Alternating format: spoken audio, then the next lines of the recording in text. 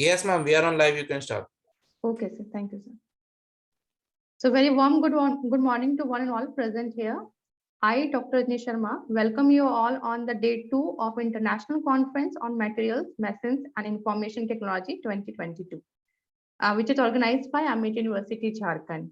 So we are in the second day of this international conference. This session 1, track 1 will be chaired by Dr. Chandan Singh, who will also be our speaker of this day. And second chairperson is me, myself, Dr. Rajni Sharma, and Mr. Abhijit Singh. So I take the privilege to read a very brief profile of Dr. Chandan Singh.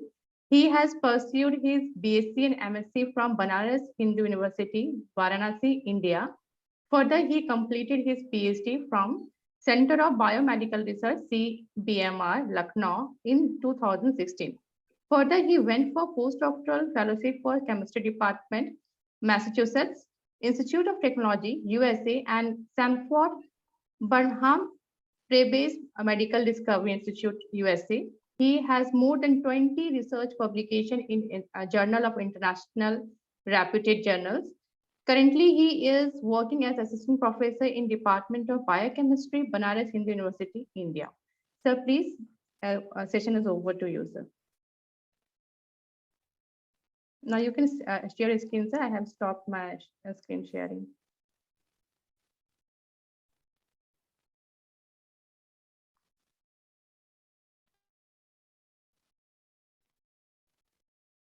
Okay, thank you, Dr. Rajni, for a kind introduction, and thank you, Dr. Abhijit. Thank you, all the organizers, for inviting me to this exciting conference. And I hope my screen is visible to everyone. Yes, sir. Okay, so as you can see, the topic of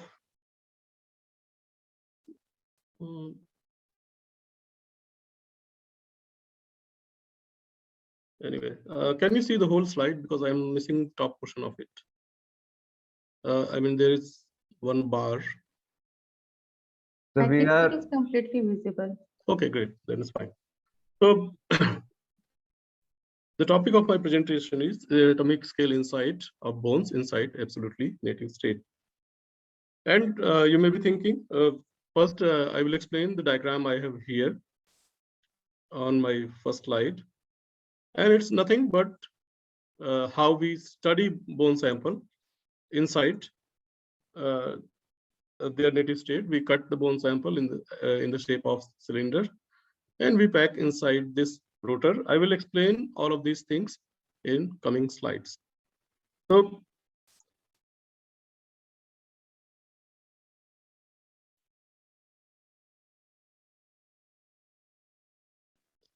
I think something is wrong.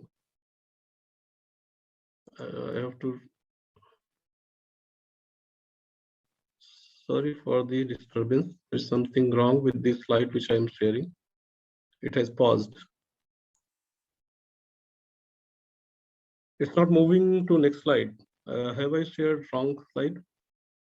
So one thing you can do, sir, without sharing the slide, you just skip the slides one by one if it is hanged. Actually, my screen has frozen. So there's just one screen visible. Okay. Is it okay now? Yeah, it's okay. Can you see the screen? Not yet, sir. Okay, so I have to share it again. Let me see.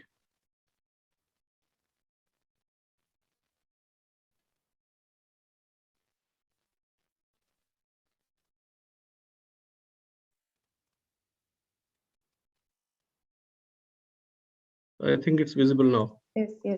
It is visible now. Okay, now it's working. Sorry for disturbance.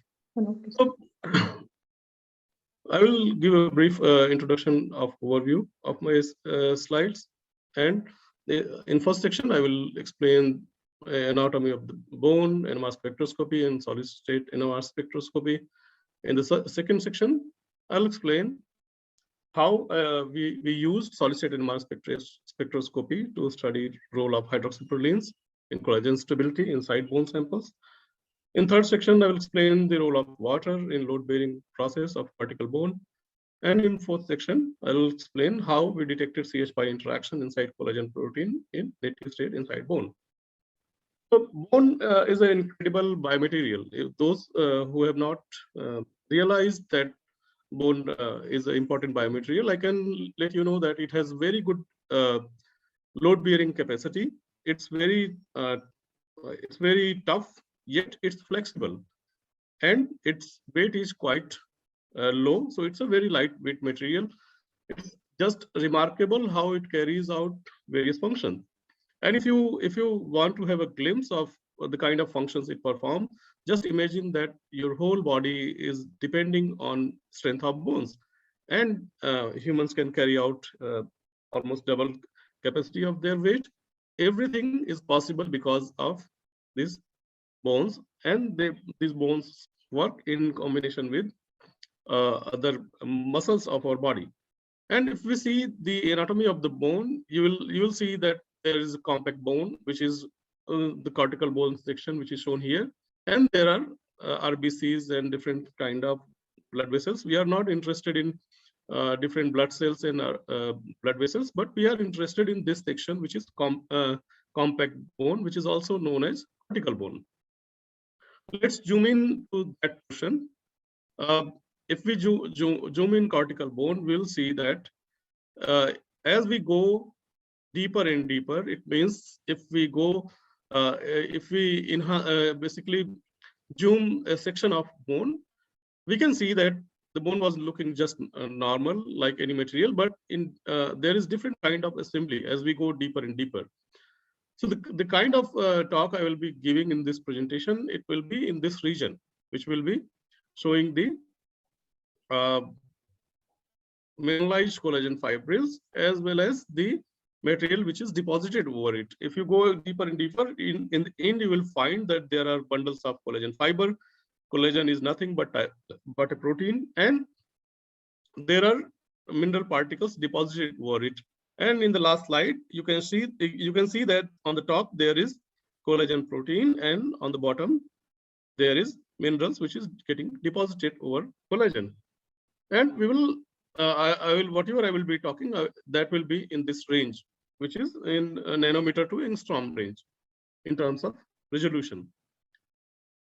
So what are the classical methods which have been used to study bone samples? And when you see these technique, FTIR, HRQCT, microCT, HRMRI, QCT, you may realize that most of these techniques, including scanning electron microscopy, they have been used classically to study different kind of materials. In fact, FTIR is very common. There was one lecture yesterday about FTIR. So most of these techniques have been used to study plastic materials, and bone is nothing but a biomaterial. What's the point which I will like everyone to focus here? That the NMR spectroscopy has been shown to study bone in the scale of millimeter, but that's 10 years back. Things changed a lot in last 10 years, and now we have moved up to here, where we are studying bones in resolution of angstrom to nanometer. And since I will be using NMR spectroscopy to explain most of the thing, I will give a brief introduction. I will leave most of the points here because students are from engineering background and they may have studied spectroscopy in detail. What I would like to explain here, that some of the nuclei possess the property of spin. It means not all the nuclei will have, which will give NMR signal, or in other language, only a certain number of nuclei will be spin active. For example, if I talk about common nuclei which happen in nature, carbon 13, nitrogen 15, 31p, these are some common, and proton, these are some common nuclei which can give NMR signal. And then second point which I like you to focus is how an NMR spectrum looks like. So if you have an NMR spectrum, you'll have a scale which will be shown in ppm. This basically shows the frequency, and it has been converted to ppm scales just for the sake of convenience. So on the bottom, we will have chemical shift, which will be expressed in ppm, and it will be it will give the if you on the top, if you see, there are blue signal, or we call it resonances, and it will give you information about chemical environment of that particular nuclei. So from where this signal is coming, it will give information of that particular chemical environment, and through that we can deduce a lot of information. So this signal is coming from solution NMR, and we'll see what's the difference between solution NMR and solid state NMR. So as the name suggests, most of the time this sample is solid or semi-solid. It can be gel-like, and the difference between solution and solid is that solid can give you spatial information, and sample can be in a perfectly native state. You saw the picture in first slide where we could just cut the bone and pack inside the rotor. And why do we pack the sample inside rotor? So if we record solid state NMR without spinning the sample, you'll get a broad signal, which looks like this one, and this is of not much use for us. So in order to go from here to here, where we are having very sharp signal, we spin the sample at magic angle spinning, which is 54.7 degrees centigrade, to remove all the anisotropic interaction, and we'll get a very sharp signal. This represents a rotor. I will show everything. This is basically to remove anisotropic chemical shift anisotropy, and when that is averaged out, you will get a sharp peak. And here I can show you one spectrum. This is definitely from collagen inside bone, and you can see that the peaks are broader than solution NMR. So if you compare the peaks in solution NMR, peaks are broader. It means they have more line width, but still we can get a lot of information, and you can get information about dynamics, which is not possible through many other methods. Now let's talk about applications. If you talk about NMR spectroscopy, it has wide range of application ranging from physics, maths, chemistry, medicine, biology, etc. A lot of focus was there on quantum computing these days, which involved NMR spectroscopy. So it has wide range of applications, and due to these wide range of application, there have been 7 people have been awarded Nobel Prize till now, and the last couple of Nobel Prizes were last one was in medicine, basically for MRI. Then before that, it was given to Kurt Wuthrich and Richard Ernst. That was for protein NMR. I had opportunity to meet both of them because they used to visit in our PhD institute. And we next one may be possible in DNP. Maybe I'll show some work from DNP. So maybe scientists working in DNP, they will get a next Nobel Prize. So again, we come to the same point. Since there are a lot of classical methods to study bone samples, why did we use solid state NMR spectroscopy? First, it gives angstrom level information, atomic scale information. There's little or almost no sample preparation, and we'll get the details in perfectly native state. And let's talk like a material scientist. Let's talk about the composition. So if we try to see the composition of bone, 60% of that is inorganic material, and it's composed of calcium hydroxyapatite. So if you remember when I mentioned that only certain number of nuclei, they are spin active and they are NMR active, they can give NMR signal. So if we want to study inorganic portion, we have to focus on 43 calcium, 31P, or 17 oxygen. Then there is organic material. Basically 90% of that is composed of type 1 collagen. So if we record these nuclei, proton, carbon, and nitrogen, mostly they will give, except proton, because that will give signal from water also. Carbon and nitrogen will give exclusive information about type 1 collagen. And there is a proton which will give you information about 15% water, which is present inside bone. Most of us may not have realized that bone has 15% of water. So let's see how carbon-13 spectrum of collagen looks like. So this spectrum I have shown you before also, but those who have studied collagen or who know the structure of collagen, it's basically composed of 3 amino acids: proline, hydroxyproline, and glycine. So you'll have signal mostly from these 3 amino acids, and then will be other portions. So you can see there is hydroxyproline, proline, glycine, etc. And this region gives signal from aliphatic amino acids, and this region gives signal from carbonyl region. The important point to focus here is that this spectrum, simple 1D spectrum, has been recorded in 5K scans. It takes around 4 hours to get this good spectrum, keeping relaxation delay of 5 seconds. So that's the only drawback of NMR spectroscopy, that it's not that much sensitive. If it takes 5K scans to get one single spectrum, it takes a lot of time. So whatever study we have done, we have used some sensitivity enhancement methods, and that's one of the main area where NMR spectroscopists are working. So what information we can get when we enhance the sensitivity of bones? So someone else developed this method of paramagnetic doping. If you treat bone samples with paramagnetic ions, what it does nothing but it reduces the T1.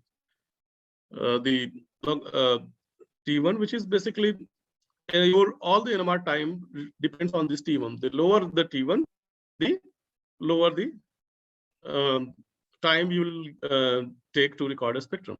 So due to this paramagnetic doping using copper ADTA, we could reduce the T1 from 0.9 second to 0.1 second.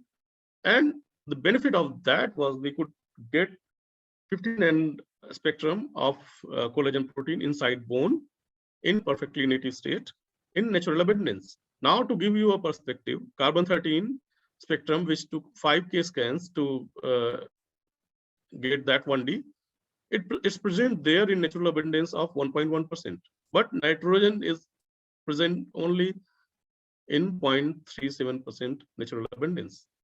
So it took us 60K transients, 60K scans to get this simple 1D spectrum, but it was the first natural abundant nitrogen 15 spectrum recorded in the world. And you can see there are basically two main peaks, which correspond to proline and hydroxyproline and glycine. And later on, after at least 4 or 5 years, some people labeled mouse bones by feeding them labeled carbon and nitrogen, and they got exact chemical shifts. It means the spectrum we got was perfect. And if we don't enhance this sensitivity, the same spectrum will take 4 days to acquire, which we got in 17 hours. And what was the information we could get? So this hydroxyprolines, they are very important because they form water-mediated hydrogen bonding network in collagen protein. And in recent years, people were making comments that this is not important in stability of the collagen. So what we wanted to show here, we wanted to check whether hydroxyproline is still important in stability of collagen or not. And when we measured the 15N spectrum, what we could do, we could check the line width of this proline and hydroxyproline peak if we change the water content. So if proline and hydroxyproline, basically hydroxyproline, if it's important in hydrogen bonding network, and if you reduce the water content, that will be the amino acid, that will be the peak which will be affected, most of it. And if you see, if we change water, if we basically dry water, the bone and reduce the water level, the line width of proline gets changed much more than glycine. And again, we check the relaxation rates. So relaxation rates basically tells you about the dynamics. And you can see that basically the dynamics is enhanced if you reduce the water content, and indirectly we can conclude that once the hydrogen bonding network is broken, hydroxyproline is much more free to move. So now the dynamics almost becomes double. So this was a very important finding because of this point, because this structure of collagen protein was proposed by Professor G.M. Ramachandran, and it's called Madras triple helix. And basically, he mentioned that this hydrogen bonding network is very important for this stability of collagen protein, and we could show that by our experiments. In next section, I will explain how water has important role in load-bearing process. So if you get proton spectrum of bone sample, you will get a spectrum like this green one. And if you deconvolute it, if you basically break that spectrum, you can find bound water and mobile water, which is present there in bone sample. And using 2D inverse Laplace transform, we could show that there is a bulk water section, and there are 3 other water reservoirs inside, present inside bone. And our own group, I mean the PhD group where I did my PhD, we had shown that the distance between organic and inorganic portion, which is between collagen and hydroxyapatite, that is around 9 angstrom. That was the first time it was measured. And if you reduce the water level, this distance gets decreased. The same experiment has been repeated in humans by a French group, and they showed that this condition mimics the osteoporosis-like conditions. So water has a very important role in basically in proper function of bone, and we wanted to see that. So what we did, basically, we applied pressure. We applied not pressure, force on bones, and we measured the change in water level of different compartments. So if we track the change of surface associated water, mineral associated water, and collagen associated water, the yellow one shows when no force is applied, the green one shows when 10 to 25 newtons of force is applied, and blue one shows when the force is removed. So you can see there is not much change in surface water, but the mineral associated water, its level changes from here to here, and it reverts back up to almost same level.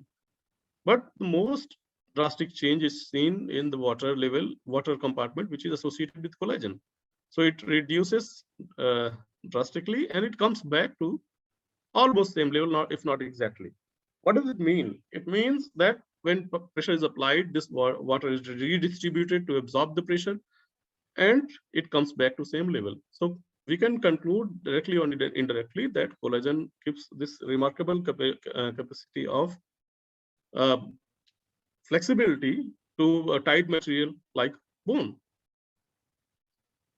So we want to get more information about collagen. We followed another sensitivity enhancement method, which is DNP, which I mentioned here. So the reason for low sensitivity of NMR spectroscopy is because the very few number of nuclei are involved in actually basically which gives the NMR signal. And what scientists are looking nowadays, they are transferring polarization from electron to get sensitivity enhancement, and that's the basic. Basically, that's the basic of DNP. And we use this method to give a very good spectrum of collagen inside bone sample. So what we did, basically, we prepared the sample by cryogenic grinding, and it has already been reported in literature. If you do a very fine grinding, you will lose the native information. So we did coarse grinding, and that is basically that can be seen by this electron microscopic image. That even if it's ground, we basically made powder of it. The powder was not that fine. We could have particles which basically mimic the signal at same level as compared to intact bone. So we did not we did not do a very fine grinding, because that basically disturbs the internal environment. Maypol was used as biradical. We used 3.2 mm sapphire rotor to spin the sample, and it was recorded at very low temperature of 100 K. This temperature here is in Kelvin. And what was the reason why we went to DNP? So if you see, basically this is showing two collagen triple helices, which are shown close to each other. And there are only 2 to 3% of aromatic amino acids which are present inside collagen. And if you remember, when I told you guys that there are 3 main amino acids, proline, hydroxyproline, and glycine. So collagen does not have, because it's a triple helix, it does not have space for aromatic amino acids, which basically have bulky side chains. But still, we have 2 to 3% of aromatic amino acids present inside collagen.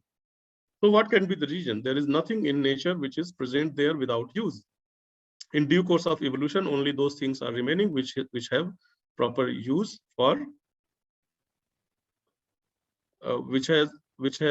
proper use for.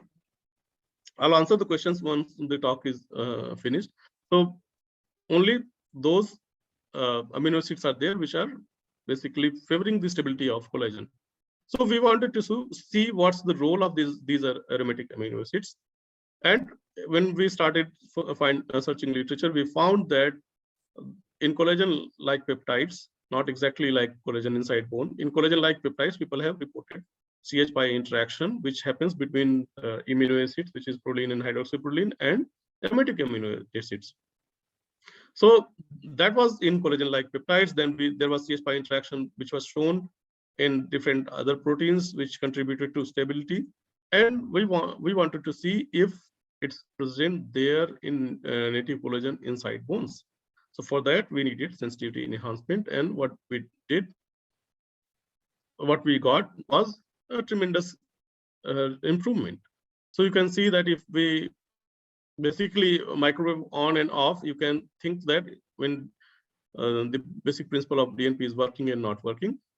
When we use DNP, we get in 8 scans, we get signal like this, which normally used to take us around 4K to get in normal circumstance. And this is when we don't apply DNP.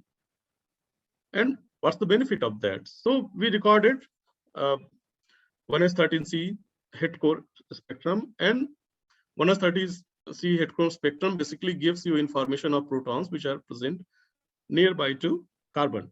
And one by one, we'll see the spectrum. So if you focus on this region and this region, so when we recorded the head core spectrum at different contact times of 150 microsecond and 50 microsecond, we increase the contact time. You can see that there is one additional peak appearing here, which was not present in the case of 150 microsecond time, or when we acquired head core spectrum in normal condition without DNP. Now this cross peak is impossible if there is no proximity of these carbons from aromatic amino acids. And this peak is appearing here due to interaction of carbons from aromatic amino acid and protons of prolines and hydroxyprolines. So this is a direct indication. For the first time, it was a direct indication of CH-pi interaction inside collagen protein inside bones. We could also get signals from citrate and sugar molecules inside the same spectrum.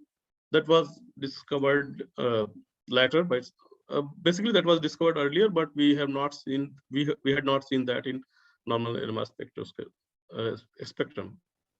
So I would like to acknowledge CBMR, because most of the work I had carried this in CBMR before going to US. My supervisor, Professor Neeraj Sinha, and my senior, Dr. Ratan Rai, who is in US right now. So thank you everyone for attending the talk and having patience to listen me. I would like to answer any question if it's there. Thank you, sir. It was really a wonderful session. But sir, before moving, I would like to welcome our Honorable VC sir. He is also joined the session, Dr. Raman Kumar Jha sir. Sir, good morning, sir. Sir, before moving forward, we would like to have your blessing, sir.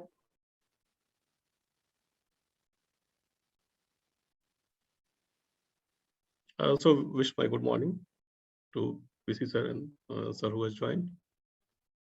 So let's move to questions if there are any. So there was one question which someone asked, why it's necessary for bones to have blood vessels. So that's something incredible about this kind of this biomaterial, because most of us we think that bone is dead, but bone is not dead. Bone is live, I would say, when it's inside the body. And I don't know if you know that all the basically you can say the formation of blood happens inside bone marrow. The cavity present inside a bone, basically that's the place where you have bone marrow, and that has stem cells, and there is very acute formation of blood cells which starts there, and then it moves to other parts of the body. So bone has blood vessels, it needs constant blood supply. It has also basically nerves. It's so when it's not like it's dead, it's quite live material when it's inside bone, sorry, inside body. Yes, if there is another question. So I don't have any question, just a query that Yeah. you have taken the bone outside the body and then have studied. So will Yeah. that be affected when we will compare that with the living cells? So it depends what you want to study actually. So we were more interested in material property of bone, and that bone was basically from goat bones. So don't we did not have permission for human bone samples. And the French group who studied human bones, basically they took bones from dead patients. So we took bones from goats, and they are also mammals. So whatever we study there applies to humans also.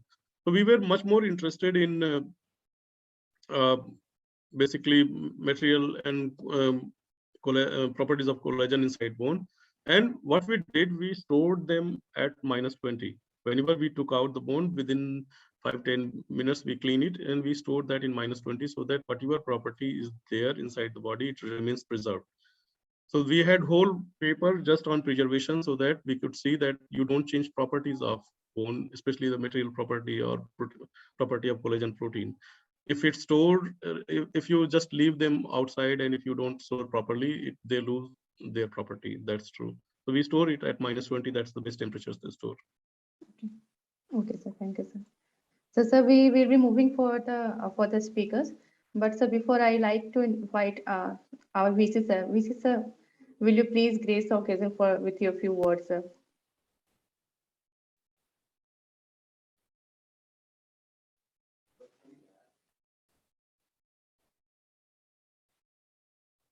I think there is some network issue with sir.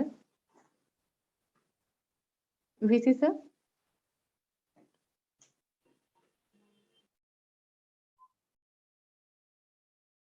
Okay, anyways, when he will be in connection, we will definitely be listening from him. So moving for the further sessions, I'm just sharing my screen to brief about all the presenters for today's session. So thank you again. Thank you, Thank sir. you. Thank you.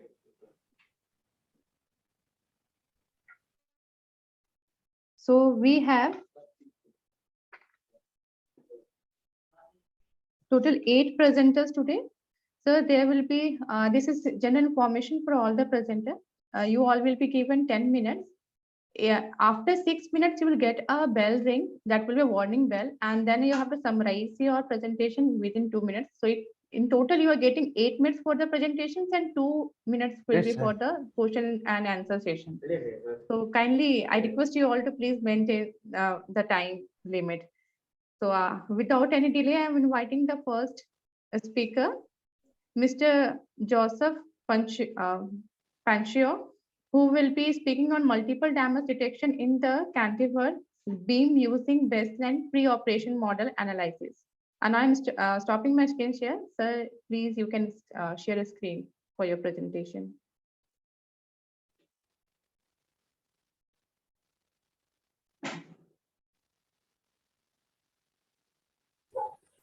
Oh. Okay.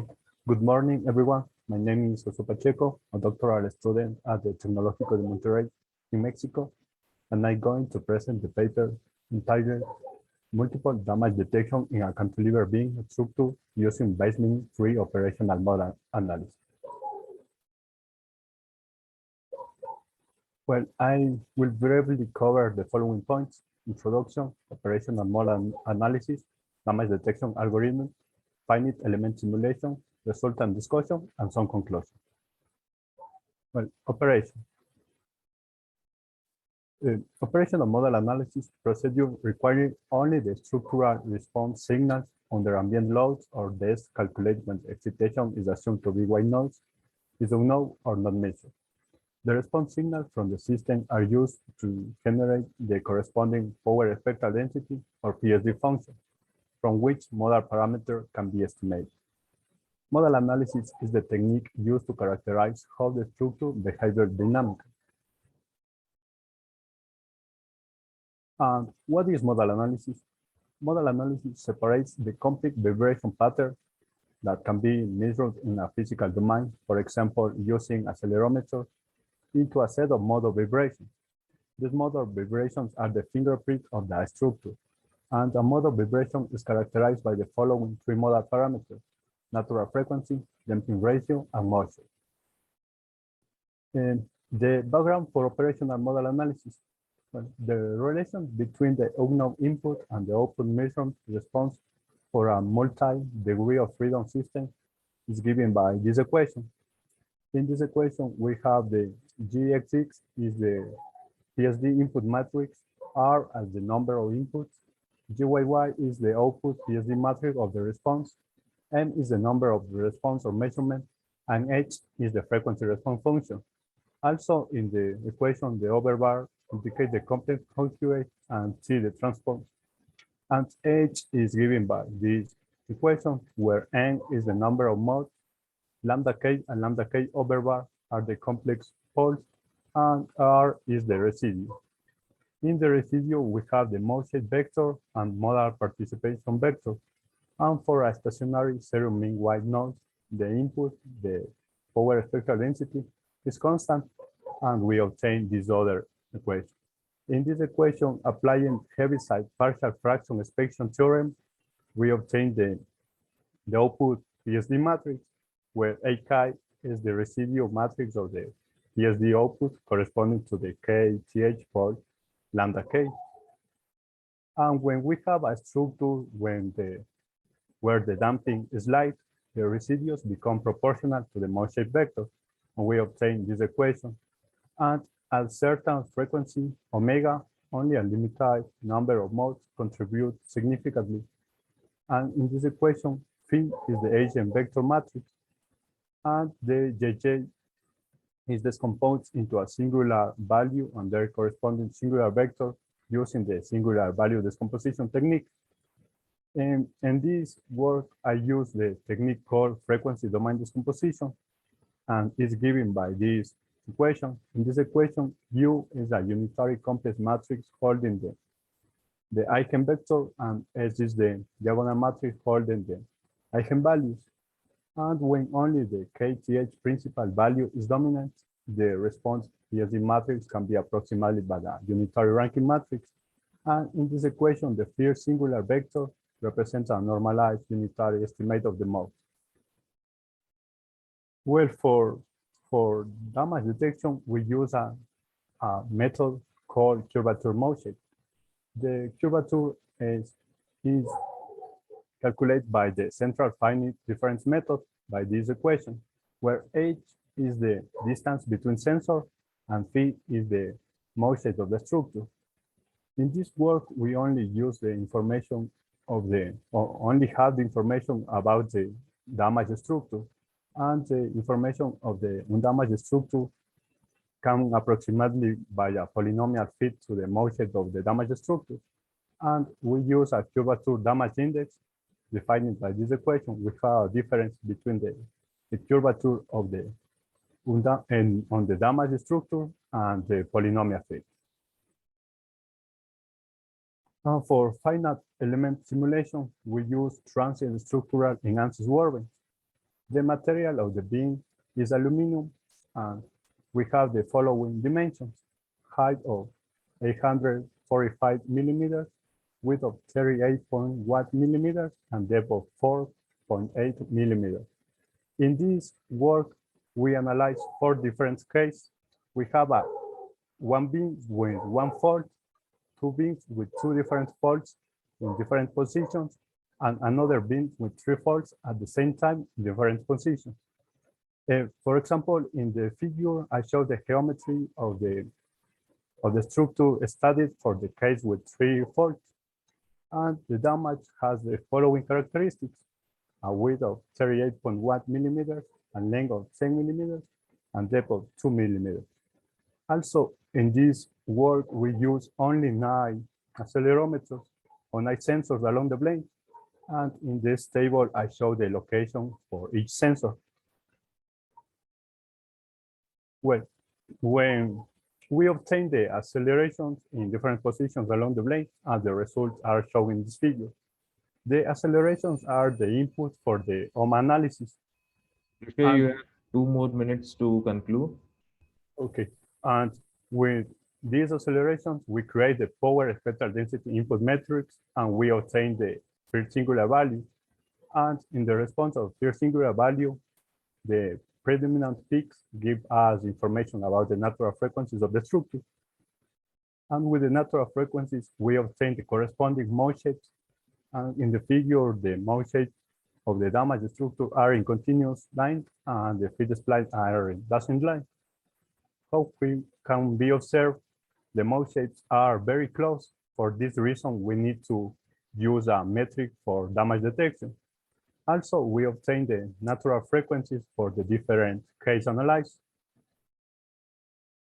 Figure 6 shows the curvature mode shapes for the 4 case analyzed, and the peaks in the different figures give us information about the location of the fault. And in figures 7, I show the auxiliary curvature damage index for the 4 case analyzed. For example, when we have only 1 fault, we only have a 1 predominant peak. When we have 2 faults, we have 2 peaks. And when we have 3 faults, we have 3 predominant peaks. For the 4 case analyzed, the fault location was correctly detected and located. And some conclusions. It was possible to correctly identify a structure with multiple damage in different positions using only 9 acceleration signals along the beam. The acceleration signals were the input information to obtain the power spectral density matrix and calculate the modal parameters with the frequency domain decomposition technique. And the methods only use the damage mode shapes, and the healthy modes were approximated by means of a fitting smoothing spline. And there is a method capable of detecting and locating multiple damage with a limited number of sensors and applied system in operation, where the information of the healthy structure is not available. Here is my contact information. That's all. Thank you for your attention. Thank you, Teshu. Any query from the audience? Dr. Chandan?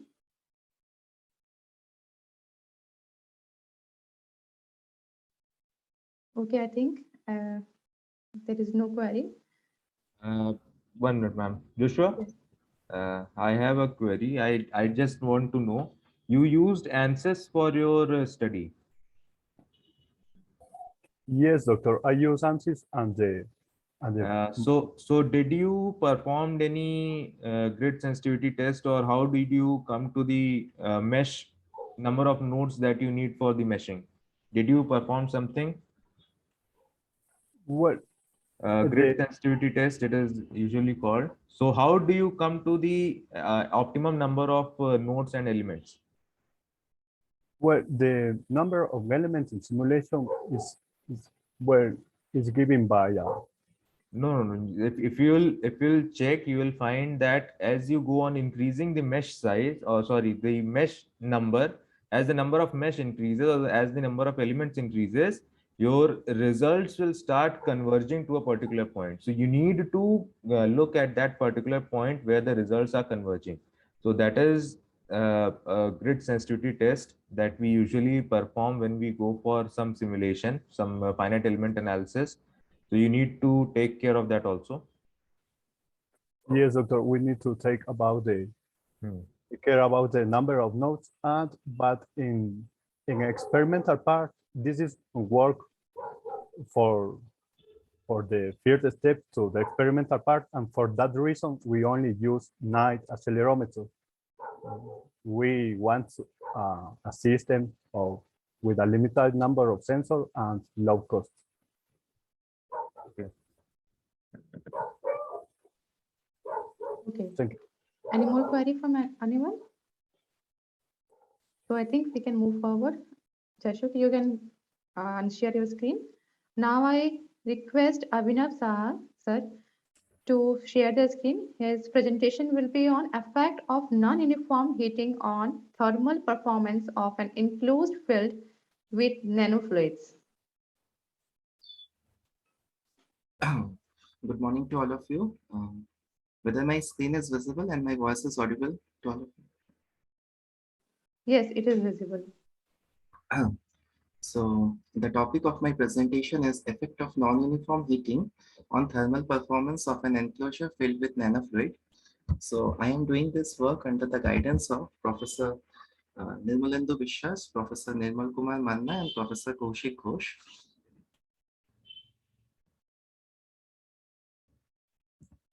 So this is the presentation outline of my work. So since this work is for the natural convection flow, the natural convection flow in an enclosure has been extensively studied in the past due to the diverse engineering application.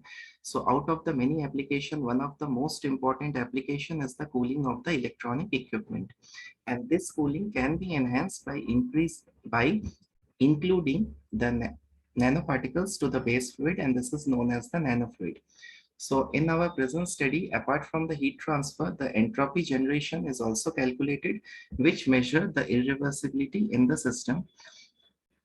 So as I have already told, there are a large number of papers that are available, out of which one of the benchmark paper in the field of natural convection in an enclosure is given by Dewell Davis, and the benchmark paper in the field of entropy generation is given by Bechan. So after going through the literature review reveals that although there are a large number of work that is available in the field of natural convection, but most of the work is related to the uniform heating. There are few works that is available on the non-uniform heating, but those work have considered the sinusoidal heat flux. So in our present work, the in-depth analysis of the parabolic heating as well as the linearly increasing heat flux profile is carried out. So this is the problem. So this is the square enclosure that we have taken for the present analysis. So as we can see, this is the square enclosure. So this square enclosure is filled with water-based nanofluid, where Cu is used as a nanoparticle over here. And if we see the boundary condition, the top wall acts as an isothermal heat source, whereas the bottom wall acts as a soft wall acts as an isothermal heat sink, whereas the bottom acts as an isothermal heat source. And both the side walls, that is the left wall as well as the right wall, both are adiabatic. So these are the different profiles that I have taken for the present work. The most important thing that is considered in the present work is that for all the heating condition, that is for the uniform heating, parabolic heating, as well as the linear heating, the mean temperature remains the same. That is the mean temperature of this bottom walls remains the same. And these are the assumptions that I have taken for the present study. So these are the governing equations as I have done the simulation in the computational fluid dynamics software, that is the ANSYS Fluent. So these are the well-known governing equations, that is the continuity equations followed by the x momentum equations, y momentum equations, and the energy equations. The above equations are presented in the non-dimensional form, and so these are the non-dimensional terms that are considered, and these are the properties of the base fluid, that is water, as well as the nanofluid. And we are calculating the properties of the nanofluid with this help of this closure relations over here. And since the entropy generations, that is calculated using this expression, in which the first term is due to the entropy generation that is take place due to the conduction, whereas the second term represent the entropy generation due to the viscous dissipation term. So as we are discussing the natural convection flow, so we are calculating the strength of the convection with the help of the Nusselt number. So the Nusselt number is calculated using this expressions. So before going to the further result and analysis part, it is required to carry out the grid independence test is carried out. So the grid independence test is carried out using the 4 different grid counts, that is These are the 4 different grid counts, and we have seen that this 3, that is the N3 and the Nusselt number obtained with the N4 are very close to each other. Therefore, we have adopted this intermediate grid count, that is 100 by 100, in order to compromise between the accuracy and the computational result. And for the validation, we have done the validation for the 2 cases, that is for the sidewall heating, that is the benchmark paper of the Dewey Davis. We have further validated our result with the work of the Henderson et al. For the bottom wall heating case, that is our present case. And we found that for both the cases, our present result very well matches with the result that are available in the literature. Now coming to the result and discussion part. So this is the influence of non-uniform heating profile on the flow structure. The flow structure is studied with the help of the streamlines, and the heat transfer is studied with the help of the isotherm profiles over here. So we can see the flow structure studied for different Rayleigh number 10 to the power 3, 4, and 5. So for the Rayleigh number 10 to the power 3, we can see if we see the isothermal profile are parallel, which indicates that the heat transfer is basically due to the pure conduction. And if we see for 10 to the power 3 and the 10 to the power 4 cases, the streamlines, if we see the streamlines, the counter rotating convection cells are found for these two, that is for the uniform and the parabolic.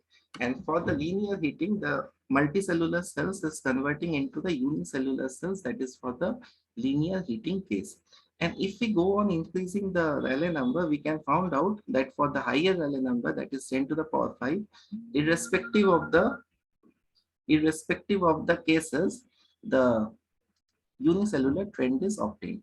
And if we see the temperature profile, in the temperature profile, we can see there is a plume-like structure is generated due to this kind of temperature variations, because the cold fluid will have a tendency to take the heat from the bottom and it goes up and then it rejects the heat near the top wall. And so this kind of the fluid motions, due to this kind of this plume-like structure is created for the isotherm profile. Now, and one more thing we can see over here, that the density of the isotherm increases as we increase in the Rayleigh number. So as I have already told that apart from the heat transfer, we are focusing on the entropy generation as well. So entropy generation, for the entropy generation, as I have told, that entropy generation that take place due to the conduction as well as the viscous dissipations. For that, we have calculated the Béjan number. So we have seen that the Béjan number, that is the ratio of entropy generation due to conduction divided by the total entropy generation. And we found that the Béjan number is roughly equal to unity, which indicates that the maximum of the entropy that is generated due to the entropy generation, due to the conductions. Therefore, we have shown the contour for the conduction case. And if we see the entropy generation, we can found out that the entropy generation is more, lines of the entropy generation get more crowded near the wall that is exposed to the heating as well as the cooling. And we can also observe that the density of this entropy generation line also increases with the Rayleigh increase in the Rayleigh number.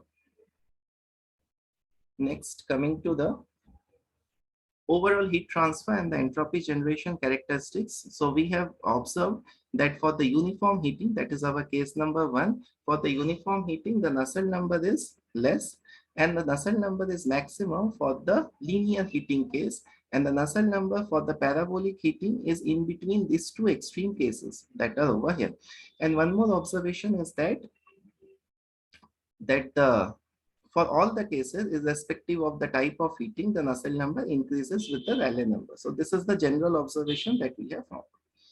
So in the entropy generation also, we can see that the uniform heating, that is the case 1, this is having the minimum entropy generation, and the linear is having the maximum, and this one. Sorry to interrupt. Please try to sum up in 2 minutes. This is the last slide and this is the last. So these are the conclusions that I have already discussed. So all those things are given over here. So this is the conclusion. Thank you, Abhinav. Abhi sir, any query? Yes, Abhinav Saha, it was really a very nice presentation.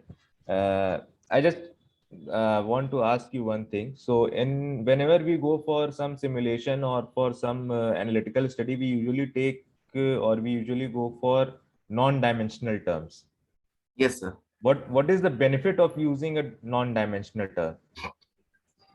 So benefit is that if we, because maximum of the paper, just like in this paper, because all the maximum of the paper, the results are given in the non-dimensional form.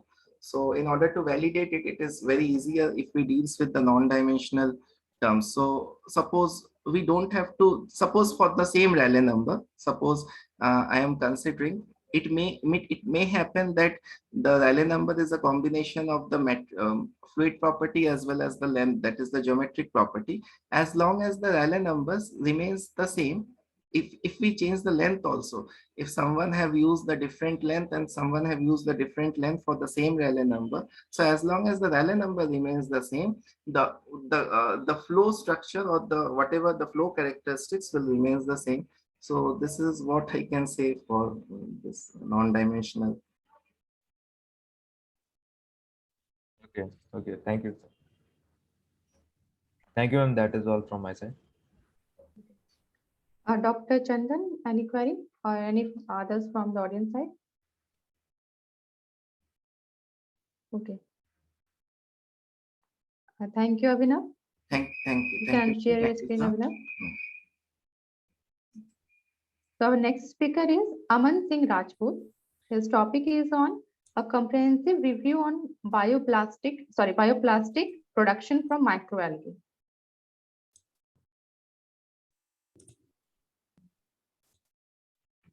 Yes, thank you so much, ma'am. Very good morning to all of you. My name is Aman Singh Rajput. Today I am going to present a comprehensive review on bioplastic production from microalgae.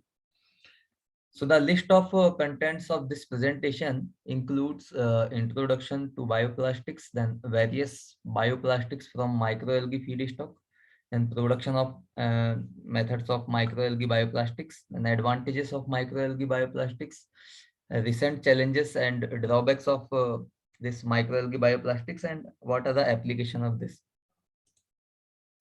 So starting from the introduction part, the polymers made from the organic materials, that is plants, sugars, and bioplastics, which is grown inside during the photosynthesis process, can be genetically modified to form the microalgae bioplastics. So these bioplastics can be derived from renewable biomass sources such as vegetable fats and oils, or corn starch, pea starch, cellulose, biopolymers, etc. The sources of bioplastics includes the agriculture crops, organic waste sources, wastewater sources, and algae waste sources.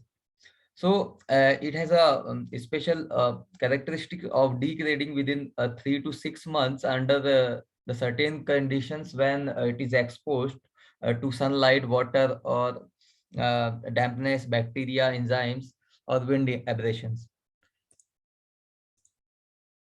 So various bioplastics can be made from microalgae feedstocks, which includes mainly 4 types of this hybrid plastics: cellulose-based plastics, polylactic acid, and biopolyethylene.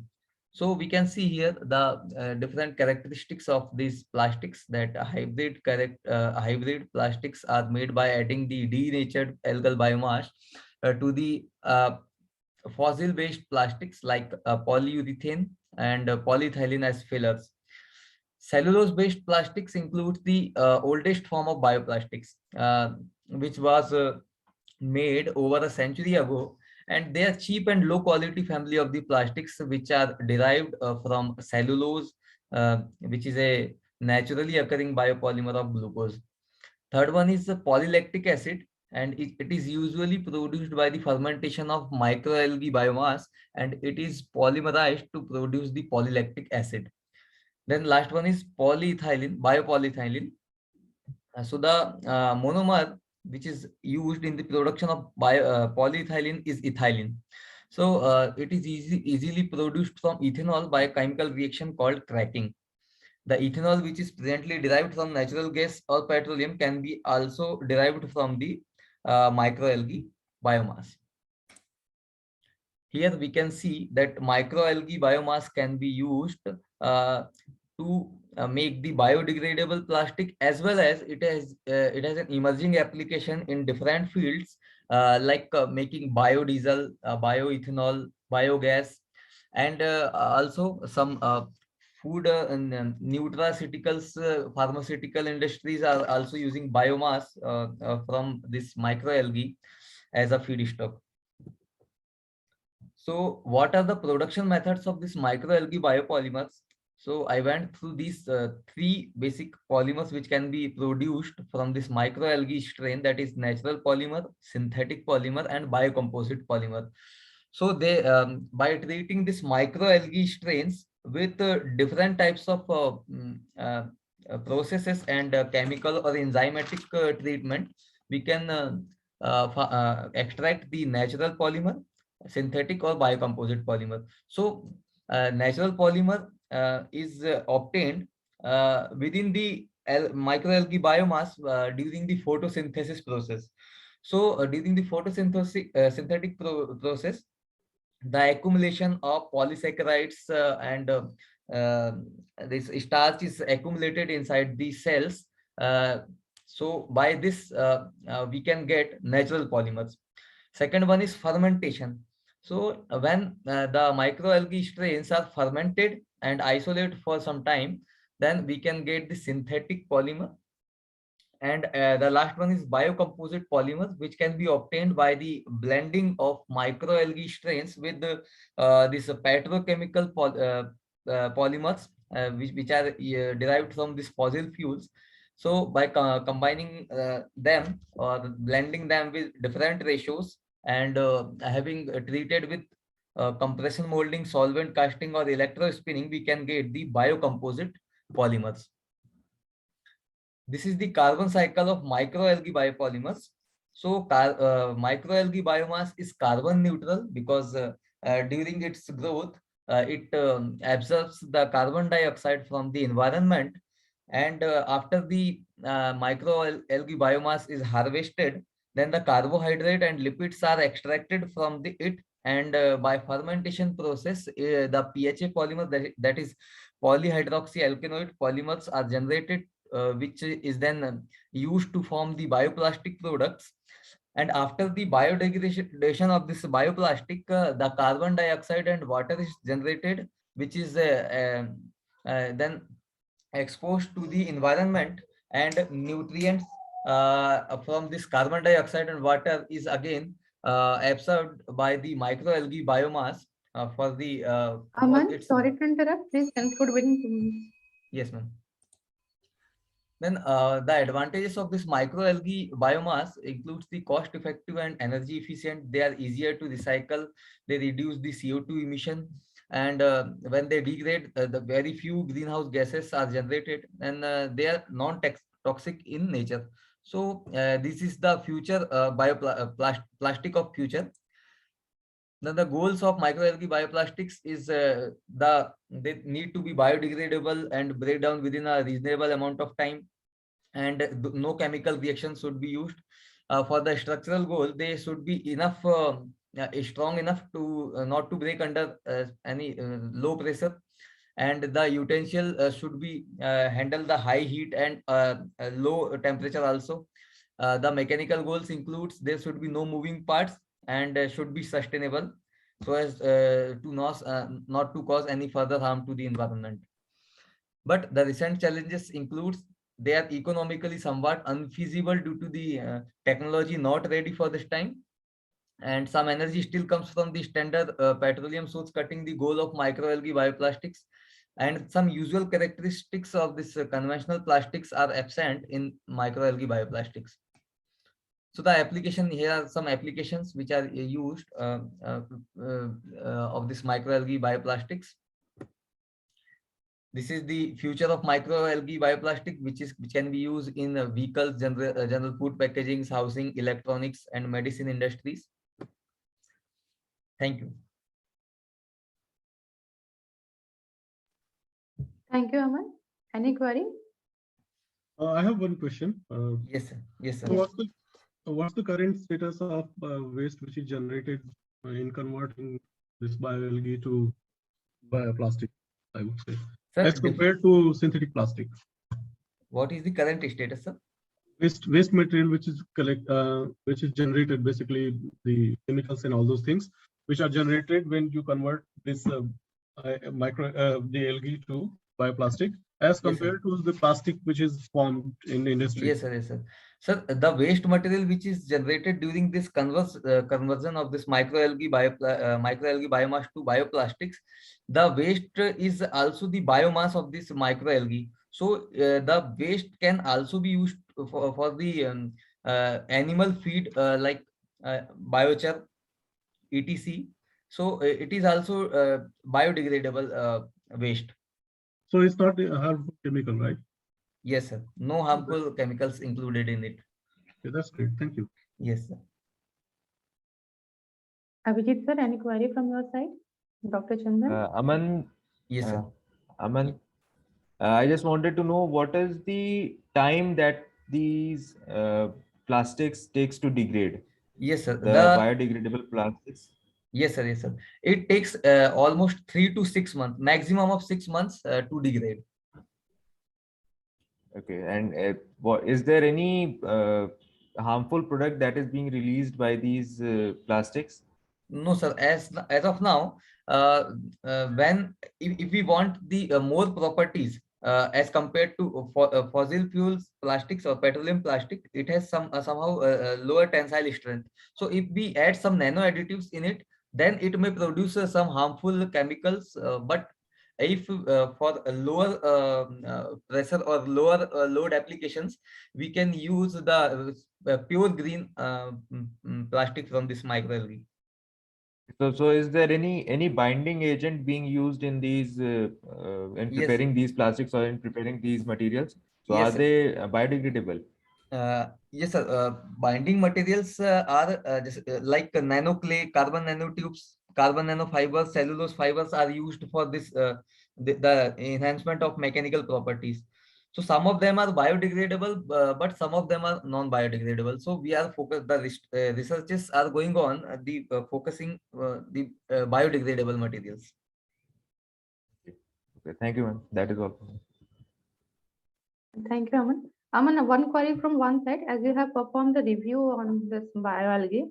So can Yes. you name any algae which has been now used as for the production of plastic? Yes, ma'am. Ma'am, two microalgae strains, that is spirulina and chlorella, they are widely focusing for the production of biodiesel as well as this bioplastic. Okay, okay. Thank you, Aman. Thank you, Aman. Nice presentation. Thank you so much. So you can now unshare your screen, Aman. Next presenter is Varun Datta. His topic is on effect of friction stir processing on microstructure and mechanical properties of aluminum metal composites, AMCS, a review. I Good just morning, received a ma'am. call from. Yes, Okay, sir. you have joined. Ma'am, actually, right now, from my side, there is a power failure. That is why I'm not able to join it on the laptop. So once it is back, I'll give my PPT. Okay, sir. Ma'am. Okay, so should we move to the next presenter? Yes, ma'am. We can move to the next one. Okay, okay, thank you, sir. So our next presenter is Dr. Sarita Kumari. Her topic is a comprehensive study of magneto-optic materials and its applications. Ma'am, please share your screen. Thank you so much, ma'am. Is my screen visible? Yes, ma'am. Okay, thank you, ma'am.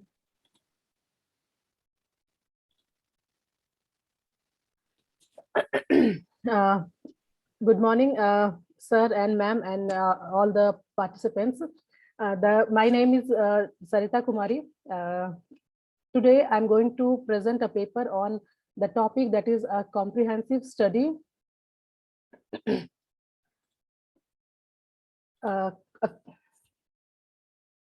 A comprehensive study of magneto-optic materials and its application. These are the list of contents: introduction, objective, literature survey, methodologies, result and discussion, and conclusion. Now, as the topic is magneto-optic materials. So the magneto-optic material is basically nowadays it is being used for various sensor designing, and different material analysis has been done in this field. Also using magnetic material, it gives us advantage of using the material which is of non-contact type. If we talk about sensing domain or the sensor designing domain, here if we are using magnetic material, or say what I am doing in this particular or whatever work is focused in the field, it gives us the opportunity to develop non-contact type of sensor. It can be applicable in various fields such as your industrial application, biomedical application, defense application, astronomical application, etc. So we can design the magnetic material, or you can say we can design various other electrical devices such as transformer, generator, motor, etc. using magnetic material. The advantage of using sensor using magnetic material or magneto-optic material, which is basically the combination of magnetic and optical property of light being used for this particular purpose. Now the advantage over here, using magneto-optic material, it gives us the properties, it gives us the advantage of immunity from electromagnetic interference. There is, as I said, it is non-contact type of, it can be used in designing non-contact type of sensor. So it will give us the advantage of electrical isolation. There will not be any kind of direct contact between your whatever is being sensed and the device. It gives us large bandwidth, ease of integration into digital system, and it is potentially low cost over its other non-optical counterpart. Now the objective of my work is I have done the comprehensive study and analysis of different materials. The materials includes various types of magnetic materials. Those are ferromagnetic, diamagnetic, ferrimagnetic, and paramagnetic materials. Its characteristics analysis has been done. And in conclusion, I have mentioned that how and where these sensors can be, or these materials can be used in sensor designing. Now, these are the literature survey. Various work has been reported in this particular field using similar kind of material. So Vilverde has described the displacement sensor using the paramagnetic glass rod as a magneto-optic material. Then multi-mode fiber coupler is being used to design another displacement sensor. And there are few other literature has been discussed over here, which are work based on different sensor designing using various types of magneto-optic materials. Here, as it can be seen, that magneto-optic material is used for displacement sensor design, then non-destructive evaluation application, then current detection sensor, current level indicator, Stokes polarimeter, etc. Now, in this work, I have studied the various I have reported the properties of various magneto-optic materials. So these are the materials which are discussed in starting, that I'm going to focus on diamagnetic, paramagnetic, ferromagnetic, and ferrimagnetic materials. So the behavior of diamagnetic materials are, it shows no magnetic moment. It has small and negative susceptibility, and these are the materials which can be used in sensor designing. So the material, its behavior, susceptibility, along with different types of material which comes in the category of diamagnetic material has been discussed. We can find these materials, whether it is dense flint glass or yttrium, aluminum, garnet, or dinosile, or diamagnetic materials, etc., in various work reported by different authors. Then if we talk about paramagnetic material, it shows random orientation, randomly oriented magnetic moment. It has small and positive susceptibility. These are the materials TDG, TGG, then doped TDG and TGG are the material which comes under paramagnetic material. Then we have ferromagnetic material. It shows parallel alignment of magnetic moments. The materials comes under ferromagnetic material category are iron, nickel, and gadolinium. Then we have ferrimagnetic material. Here also the advantage of ferrimagnetic material, it is being used for higher wavelength. So only ferrimagnetic material, as it is found from literature survey, also from my study, that ferrimagnetic material is being used for higher wavelength region. Ma'am. Pardon? Yes, sir. Ma'am, you need to conclude in the next 2 minutes. Okay, sir. So this is basically the diagram of Faraday rotation of vibration direction of electric field vector. The work is focused on this particular property only, where the Faraday rotation, this theta, is equal to VBL. V is the Wordet constant of the material being used, B is magnetic field density, and L is the length. This is the result and discussion. We can see these wavelength along with its Wordet constant has been achieved from different literature reported from other various authors, also from MATLAB curve fitting toolbox, so that we can find out the Wordet constant of different materials, TDG material. I have done the analysis of two materials over here, that is TDG and TGG, both comes under paramagnetic material. We can see for increasing wavelength, the Faraday rotation decreases. The same thing has been depicted in the picture, in the plot over here, wavelength in micron and Wordet constant in radian Tesla meter. This is for TDG material, that is terbium doped glass. The same analysis has been done for TGG material. These two materials, TDG and TGG, are most commonly used magneto-optic materials. That is why the analysis has been done for this.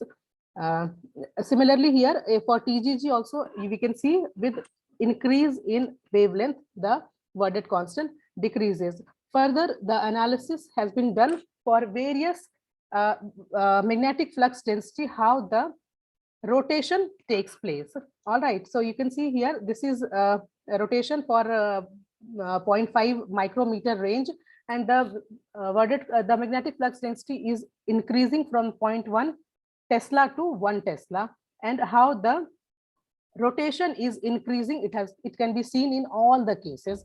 The same has been depicted for TGG material, and this is the plot which shows the rotation of TGG material with change in magnetic flux density. Now we can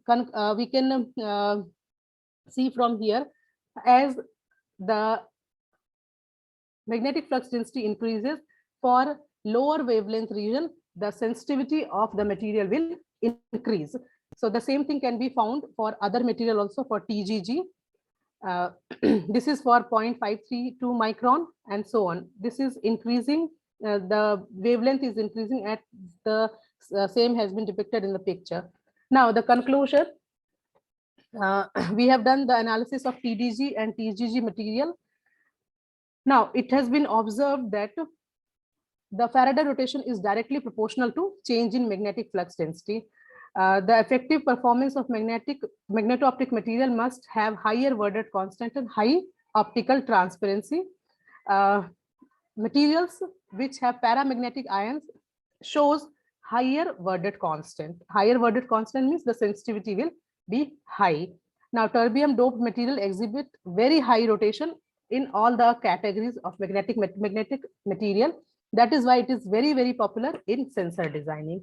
These are important references which I have mentioned over here. Thank you so much. Thank you, ma'am. There is a query from Yes. Narendra Kumar. What is research gap that you have observed in this literature and how your hypotheses are filling these gaps? What's novel in your analysis? Thank you so much, sir, for the question. The gap I found here that from I can say from past 5 to 6 years, the work in this field has increased. People are working in material field, but before that, for around 10 years, I believe in starting from 2001, 2002 to 2011, 12, the work was not very, it was not very, people were not working in this field. But now, since we are focusing on improved sensitivity, improved accuracy of the sensor, and it can be used for various other applications, such as I said, defense application. There is, we require high accuracy, high sensitivity, and these are the properties we require. So that is why the material analysis has been done, and this topic has been taken. And this was the gap which I found, that a lot of work, or you can say there was not much work reported in this field previously. Now people are working from past 5 to 6 years. It has been, the work has been done. That was the gap also. This is very important topic. It can include almost all the area where sensor design is concerned. Thank you so much, sir. Thank you, ma'am. Any more queries? Maybe my question is lame, but what can be like what you mentioned there are applications, but what kind of applications are there? Like what your material has both magnetic and optic properties. So Yes, I'm just sir. interested Yes. in property. Yes, sir. Yes, sir. Thank you, sir, for your question. I'll give you a very simple example. Suppose I'm measuring displacement. All right. So I have various other technique to measure the displacement. Now, why I'm focusing on magneto-optic material is that it gives very high sensitivity of the measurement. Also, accuracy is very high, and using this material, we can design non-contact type of sensor. There will not be any connection between the measurement which we are measuring, then the sensor which we are connecting. Usually what happens, displacement sensor or any other sensor, most of the sensor are contact type sensor. You have to, this gives, this particular magneto-optic, it is combination of both magnetic and optical. So with the help of optical properties, we can design non-contact type of material. So that is a very big advantage, I believe. Thank you very much. Thank you, sir. Thank you, ma'am. Abhijit, sir, any query from your side? Or we can move forward? Okay. Thank Yes, you. ma'am, we can. Thank you, sir. Thank you. Thanks. Next presenter is Chotelal Prajapati. Yes, His sir. topic is on experimental analysis of Indian gooseberry drying in passive type solar dryer. Hello. Thank you, ma'am.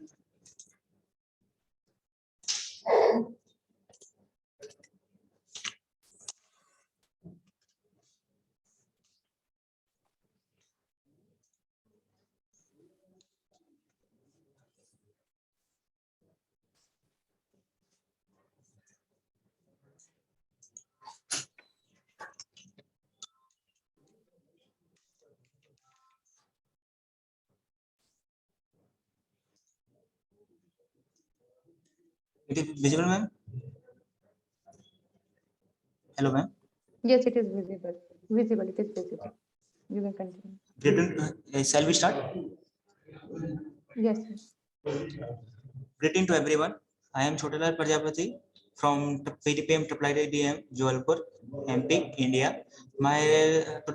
Today I am going to present my research paper on the topic of experimental analysis of gooseberry drying in passive type solar dryer. Here is a list of content, which is include overview of present research work, experimental setup, and mathematical formulation we have done, and results and conclusions. Overview of present research work. This topic related to drying technology.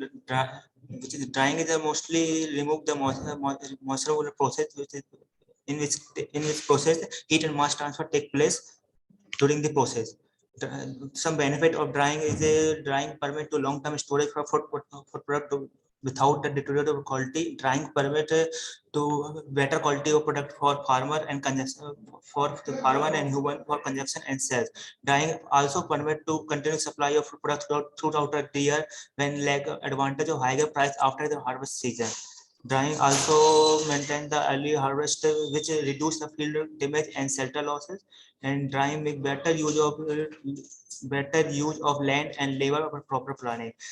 Why are so used for drying purpose, which is considered for eliminate the post harvesting losses, which is the element of post harvesting losses is following the harvesting losses, distribution and transportation losses, processing losses, after drying losses, and packaging and storage or marketing losses. Throughout the process, 25 to 30% of losses after the harvesting season. To reduce these losses, we can implement time. We can dry the product for drying and store for long period of time and sell for future. The drying process flowchart is a for starting the experiment. We can select the following process in flowchart. First of all, select the fruit for drying. Second is a pre-processing. In pre-processing time, we are selecting the product and cleaning, sorting, and grading of the product. After that, we can find the initial moisture content on the basis of a hot air oven drying method. At the when the product is kept in oven drying at 105 degrees temperature in 24 hours, we can find initial moisture content. After that, we can create a pre-treatment on the pre-treatment process, chemical process, chemical and blanching process we can take for removing the microbe and biological product after the drying. After that, we can select one drying process on cabinet type dry, solar dry, or other forced convection solar dry, hybrid type solar dry. And after that, we can evaluate the performance, drying performance, and desirable moisture content. After that, when we receive a desirable moisture content, we can store for long period of time for dry product or packaging for selling or marketing.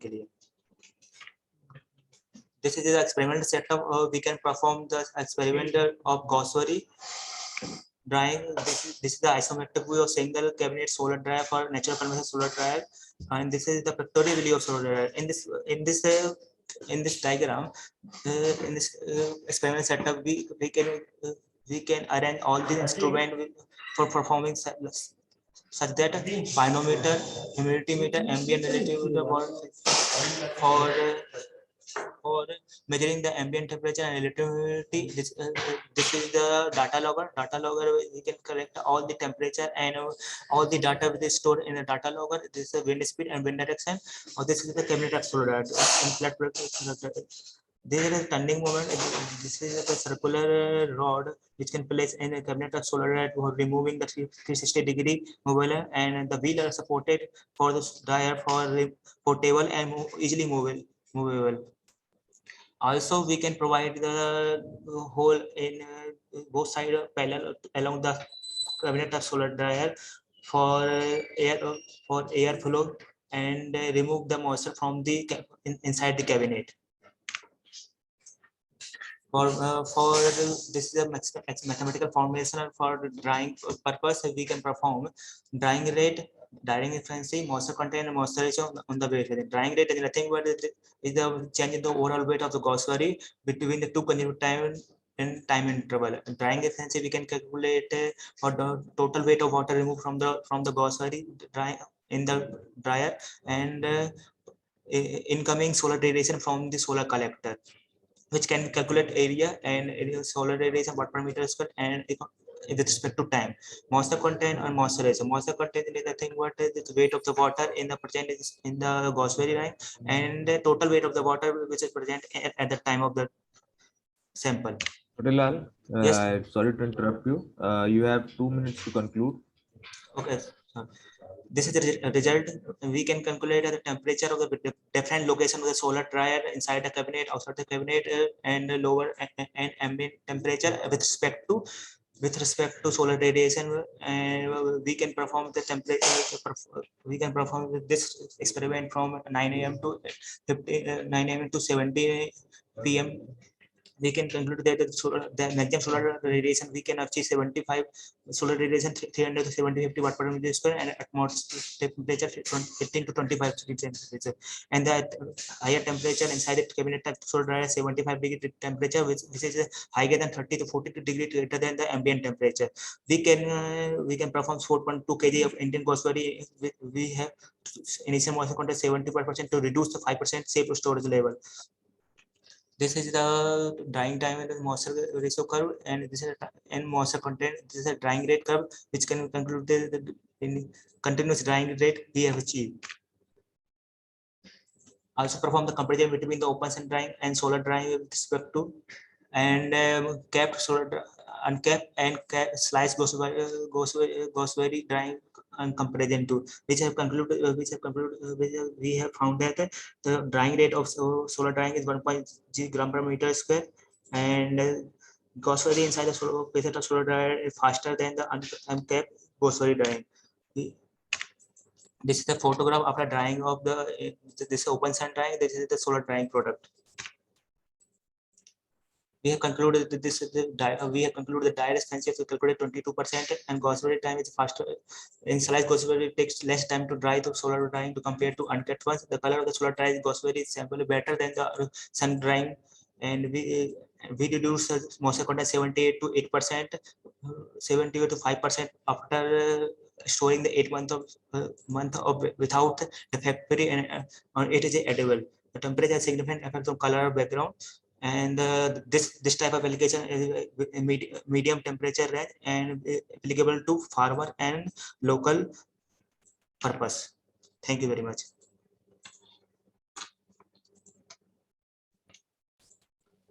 Thank you, Chotilaal. Any query? I have a query. You have said that that all the properties are intact. So what technique you have used to analyze that? Actually, ma'am, we have calculated moisture content and particular time period. So we have checked that at every 30-minute interval of time weight loss, and calculated the moisture ratio and drying rate. Okay, so your conclusion is based on the moisture content. Yeah. Only. Okay. Okay. So Chotilaal, what was the maximum temperature that you obtained? 75-degree temperature. Okay, and the solar irradiation values that you have got, so you measured it at that particular place, or that data is derived from some other study? I have measured in particular place. Okay. Have you performed this for other fruit also, or only for gooseberry? No, sir. I have performed 2 to 3 fruits like Indian berry and vegetables, peanuts and spinach. Okay. Thank you. Thank you, Chotilaal. Thank you very much. Now our next presenter is Mrs. Tushara KM. Her presentation is on design and synthesis of iminoalcohol decorated graphene oxide nanostates as our electrode material for sensor applications. You can share your screen, Chotilaal.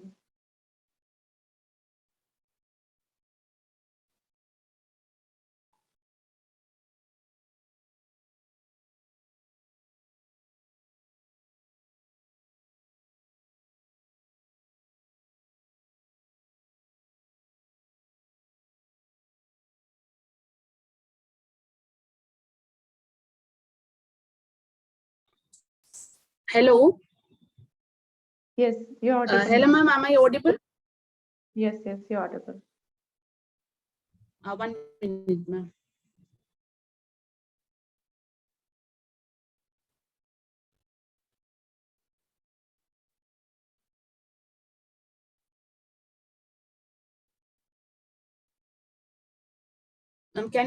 Hello. Yes, you're audible, ma'am. Your screen is also visible. Your PPT is not. Hello. Can you able to see the slide? No, not yet.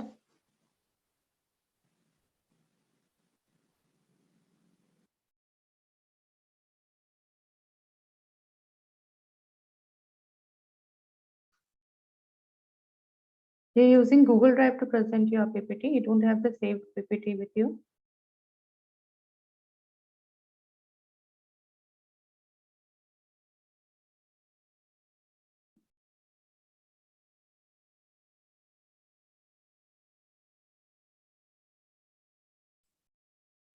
As we are running short of time, so we can go for the next speaker. Tushara ma'am, you can kindly unmute yourself.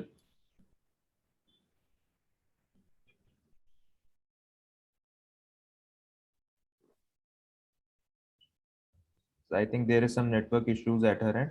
So we can go for the next slide, and Okay, then we will cover it in the last. Come here. Okay, sir. So our next presenter is Smita Pradhan. Her topic is an analysis of on hole overcut during micro ATM on Input-NL 718. Good morning, ma'am. Good morning, sir. Am I audible? Good morning. Yes, ma'am. Yes, ma'am, you are audible. Kindly share your screen.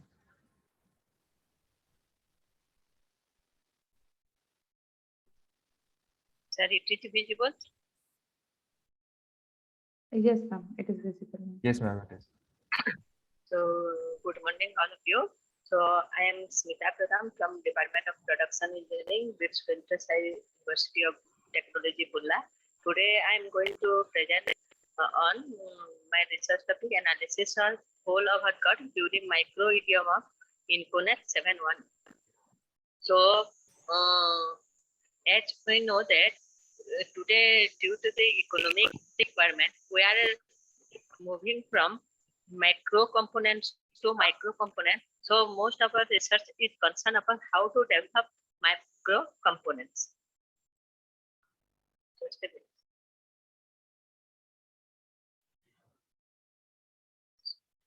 Is it visible, ma'am?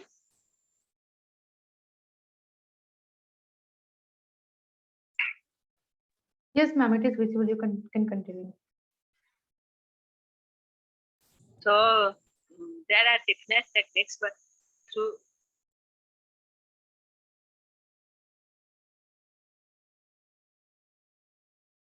sir, actually my Microsoft is not responding, ma'am. I think some problem is happening.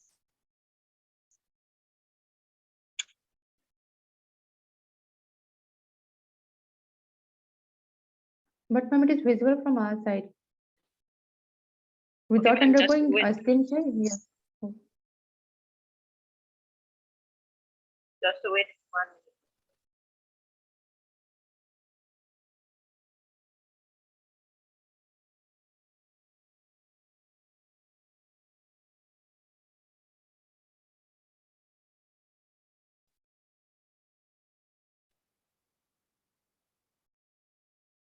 So, as we are proceeding from macro component to micro components, there are different techniques through which we can produce micro component like your micro fabrication, micro machining, like micro drilling, micro milling, etc.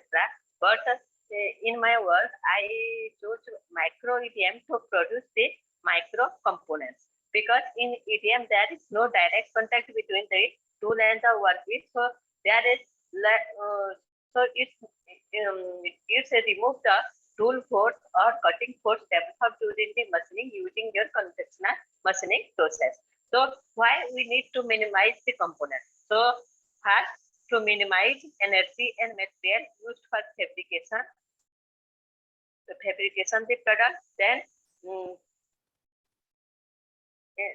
integrating with electronics and simplifying the system, then increase the performance of the system by decreasing the cost simultaneously, then getting the faster device time. Device means the response time of the device should be minimum. So next, why we prefer EDM for the micro machining? First, as we know that EDM is a non-contact type machining, so it remove or minimize all the effects we face in traditional cutting process. Then we can machine 3D counter here, and most importantly, hardness and brittleness of the material does not affect the process performance. So these are some literatures which I refer for my work, where various authors work upon various tool materials, and they analyze different responses like material removal rate, tool wear rate, surface roughness, etc. by using different dielectric fluids. So based upon the researchers we do, what I have noticed is that a small number of work is there on micro-EDM machining of Inconel 718. Then limited experiment work have been conducted in micro-EDM using copper tungsten tool as an electrode. So for my work, I take copper tungsten tool as an electrode, and my workpiece material is Inconel 718. So my objective is this work focus on predictive modeling and analysis of hole overcut during micro-EDM of Inconel 718 by employing copper tungsten tool electrode. So this is my experimental setups and procedures what I had followed. So this is the machining setups. So I took current, pulse on time, pulse off time, and gap as my process parameter. I took this process parameter in 3 levels. This is the layout, and this is the schematic diagram of the tool. Copper, that is your copper tungsten tool. So this is my experimental plan. So I used the Gucci methods to design the experiments. So next is analysis and discussion of the result. So what I got from the experimental work of NOFA analysis, the R-square value obtained is a 97.98. It means the model is adequate and it can be acceptable one. And from the ANOVA analysis table, we can say that all the parameters affect the tool overcut significantly. And from this 3D plot, we can see that how with increase in current, the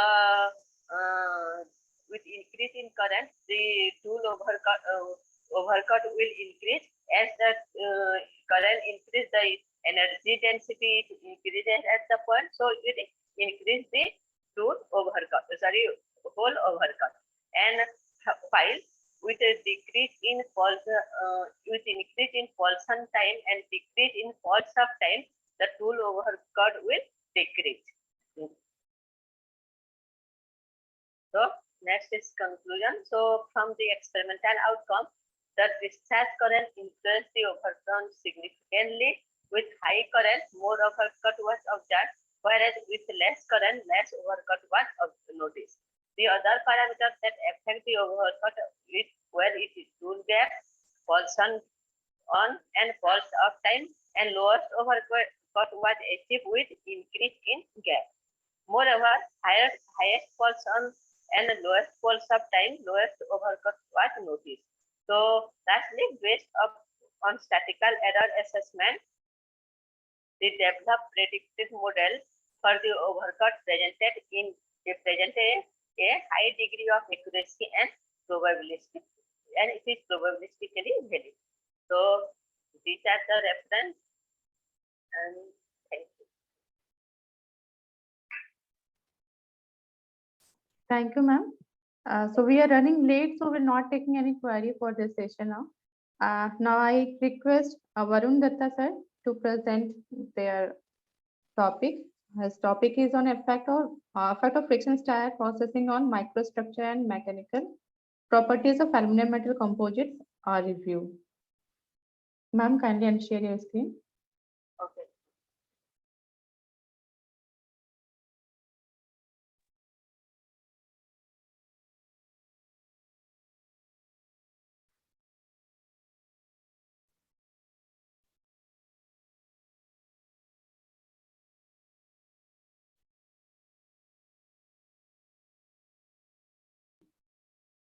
Sir, ma'am, kindly ensure your screen.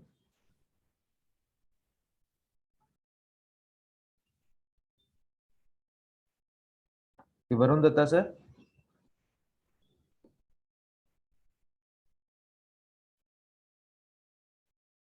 Mobin, sir, kindly make Varun Datta, sir, co-host.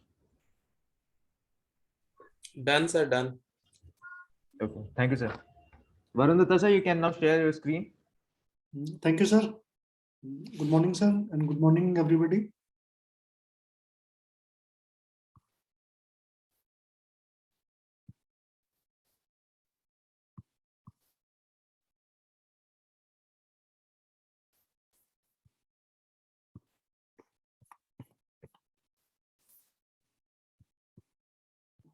Say, is PPT visible, sir? Yes, sir, it is visible. And I would request you to, as we are running short of time, I would request you to kindly come to the main work Sir, with a sir, very little of introduction about friction right, sir. stir welding. Okay. So my topic is effect of friction stir processing on microstructure and mechanical properties of aluminium alloys. In this, I'll just give you a brief about what is FSP. FSP, it is a solid state thermomechanical process for material improvement and development of new composite materials. This process is a nearly a new process, and this can be used to enhance the properties of various materials like aluminium, magnesium, copper alloys. In addition, we can make manufacture various composite out of this FSP process by using various reinforcements as per the required applications.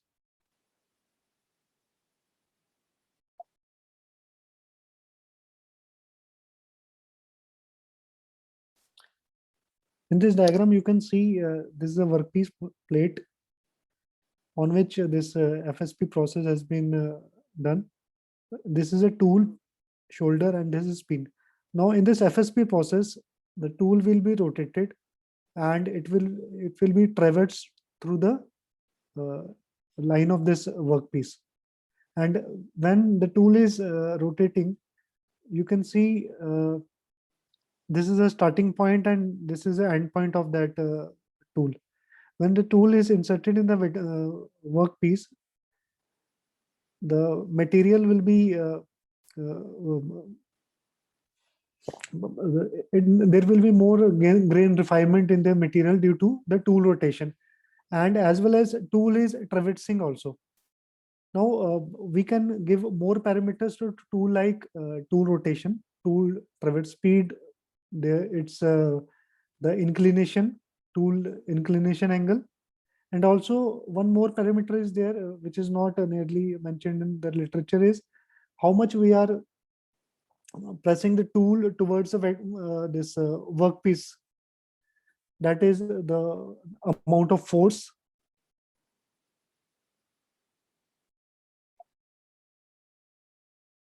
You can see these are the process parameters of the friction stir processing. One is this tool rotation speed in RPM, tool traverse speed, tool inclination angle, depth of the tool penetration into the base material, and also number of passes. As you have seen in the diagram, tool started from this end to this end. So we can make more than one pass depending on the application and depending on the properties required. So more than one pass can be used in case of this friction stir processing. And also we have to optimize that if the after like I have done the experiments, I have seen that after 5 to 6 passes, the tool, the workpiece was becoming more hard, and tool was not able to withstand that workpiece. So we have to optimize how many number of passes we have to done while doing the FSP process. And tool dimensions are the shoulder diameter, what is the length of the pin diameter, and type of the pin used. And pin can have various shapes like circular, rectangular pin, threaded pin. And this is a one small video. This by this you can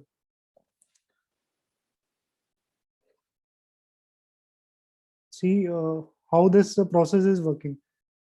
It is a you can see the bigger plate. It is a base plate on which a smaller workpiece plate has been put, and small arrangement has been made to fix the workpiece plate.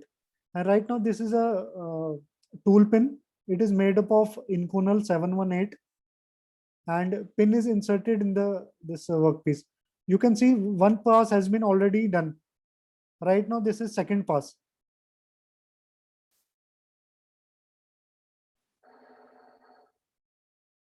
And you can see how much the heat is produced in this material. It is right now red hot.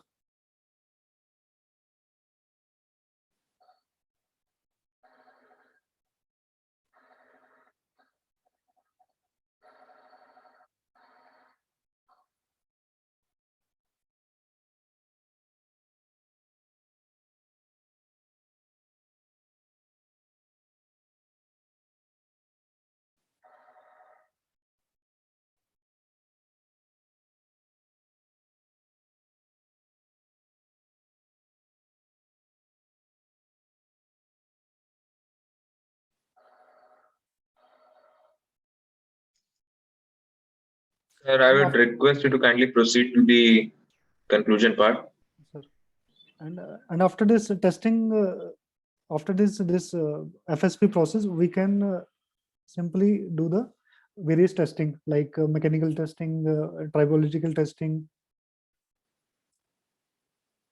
And why we have to use this FSP process for grain refinement, for distribution of this. If we have to make the composite, we can fill the various reinforcement in the base material, and then we can perform the FSP process for improvement of mechanical and tribological processes properties.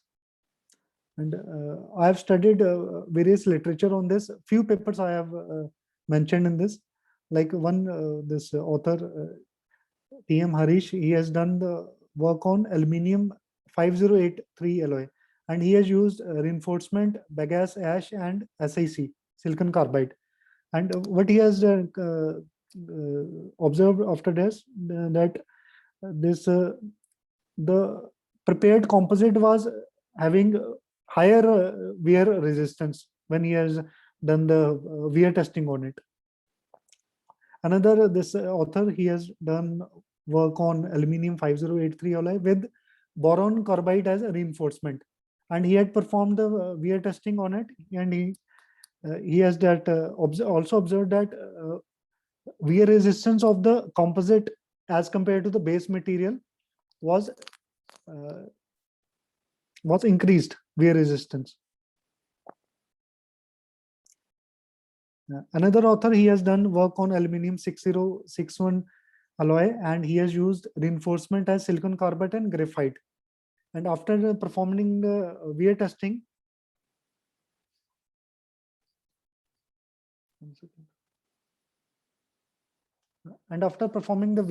what he has observed that increasing the rotational speed increases the wear rate resistance of the prepared composite as compared to the base material. And next author, this he has worked on aluminium 6061 alloy, and he has used reinforcement as fine ceramic particles obtained from the powder of the floor tiles, and again wear resistance was increased.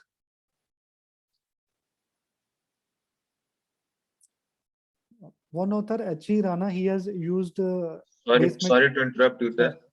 Sir. Sir, can you please go on to the conclusion slide, because time is up, sir. Okay, sir. Okay.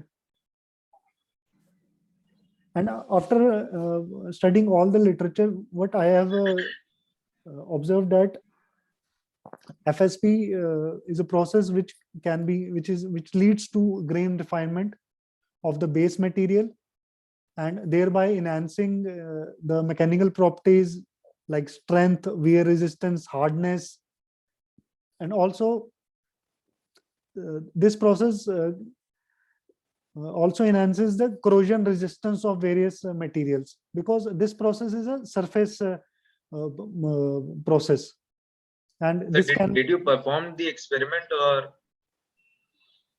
Sir, I'm working on this copper alloy. Okay, so you are working on the friction stress welding of copper alloy. So sir, you are welding similar metal, or you are welding dissimilar metals? No, sir. I'm using reinforcement in this. Reinforcement with the copper alloy. And I have performed mechanical testing like tensile testing I have performed, wear testing I have performed, hardness testing I have performed, and then I have performed SEM analysis on this. And what I have observed that while mapping all the elements, the reinforcement was evenly distributed on the whole of the base material. And this process has shown a very good result. And next, my step is to perform the corrosion testing on this. Okay. Thank you, sir. It was very nice, So, sir.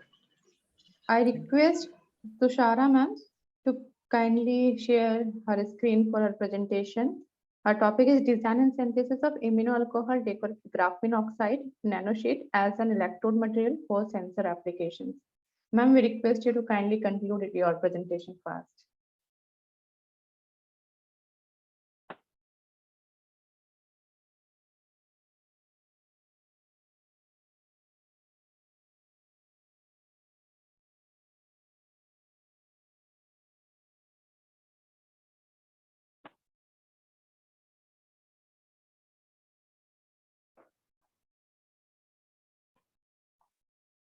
Oh my God.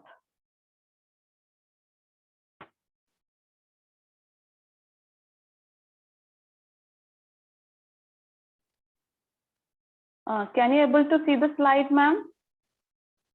Hello? Yes, ma'am, you can start. Can you able to see the slide now? Yes.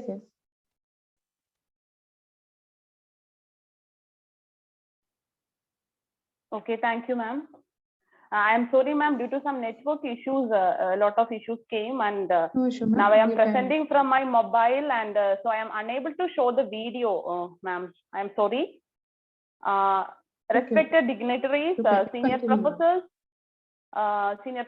research scholars, and warm good morning to one and all. I am Tushara, research scholar under the guidance of Dr. B. Jabbar Singh, Karunya Institute of Science and Technology, Department of Applied Chemistry, Tamil Nadu.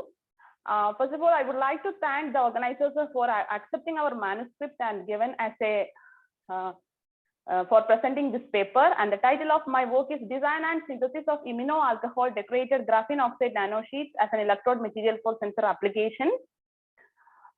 And my paper presentation mainly includes introduction, synthesis, material characterization, result and discussion, conclusion, and reference.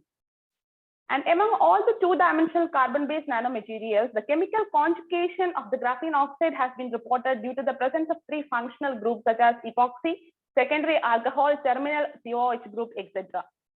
And herein, we report the intercalation of diethanol amine on the surface of GO through the epoxy ring opening upon the nucleophilic attack by the amino compounds to increase the wettability of the GO material.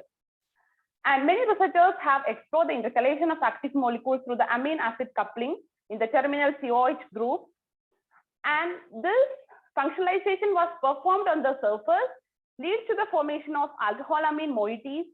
And this covalent intercalation was confirmed by spectroscopic and microscopic analysis such as XRD, FTIR, XPS, and the surface morphology was also analyzed by SEM and AFM images. And I'm moving to the synthesis of graphene oxide. The graphene oxide, pristine graphene oxide is synthesized by our own method. And the intercalation was done by high dilution techniques. To the well dispersed GO solution, 0.8 gram of diethanol amine in 100 ml tetrahydrofuran was added. And the resulting thick solution is centrifuged to getting vigorously stirred and centrifuged to remove the unreacted diethanol amine, and it is washed with ethanol to remove intercalated water, and the residual ethanol was removed by washing with diethyl ether, and we will get the intercalated graphene oxide material as black powder, and we are getting a very good yield of 1.38 gram. And after this intercalation, we can clearly see that there will be an increase in the interlayer spacing of 1.8 nanometer, which confirms the intercalation was successful. And moving to the results and discussion, I can explain EXAD analysis. Upon intercalation, the material displays the enhancement of interlayer despacing of 10.8 angstrom with the corresponding 2 theta value of 8.69, and high dispersed GO nanosheet shows the interlayer spacing of 9.7 with the 2 theta value of 11.27, and this covalent intercalation takes place between GO for the nucleophilic attack of epoxide carbon for the formation of amino alcohol. And I am moving to FTIR analysis. The different peaks, the significant peaks at 1755, 1625, and 1028, which confirms the presence of epoxide. And also there is 1026 peaks confirms the presence of alcohol, primary alcohol, and a new CN bond is formed by the reaction of amine with epoxide. Let us move to Raman spectra and SEM images. And Raman spectra is used to characterize the carbon-based materials to study their nature of defects. And here the Raman spectra of graphene oxide nanosheets, which displays at 1587 centimeter corresponding to G band, and D band 1345 due to the first order scattering of the sp2 carbon atom. And the functionalized GO nanosheets displays the D band and G band at 1352 and 1597 centimeter, etc. So this confirms this shift of region shift of G band from 1587 centimeter inverse to 1597 centimeter inverse, and D band of 1345 centimeter inverse to 1352 centimeter inverse confirms the successful intercalation of diethanol amine on the surface of GO sheets. Now moving to the SEM images, the surface morphology and microstructure of functionalized GO sheets were investigated by SEM images, and the functionalized GO sheet shows a wrinkled surface with sheet-like structure due to the intercalation. And the AFM studies the thickness and the number of layers of fast. intercalated GO nanosheets by analyzed by AFM images, and it revealed the sagging arrangement of the layers and the thickness. The thickness can be confirmed. 10 to 15 nanometers can also be identified and confirmed, and we can expect we got 7 to 8 layers also, and the sheets were the intercalated sheets were swirled inside as a curve, and thereby the sp3 hybridized carbon atom were displaced from the original carbon atom. The XPS survey spectrum of intercalated graphene oxide shows the 3 binding energies of band, which is responsible for 1 carbon, 1 nitrogen, and 1 oxygen. And the presence of nitrogen atoms in the intercalated GO nanosheets were confirmed, and the obtained XPS results were very good agreement with FTIR spectrum analysis, which confirms the formation of imino alcohol moieties on the surface of GO nanosheets.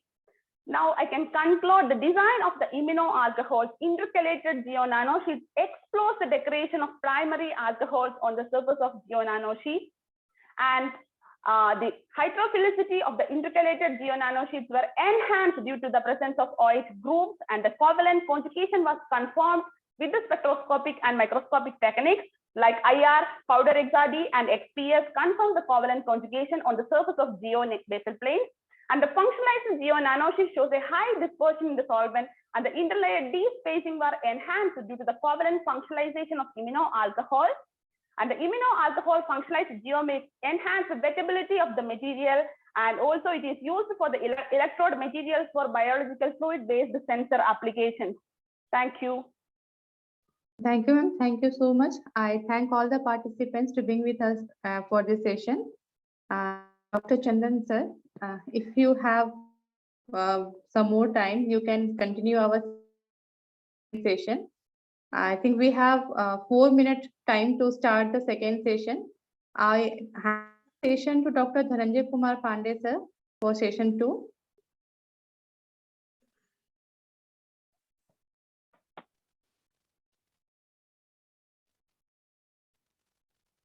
Sorry, did you say something to me? Yes, sir. So if you have some time, then you can also continue with the session 2, sir. Yeah, I'll be there. Thank you. Okay, sir. Thank you, sir. Dr. Dhananjay, sir, now you can hand over the session.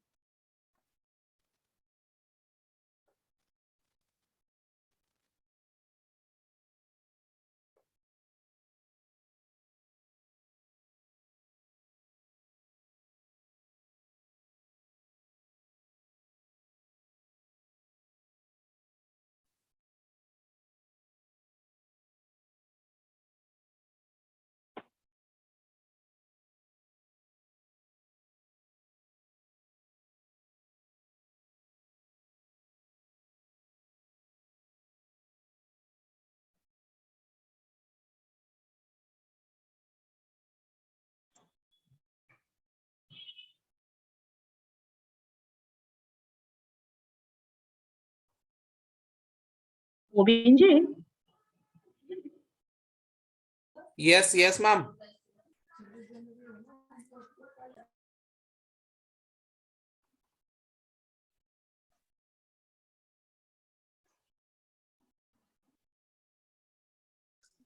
Yes, ma'am. Jeta, ma'am. Am I audible, Dhananjay, sir? Hello. Yes, sir. Yeah. Yes. Am I audible, sir? Yes, sir. You're audible. Okay. So shortly we will start in 2-3 minutes. Our keynote speaker will be here for his plenary speech. Dr. Santosh Kumar.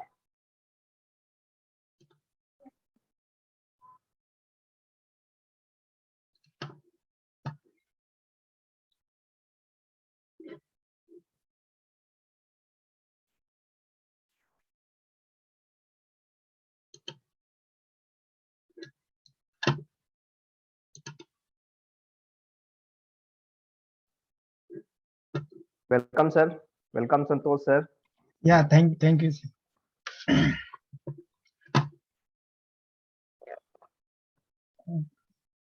Good morning, Dr. Dharan.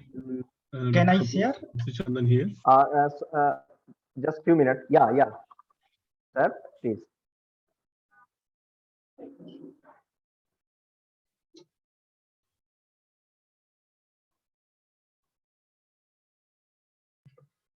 Okay, so all participants, we are in plenary and technical session 2, track 1. And we are very much fortunate that we have one of the very eminent expert, Dr. Santosh Kumar with us.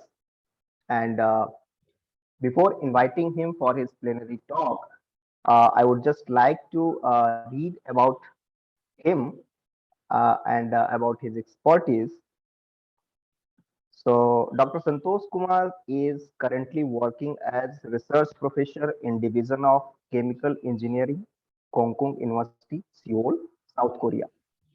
He worked as a research associate at Department of Chemistry, MNIT, Allahabad, India. He was awarded CAS TWAS postdoctoral fellowship in 2008 and worked in Changchun Institute of Applied Chemistry, Chinese Academy of Science, Changchun, China. Later, he joined as a KU Brain Pool professor and researcher at the Konkuk University, Seoul, South Korea. He was awarded FCT postdoctoral fellowship 2012 and worked in Chemistry Center, University of Coimbra, Portugal. During his career, Dr. Kumar has published more than 90 research papers and book chapters, attended and participated in local and international workshops and conferences. He also served as a member of different organizing committees and an editorial board member and reviewer at a number of scientific journals. Besides, he is associate editor of Asian Kiting Journals and editor-in-chief of Journal of Biological Engineering Research and Review. He is member of Royal Society of Chemistry, UK, and Indian Chemical Society. Current research interest involves biomaterials, nanobiotechnology, biomedical, and environmental applications. So again, we are very much fortunate that he is with us. And now I would like to invite him to kindly share his expertise with us and with all attendees present here. So sir, please. Thank you. Thank you, sir. Good morning, everyone. And I would like to thank you to sir you and organizing committee of ICMMIT 2022 for giving me opportunity to present my work here. So I'm going to present about porphyrin color of life. So what do all these things have in common? This you can see. Sir, sorry for interruption. Could you please make it in PowerPoint mode, sir? PowerPoint? Yeah, please. So change it to slideshow mode. Okay. It's not a visible. Sir, it is not in slideshow mode actually. We can see your slide, but still it is not in slide mode.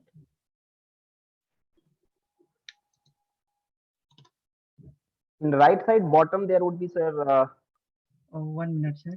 Place to make it in slide mode. Yeah, no, it's unshared. Now you can please share. There is a share screen.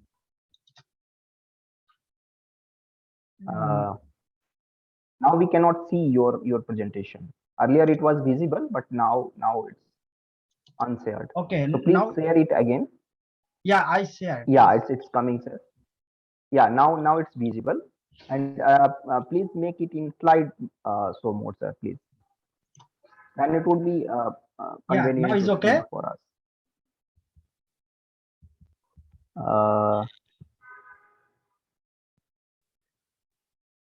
Is there any problem? No, it's fine, sir. But IT host, sir, could you please guide sir to make it PowerPoint mode, slideshow mode, sir? How he can make it? Sir, actually, are you able to see home, insert, design, transform, animation, then slideshow on the top? Home, insert, design, then slideshow, animation, then slideshow. Top tabs. Yeah, animation. There is one pause slideshow. recording, stop recording, reaction, copy enable, share sound.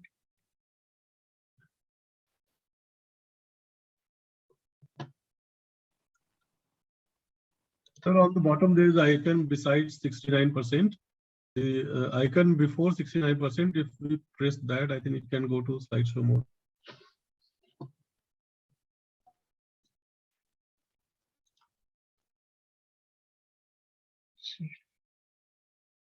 Yeah, here a slideshow. Yes, sir. Yeah, I'm going to click on slideshow. Okay, approved. Now is okay.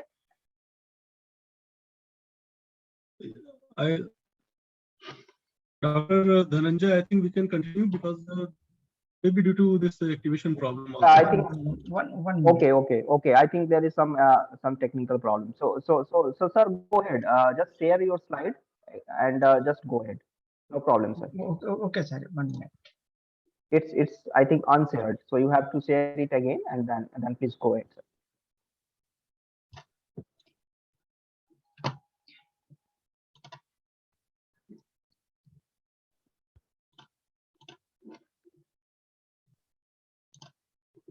Santosh sir?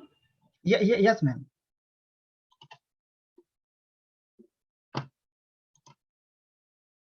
Now it's Yes, sir. It's coming. Yeah. Now it's fine, sir. Go ahead, sir. this slide. It's visible. Yeah, sir. It's visible. Go ahead, sir. Please. You can see. Okay. Yeah, sir. We can see. Thank you, sir. I'm just showing about my work about porphyrin, color of life. You can see what do all things have in common. This you are you can see it's a BMW car. It's a color, a purple color. If you see this.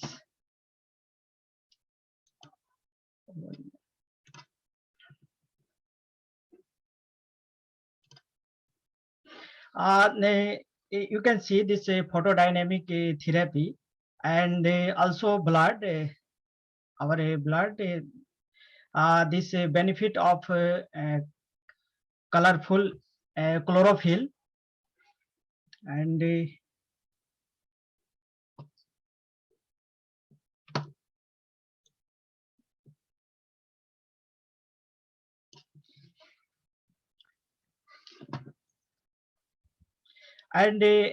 can see this slide and this solar plate. So they all involve directly or indirectly a class of chemical compound known as porphyrins. So because we have to know about history of porphyrin. The pathways to porphyrin begin with dyes extracted from plant, indigo plant. They were so brilliantly colored and color flashed, and that they quickly became luxury. Sorry for interruption, sir. Slides are not moving forward. If you are, I think you are you are on, I think, second or third slide, but it's still we are on first slide. We can see only first slide. Oh, why? So I think it's not moving. So can I send this slide to you and you can do? Yeah. Here I already. This is visible. Yeah, sir. It's visible. It's visible. Yeah. Yeah. Here a porphyrin were discovered by accident. Can you tell me about a slide number? It's showing 10th slide now. Okay. Porphyrins. So, yeah. This slide number 8, right? Okay. So they all involve directly or indirectly a class of chemical compound known as porphyrin. So here we can see about a history of porphyrin. The pathway to porphyrin begin with dye extracted from plant, indigo plant, and they were so brilliantly colored and color fast that they quickly became a luxury royal purple. So firstly, a new German company, BSF, began manufacturing synthetic indigo dye, which was cheaper and easier than the extraction process. Another company, ICI England, trying to make a modified indigo, kept getting a purple byproduct that contaminated their desired product. This product, it has a brilliantly colored dye which could resist temperature up to 500 degrees centigrade. And most of other dye would fade or turn color at high temperature in textile. So first they discover by accidentally in a textile industries, and this also it's we can see our history. Mahatma Gandhi was also because that time a British time they was cultivated porphyry indigo plant, So why porphyrin are cool? Because they are really big. They can contain many different metal atoms in their center. They are very stable due to their conjugation, and they can take on an amazing variety of role in the real world, which is why they are widely utilized and researched. A structure of porphyrin, if you see this structure, it has a heterocyclic macrocycle organic compound. The porphyrin nucleus consists of 4 pyrrole, and he joined by 4 methane bridge to give a near planar macrocycle based on 26 electron in the conjugated network. This parent porphyrin is called a porphyrin, and substituted porphyrin are called porphyrins. This term Greek porphyrin terms come from Greek word porphyra, meaning it's purple. So porphyrin are very we can also conjugate acid. Porphyrin are the conjugate acid of ligand that bind metal to form complex. So this is a 3-base porphyrin. This one is the methylated porphyrin. So here we can metallate iron, cobalt, nickel, whatever you want to change metal. So and this work we have also published in covalently linked 3-base and metallo-base porphyrin chemistry and diversity in current organic chemistry. So use of porphyrin. So because of the unique chemistry of porphyrin, they are able to serve in several ways: as a metal binder, as a solar cell, convert photon from the sun, solar light into electricity or a chemical energy, as an oxygen transport medium in hemoglobin, as an electron transfer medium in conducting polymer, hormone synthesis, gene regulation, drug metabolism, iron metabolism, and CO2 capture and conversion. So if you see, this is a building block of hemoglobin. Here this is the hemoglobin structure. This hem word comes from Greek. Its meaning is hema, meaning blood. So hem is a cross-coupled porphyrin used in large molecule hemoglobin, and here is metal is iron. So and chlorophyll, if you see in chlorophyll, as porphyrin also used as a photoreceptor in chlorophyll. So chlorophyll is the molecule that trap this most elusive of all power and is called a photoreceptor.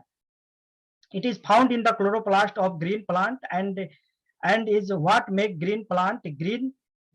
The basic structure of chlorophyll molecule is a porphyrin ring coordinated to central atom. Here is magnesium, and heme is iron.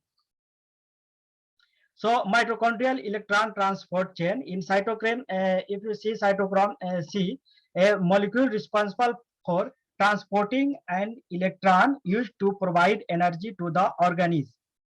These molecules are identical or very similar for related species of plant or animal. For example, chicken and pig have identical cytochrome C. If you see next slide, it's a myoglobin. This myoglobin is a kind of muscle tissue. It's responsible for color of the red meat.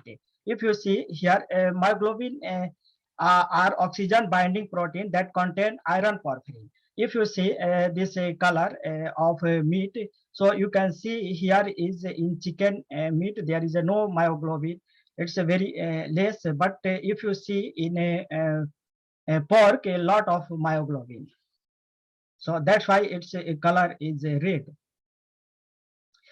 And if you see in vitamin B12, it's also a porphyrin, one kind of porphyrin. It's a metal in central atom is cobalt. That's why it's called cobalamin. As a water splitting molecule in fuel cell, they produce hydrogen gas from water. So during the daytime, porphyrin-based photovoltaic are used directly for a power need. Some of the fuel cell are also run backward for water splitting, which is then stored chemically as hydrogen and oxygen. Chemical storage is more viable option compared to battery in terms of efficiency and weight. So the stored hydrogen and oxygen is fed into the fuel cell at night for continued use. Porphyrin used in nanomedicine also, if you see MRI, PT, photodynamic therapy. So just linked with lipid polymer drug. So we can change in liposome, missions, nano assembly, and polymeric nanoparticle. So that porphyrin nanomedicine offer improved bioavailability, better pharmacokinetics, targeted therapy, multifunctionality. So, so far, various forms of nanomedicine have been developed already, which include liposome, missions, nano assemblies, and polymeric nanoparticle. What have that have already achieved remarkable success in developing cancer therapies. So if you see in photodynamic therapy, just put nano porphyrin based drug injected in a human in human, and then you can see here is a cancer cell. So selective accumulation of drug in tumor cell and irradiation of drug with light, and you can see this is tumor necrosis. So and in conducting polymer also porphyrin can use in photovoltaic coating that collect light and emit electricity, could be used to power your house or your vehicle. If your vehicle was painted with the photovoltaic coating, it could collect sunlight and emit the electricity needed to power itself. This would be environmentally friendly and is and in most cases cheaper than petroleum product. And polymeric photovoltaic. If you see, a major area of research is photovoltaic pigment to enhance coating. A popular choice are the porphyrin, which are chemically similar to chlorophyll. So we can use in a photovoltaic clothing product are most here in photovoltaic structural coating are still a way of things are developing quickly in the field. All that remain is to make the coating more efficient and cheaper to manufacture. So porphyrin used as a nanoreactor in carbon dioxide capture and conversion. We published this work in Journal Material Chemistry A. And I'm going to show my porphyrin research. So synthesis of new porphyrin catalyst, introducing new group of the porphyrin periphery, use of synthesized novel porphyrin catalyst in various highly specific synthesis reaction. So if you can see, we synthesized water soluble a tetra 4 carboxyphenyl porphyrin grafted chitogen for gene delivery application. So we synthesized a porphyrin and conjugated with a natural chitogen polymer, natural polymer chitogen, which is a highly most abundant biopolymer after a cellulose. So this work is unpublished, but we are working, and this the mechanism. So a photo we checked our chitogen TCPP. So here if you can see TCPP grafted chitogen biopolymer showed a redshift emission maximum due to the electron rich polymer main chain, because a chitogen have no no photoluminescence activity. But here at we used 433 nanometer for excitation wavelength, and we get emission wavelength at 680 nanometer. As a selective catalysis, we synthesized porphyrin, TPPS porphyrin with chitogen, and we get a chitogen TPPS aerogel, and this is very good in epoxide conversion in a cyclic ketone. So this work is published in Carbohydrate Polymer in 2017.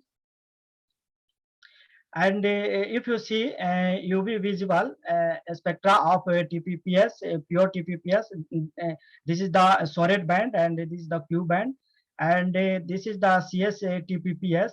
So if you see here, it's showing a red shifted Q band at 494 nanometer and 70 here is 708 nanometer, which is are the characteristic of J aggregate involving trip face-to-face arranged array of chitogen TPPS at pH 3.9.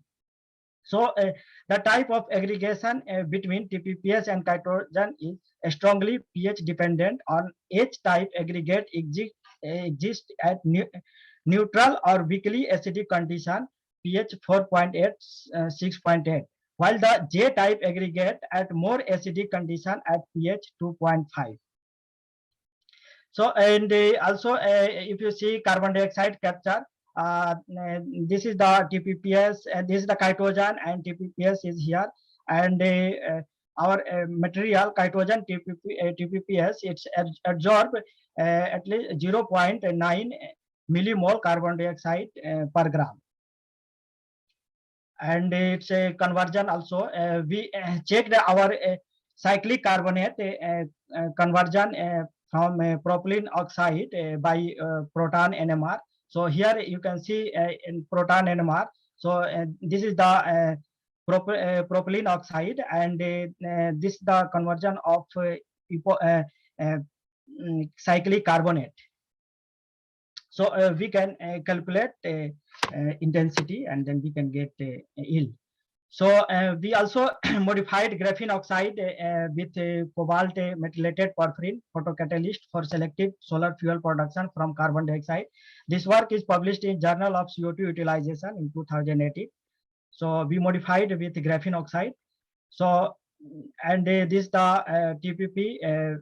We confirm our amino porphyrin by proton NMR and mass. And if you see graphene oxide, and this the graphene oxide cobalt porphyrin, it's a highly porous and with high degree of macroporosity. So if you see that formic acid conversion, so here we got a 96.49 micromole, and NADH is you can see this is for pure porphyrin, and this is for cobalt methylated B, and here is C graphene oxide cobalt ATPP, and that is the graphene oxide cobalt ATPP. It's enhanced 48.53%. And this is a possible mechanism for the formation of formic acid from carbon dioxide. You can see here a light can absorb by porphyrin, TPP porphyrin. Here graphene oxide act as an electron donor, and porphyrin act as electron acceptor in this material, and the absorption of photon occur from porphyrin and generate electron which reaches to methyl viologen and complex via graphene, and this the methyl viologen MV easily receive the electron and converted to its reduced form, and further extract a proton from aqueous solution and transfer an electron and hydride ion to NAD plus, which finally get converted to NADH. And so MB complex act as an electron moderator here between the graphene photocatalyst and NAD, plus, which prove that regeneration of the NADH optically band gap of this nano hybrid is higher than the MV. So, and lowest unoccupied molecular orbital level of MV is higher than the NAD plus.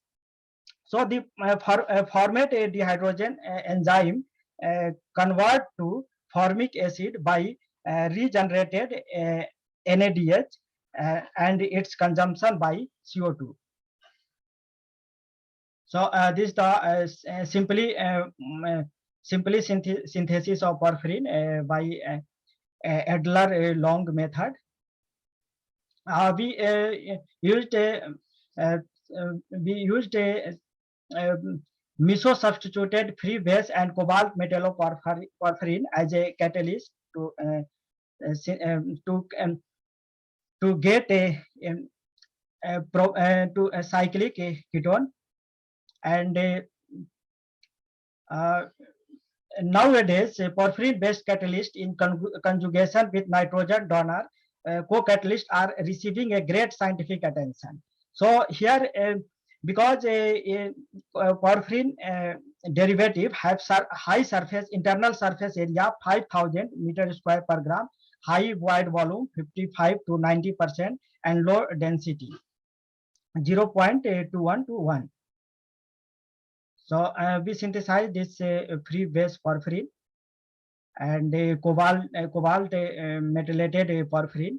So if you see a cycloaddition of to propylene oxide using fixed catalyst and co-catalyst ratios at a 75 degree and 10 bar pressure for 6 hours, we got a 98% conversion percentage, and the top value is 83 and the ton value is 500 for chloro TPP, cobalt methylated chloro TPP. And if you see bromo TPP, cobalt methylated, we got also 98%. This is the proton NMR and carbon NMR for our product.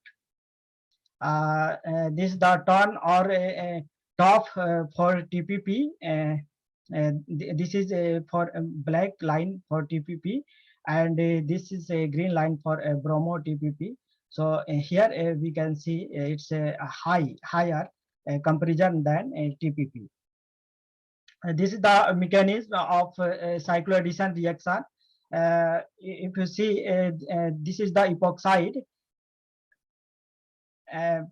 This oxygen atom of the epoxide interact with cobalt methylated porphyrin. The nucleophilic iodide of co-catalyst attack on the less hindered side of epoxide to operate the ring, and this CO2 react with the intermediate to form a metal carbonate species, and after that cyclic carbonate are formed by intramolecular SN2 cyclization, and iodide is liberated.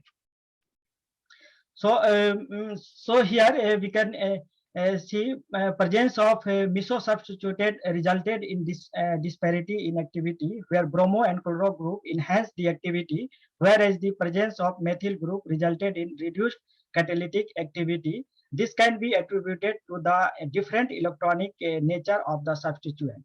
So our conclusion is so what is there to research? Are not they all attractive, much the same? There is a lot of variation, so we can just change the derivative, just a lot of substituted porphyrin. So we can substitute porphyrin, and so you can change the group attached to it, and when you do, it get new characteristic. So thank you, sir. Thank you very much, sir, for this very much informative talk. And anyone if would like to know more on this topic or any doubt they have, then please ask their question. So I would like to ask one question. Thank you, sir, for very interesting talk.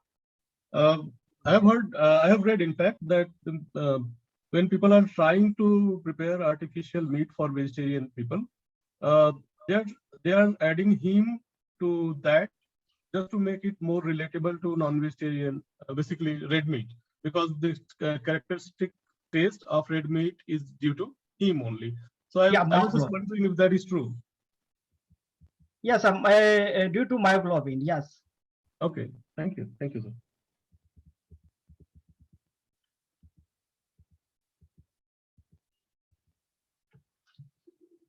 Yes, sir. Here you can see a lot of myoglobin in a red meat. Yeah, so that typical taste of meat comes from the heme present in myoglobin, I would say. Yes, sir. I never. So the question was, I'm also a vegetarian, sir.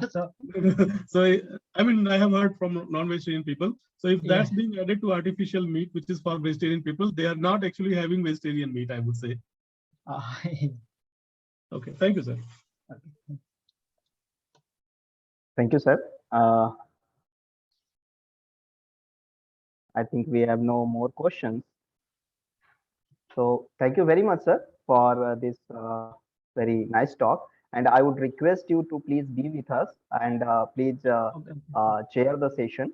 Along with, I am also request Dr. Joyita Chattopadhyay madam to please chair the session, the technical session, which is now we are starting.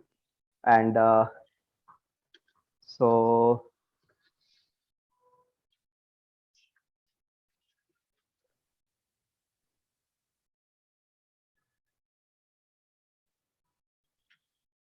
my slide is visible. Yeah, okay. yes, sir. So this is the flow with which we will move forward. Our first participant is Mr. Atul Chauhan, second Mr. Karamveer Siron, then Mrs. Rasmita Misra, Dr. Kumar Das, then Ms. Harjot Kaur, thereafter Mr. Sriram, and then Mr. Rahul Bodh.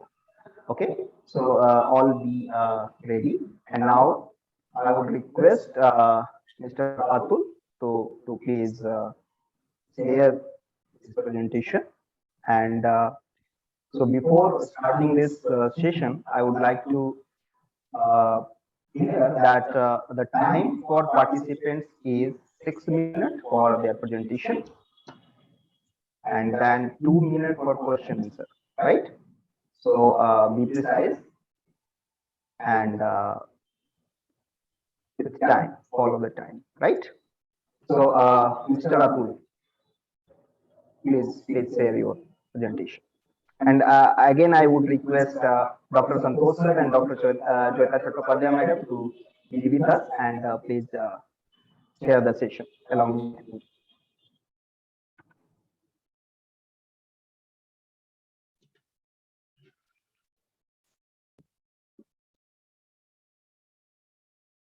Mr. Atul. Atul sir, you have rights. You can unmute yourself and you can share your presentation. You have rights. Try to unmute yourself. I think we can move to the next one.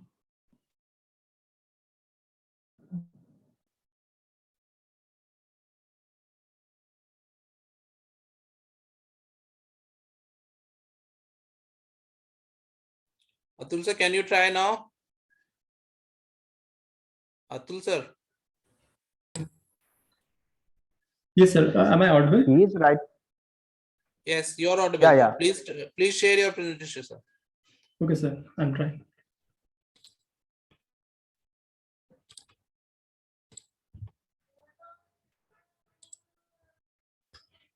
So is it visible? Yes, sir. Okay. Please change it to slideshow mode. Yeah, sure.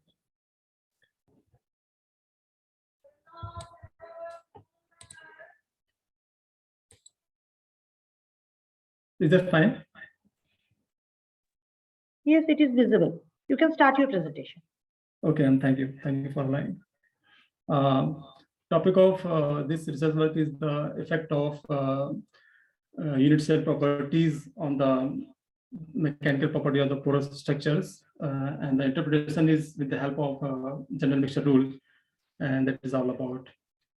Atul sir, just sorry for interruption. I would like to just inform all of the participants that one bell will be rang like this after 6 minutes, and then after you have to conclude in 2 minutes, right?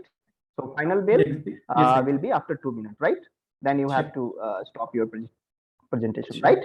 Yeah, sure. Okay, go ahead, please. I will present my research work in following headings. First is the graphical abstract, introduction, background. Then I have results and discussion, and the way forward with conclusions. This is the graphical abstract, and what I have tried to show is that in the left-hand side, we can see the mathematical relationship that represents the effective mechanical properties of the lattice structures, actually, which are porous mainly. And this is very fundamental to any kind of research work. The basic question is where it find application. And our research work finds application in the very state-of-the-art research work in the biomedical field called bone tissue engineering. Then again, one natural question arises, why to engineer the bone tissue? The very fundamental answer is to for this query is that because the natural bone cannot heal itself, but if there is a damage of critical size. So at that scenario, what the mechanical people are trying to assess the biomedical field is with the help of engineered porosity. In our research work, because in the literature it is known that whenever it's very simple, when we decrease the amount of material in any given volume, mechanical properties are automatically going to decrease. But there is not certainty. What if we change the size, shape, orientation, connectivity, and the continuity of the pores? So this is the basic, very basic idea of the research. We have taken the different porous structures at the same constant porosity levels, and we have made an attempt to analyze their mechanical properties. To name with, first one is the Young's modulus, and the shear modulus, and the Poisson's ratio. I have made an attempt to summarize the literature gap in a very simple equation, and that equations that literature gap simply says that till now, from the last 30 to 40 decades, we don't have any mathematical models which actually connect the left hand and right hand side, and we know the importance of mathematical models in the design field. We want to predict the output with the help of inputs so that we can tune them in between. This is a web background, and what we see is that actually people have made many attempts to mathematically summarize the input and the output and correlate. These above 5 equations of linear Maxwell type, Koppel-Kingery type, and power law and Gaussian-Grigorova, the highlight that made attempts in the several decades. And what we see is that there is only one parameter represented by here is 5 that represents the volumetric porosity level. So, and the last one is the general mixture rule, and that has the parameter 1 by Z. So in our previous work, we have shown that that last equation is actually equivalent to all these above equations in representing the variation in the mechanical properties with the volumetric porosity levels and with the size, shape, orientation, connectivity, and topology of the pores. So in this work, what we have made tried is that is there possibility to correlate the variation in the size, shape, orientation, etc. with the at constant porosity levels, and is there any porous lattice structures? First aim of this work is to investigate the microstructural features, that is pore size, shape, orientation, and connectivity on the linear elastic mechanical properties of lattice structures. And second one is, in summary, we want to find a certain correlation if exists in there. These results actually summarizes the variation in the Young's modulus shear modulus and Poisson's ratio at the effective macroscale level. And the second column of this table actually represents the different type of weird cells. And the first column represents the constant volumetric porosity levels. And the JJJJ, the last three columns, are actually the corresponding value of the parameter J. And what we see is that for all the three cases, when there is a decrease in the value of J, there is a corresponding decrease in the value of the mechanical properties. But there is one anomaly, that is with the Poisson's ratio, and that is we find the violation of the classical bounds put in by the classical researchers, the Reuser-White and Hassan-Strackman. And this mainly reason is fundamentally not clear till now. So there is needs to actually put the information in the mathematical form so that they can be put into a rigorous mathematical analysis, so that we can have the concrete analysis result, and we can have a brainstorming that why there is a variation in the Poisson's ratio. But in general, whenever there is a variation in the size, shape, and topology of the pores, that is actually can be summarized in the form of J. We have the variation and very predictable variation in the mechanical properties. And this table actually summarizes if we make we can keep all the parameters same, and we are only there is variation in the orientation of the pore, and there is also a significant variation in the mechanical properties, and the type of correlation still remains the same. The way forward is that in the previous result, we have indicated that the effect of variation in the input parameters, size, shape, and topology of the pores can be summarized in the form of the parameter J. But the very limitation of the previous work and this work is that without the left-hand side, we are not able to calculate J. So for the purpose of design, we are not able to utilize these because J is an unknown parameter. So what actually we are researching here is that we are making use of the further future work, making use of the classical fundamental concepts of mechanics to unravel or eliminate this parameter, say, from this equation. So in conclusive remarks, what we have shown in this work is that the extreme left-hand side, the effective mechanical properties, are very efficiently correlated with the bulk porosity levels and the parameter J in positive type correlation. And what is the application of this? Yeah, Mr. Atul. Yeah. You have crossed 6 minutes. Now you have only 2 minutes to conclude, right? Exactly. I'm in the conclusion slide, and I'm summarizing my results. Yeah. Right? Yeah. So in this part of presentation, only I want to highlight it. What is the use of all?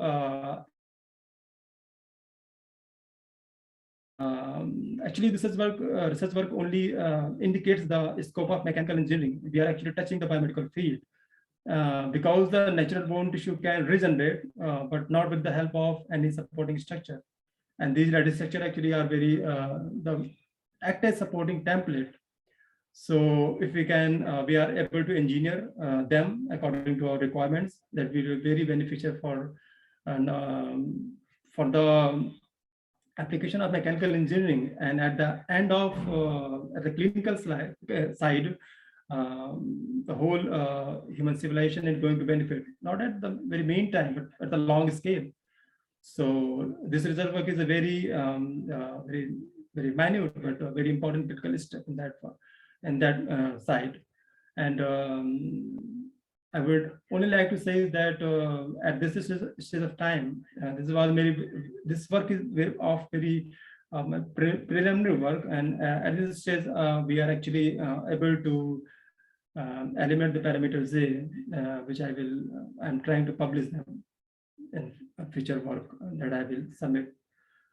So at my end, this is all, and I am ready for any question and carry. Okay.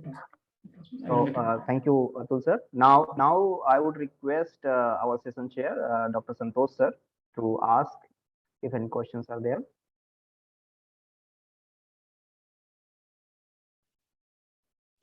Dr. Santosh. So Yeah. this work can you use in graphene oxide and nanoparticle? Yes, exactly, sir. Shadow the art research in this bone tissue engineering simply indicates that people of material science are actually making use of the nanoparticles and what do you say, your research area to coat the porous space with the certain materials that are actually supposed to promote the bone tissue regeneration. Actually, the cell differentiation lineage, actually, we want to promote the cells, the mesenchymal stem cells.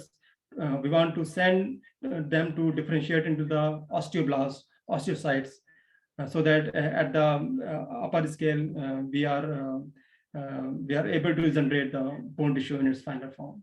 So the query is that can we use the nanoparticles? Yes, we can for coating purpose. Thank you. Very nice work.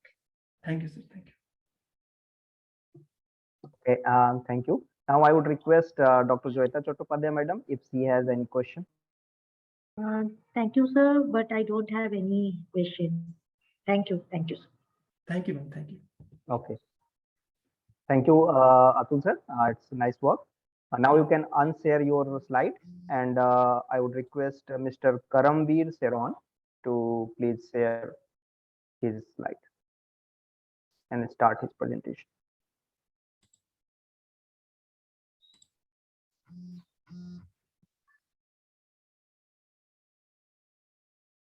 Again, I am repeating, but you have 6 minutes to present.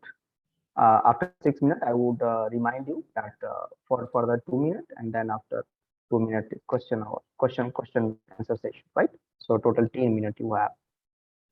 Good afternoon, all of you. My name is Karanveer. My presentation topic is synthesize and overview of performance energy storage application. Still we cannot see your slide. Just we can see desktop something on the folder.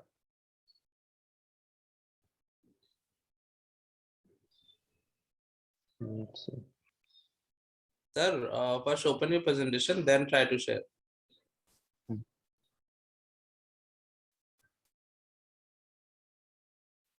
Yes, please make it full screen, sir, and slideshow. It is visible. Yeah. Now it's visible. It's visible, sir. Please make it full screen. Yeah. Okay.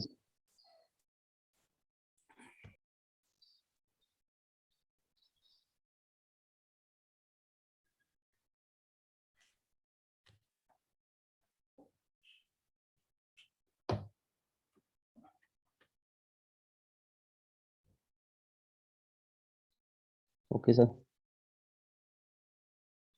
I think this is PDF file, right? That's why it's. Yes, sir.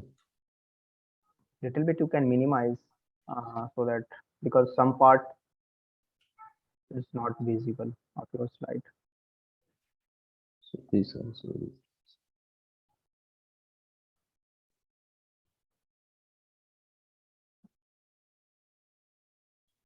Okay.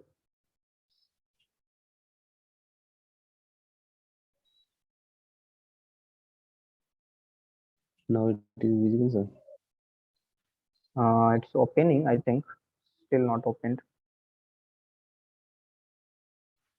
Sir. I think as sir told earlier that first of all, open your file and then share. So unshare now and then open your file and then share, right? Sir, open. It is open now. Because still we cannot see your presentation. So sir, we are seeing your sir, you are sharing your desktop. You need to share your file, sir. Open your file, sir, first, and then click on share screen button. Then you can find there your file. Just select that file and share. Yeah.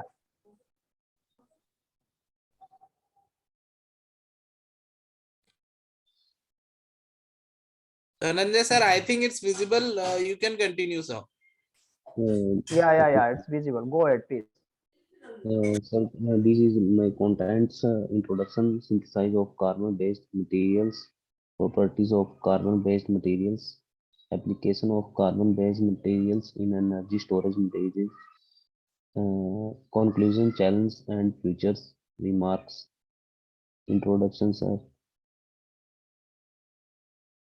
Energy storage materials like battery, supercapacitors, and supercapacitor and fuel cells are gradually studied in as initial energy storage devices.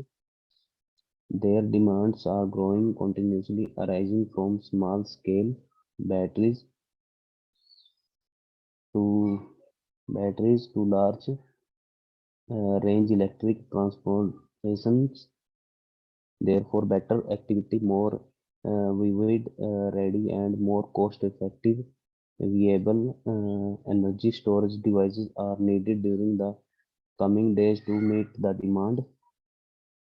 Variability of organic and inorganic nanomaterials are extensively being utilized as a substance toward energy storage devices. These substances comprise metal oxide, conducting polymers, graphene, carbon nanotubes, and metal organic framework. Here we describe the expected trend in producing extremely effective, economic, and renewable energy storehouse substances. Synthesis of carbon-based nanomaterials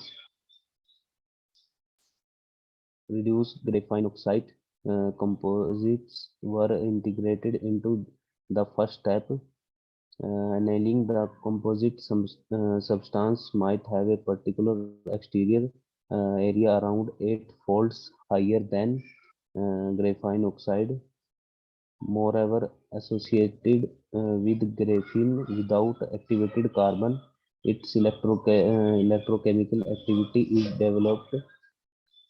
Another process that needs improvement of graphene exterior area is rising graphene platelets within a permeable construction design following mesoporous among the Mr. Karamveer, sorry for interruption. If your bandwidth allow, then please switch on your camera. It would Yes, be sir. effective. Your presentation will be effective if you would switch on your camera. Okay, So sir. that would be good. If your bandwidth allow, then please switch on your camera. Sir ये laptop में ना मेरी file नहीं खुल रही, मैं phone से पढ़ रहा हूँ ये PPT. Okay, then go ahead.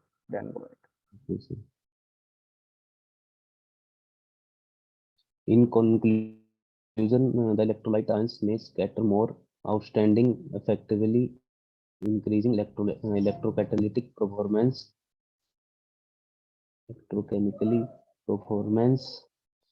chemically activation of graphene-based hollow carbon spheres produced extremely permeable graphene-based carbons over mesopores and micropores.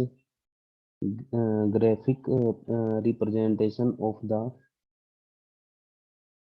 the integration method, ferric chloride infiltration, second one vapor removal of polypyrrole and polymerization, third carbonization and processing of the silica core, and fourth chemical activation. Properties of carbon-based materials, mechanically properties. CNT carbon nanotubes are amongst the further most durable and most robust materials recognized in nature in terms of mechanical characterization. Their Young's modulus is about 1.2 terapascal, while single-walled carbon nanotubes have 1 terapascals and multiple-walled carbon nanotubes have 1.28 terapascals. Thermal conductivity. Graphene has an incredibly high thermal performance about 5000 watt per millimeter per Kelvin. Graphene and carbon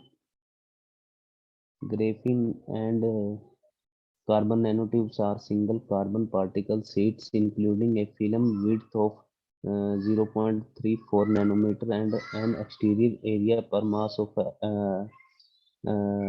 2063 electrical conductivity. Electric, sir, it is visible.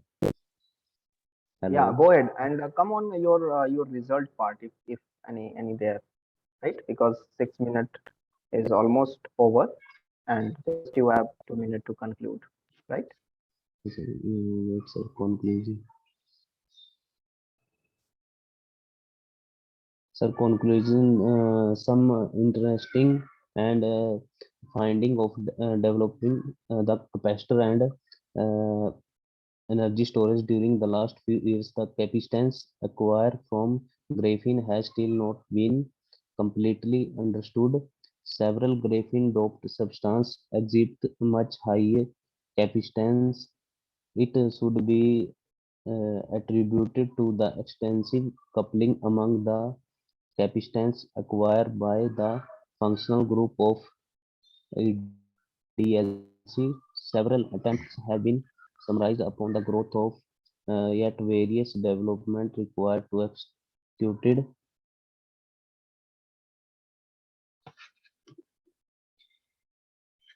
In general, it may be summarized that the progress of these substances will improve the energy storing ability and durability. That is also initially for energy storage devices.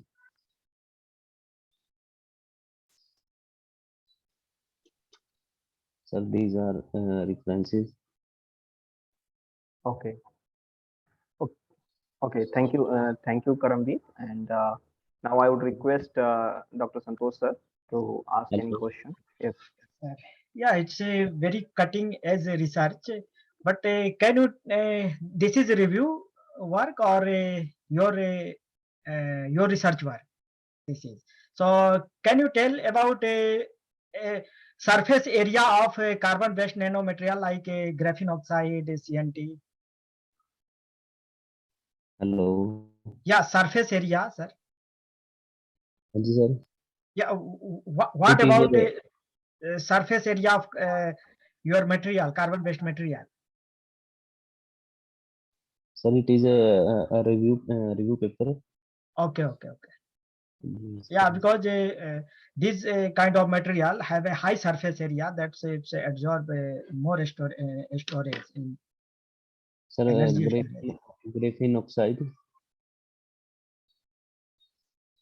Okay. Yeah. So, Karamveer, it's always good to do some basic study on that related to your talk. That would be very helpful to understand this topic as well as while you are presenting something.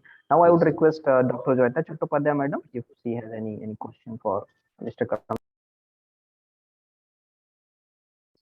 Karamveer, you have mentioned about the single world CNT and multi-world CNT, right? Yes, ma'am. So Yes, is there any difference between their mechanical property?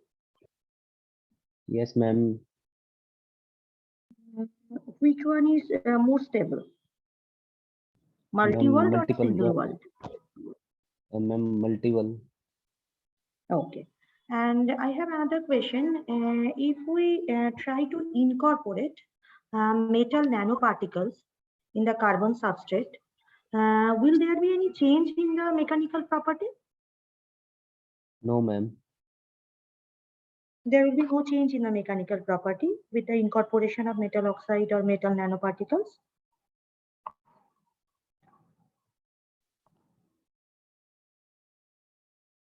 Ma'am.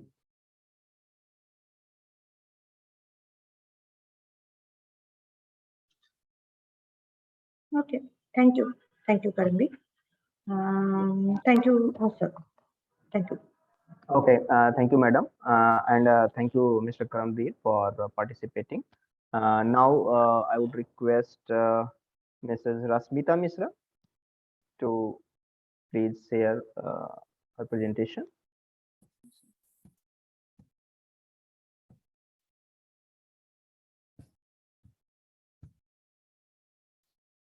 Is it visible?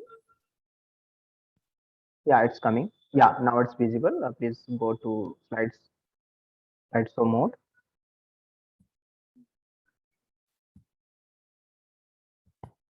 How to on? Okay. So I think in bottom there would be the option to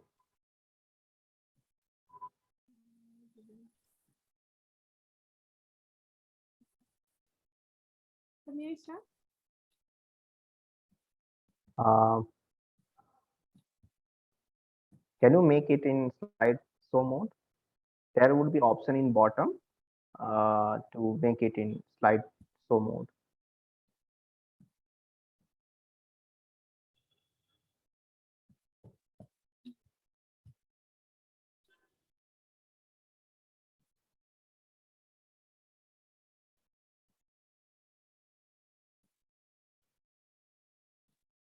I'm not getting it.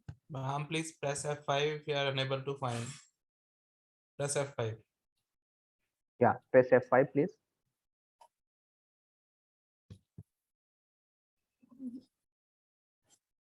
F5.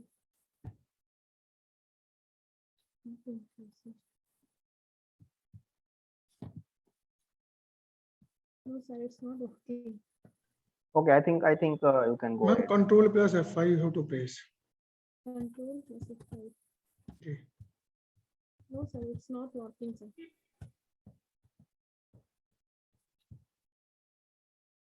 I think you can go ahead. Okay, because Okay, sir. time is limited. May I start, sir? Yeah, go ahead. Good afternoon, everyone present over here. I am Rashmita Mishra. I am an MTech student, and I'm presenting my topic, which is on an experimental study in abrasive wear behavior of tungsten carbide 12% cobalt and tungsten carbide 20% chromium carbide and 7% nickel coating. These are my contents, which I'm going to present over here. And here is the abstract part. As we know that wear is a critical problem and common in several mechanical components, and it reduces the service life of the component, and also our labor cost um, um, labor cost, and also it degrades the quality of the component. So to reduce this wear, we are here actually providing some surface modification techniques, which one is coating. And here we have in this work we have chosen two type of coating: tungsten carbide 12% cobalt and tungsten carbide 20% chromium carbide nickel 7% nickel coating, which I've chosen, and the properties are characterized by ACM and XRD analysis, and also abrasive wear test. Also, we have the hardness test also done. This is the introduction part. I'm coming directly to my, these are the literature reviews which I have done. And coming to the experimental technique, we have taken two type of sample. One is a square sample having a size of 50 mm high, as prepared for the ACM and XRD analysis, and another one is cylindrical sample of size 12 mm and having 20 mm height, which is prepared for the cross section for the space cross section of the specimen for using for wear test.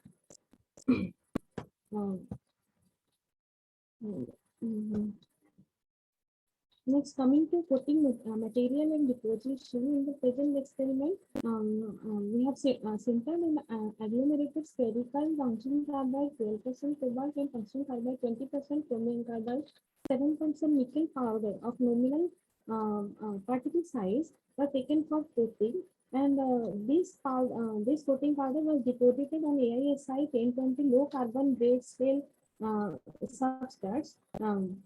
And then we have here applied HPOF technique, that is high velocity oxygen fuel method, heat treatment method actually, for coating purpose, which is done by a HPOF gun system, and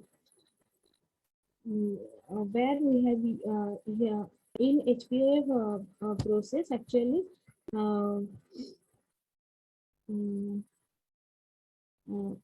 It uses the coating deposition using HPOF gun system, and the fuel and carrier gas such as liquid petroleum gas and nitrogen gas are used, and the powder is sprayed by the carrier gases towards the nozzle. It is mixed with a high steam jet created by the oxyacetylene gas of and targeted throughout the spraying. This coating powder were preheated to 150 degrees for around 15 minutes to remove the volatile material present over there, and also to remove the moisture content in that.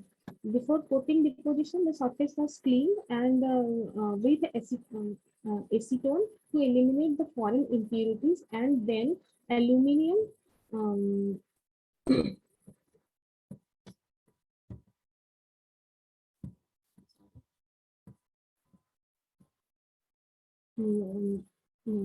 sorry, nozzle grit blasting of 90 degree blasting nozzles are also used. This is my sliding test parameters, and this one is the sliding wire mechanism which is shown over here. It is coming to the result and discussion part. This is the excellent image of foodstuff powder, and which shows that the powder is the powder exhibits spherical shape with increased flowability during the coating deposition, and this image also confirms that the particles having the diameter of 40 micrometer comparatively. Tungsten carbide 12% cobalt powder retains the dense microstructure due to the strong cobalt binder and good adhesion between the tungsten and cobalt particles. And in case of tungsten carbide 20%, chromium carbide and 7% nickel powder, the nickel particle cladded with chromium carbide and tungsten carbide particles. And this is this one is the 3D morphology of tungsten carbide 12% cobalt and tungsten carbide 20% chromium carbide 7% nickel coating, which shows that the bright and the Ms. Rasmita, you have just 2 minutes to conclude, right? So conclude in next 2 minutes. This is the XRD analysis of the coating. This is sliding where so coming to the conclusion part. Actually, first there is a comparison between the two coatings, where we get that the tungsten carbide 12% cobalt HPOF is sprayed coating exhibits dense microstructure comparing to the other coating.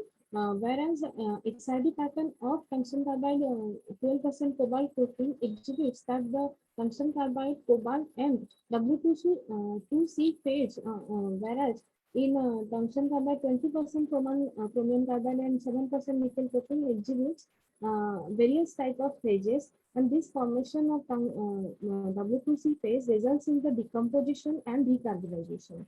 and the tungsten carbide 12% cobalt exhibits the higher micro hardness comparing to the nickel based coating and having a uniform and dense microstructure, and the higher hardness having the tungsten carbide 12% cobalt coating having the higher hardness, and the wear rate also less in tungsten carbide 12% cobalt coating comparing to the nickel coating, and it's also exhibits 39% and 38% minimum weight loss comparing to nickel coating at a 20 Newton and 40 Newton load.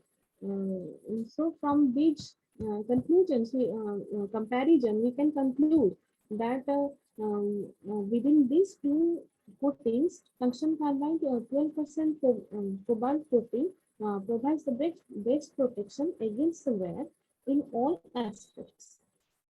And these are my references. Thank you. Okay, thank you, Rasmita ma'am. And now I would request our session chair, Dr. Santosh sir, to ask any question if you have for Rasmita. It's a good work. So can you tell about if we use any amorphous compound? So it has a high abrasive property. Hello. Yeah, in your work, if because you used a crystalline material, right? Yes, sir. So nickel if coating also shows some of the amorphous microstructure in nickel coating, sir. yeah, if you use some polymer, so is it possible to use polymer as a coating agent? Sir, we can use polymer as coating, but I think it is not provide all type of protection to the material. Okay. Okay. Okay. Thank you, Rasmita ma'am. Now you can unshare your slide. Okay, sir. And now I would request Ms. Harjot Kaur to share her presentation.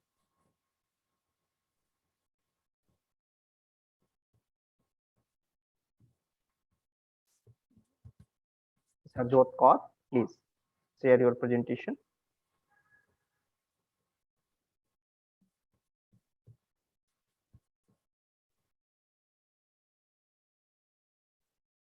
And title of her paper is Recent Advancement in Graphene-Based Nanomaterials for Biomedical Applications.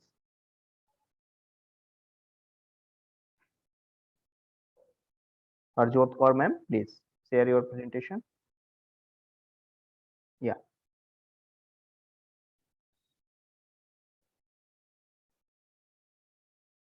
Yeah, we can see your presentation. Please make it in PowerPoint mode, or you can say slide show mode. Yeah. Yeah, it's perfect.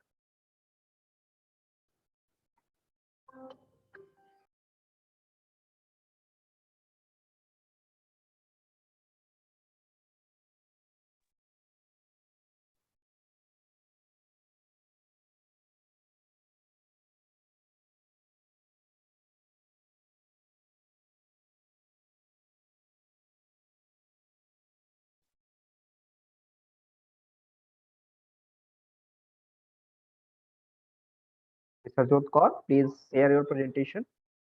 Still, we cannot see your presentation.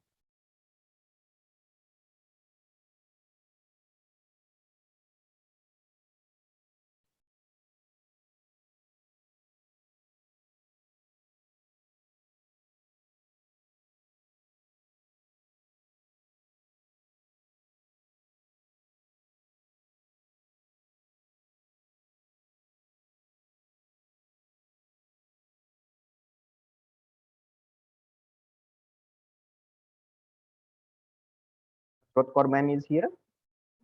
Okay. So She has messaged that I'm not able to turn on microphone. Okay, try it.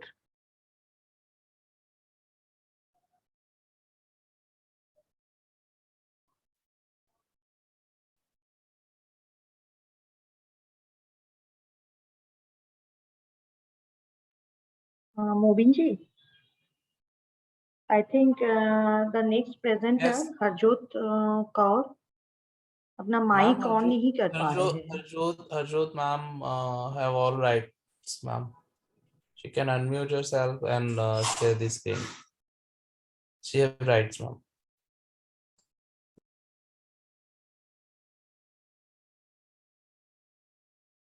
Harjot ma'am, see your settings, audio settings, right? So Harjot ma'am, ma'am, there is an option left side in corner, unmute, mute. Yes, now you're unmute.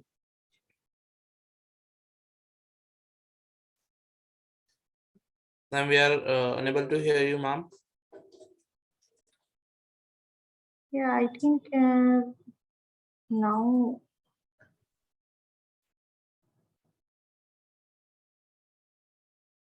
Harjot Kaur ma'am, please start sharing your presentation. Now you are unmuted.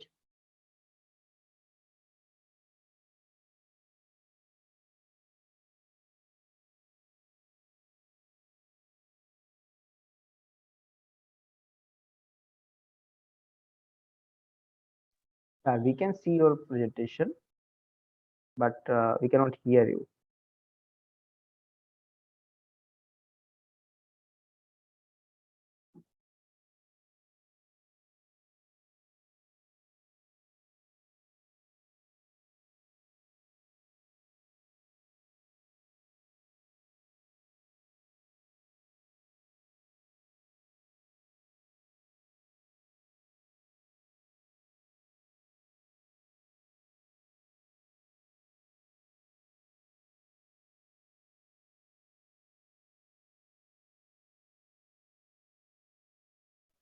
Ma'am, I think you need to try rejoin again.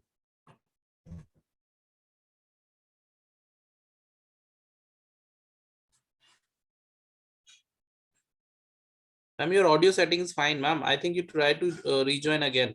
And while joining, please select computer sound.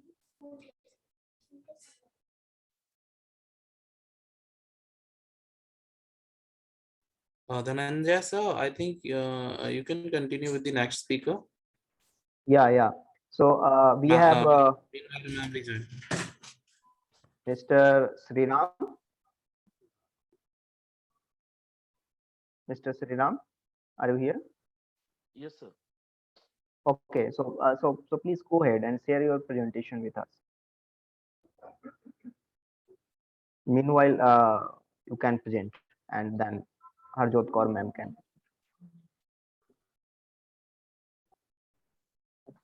Yes, sir. Okay, so make it in slideshow mode, please. And if your bandwidth allow, then please switch on your camera.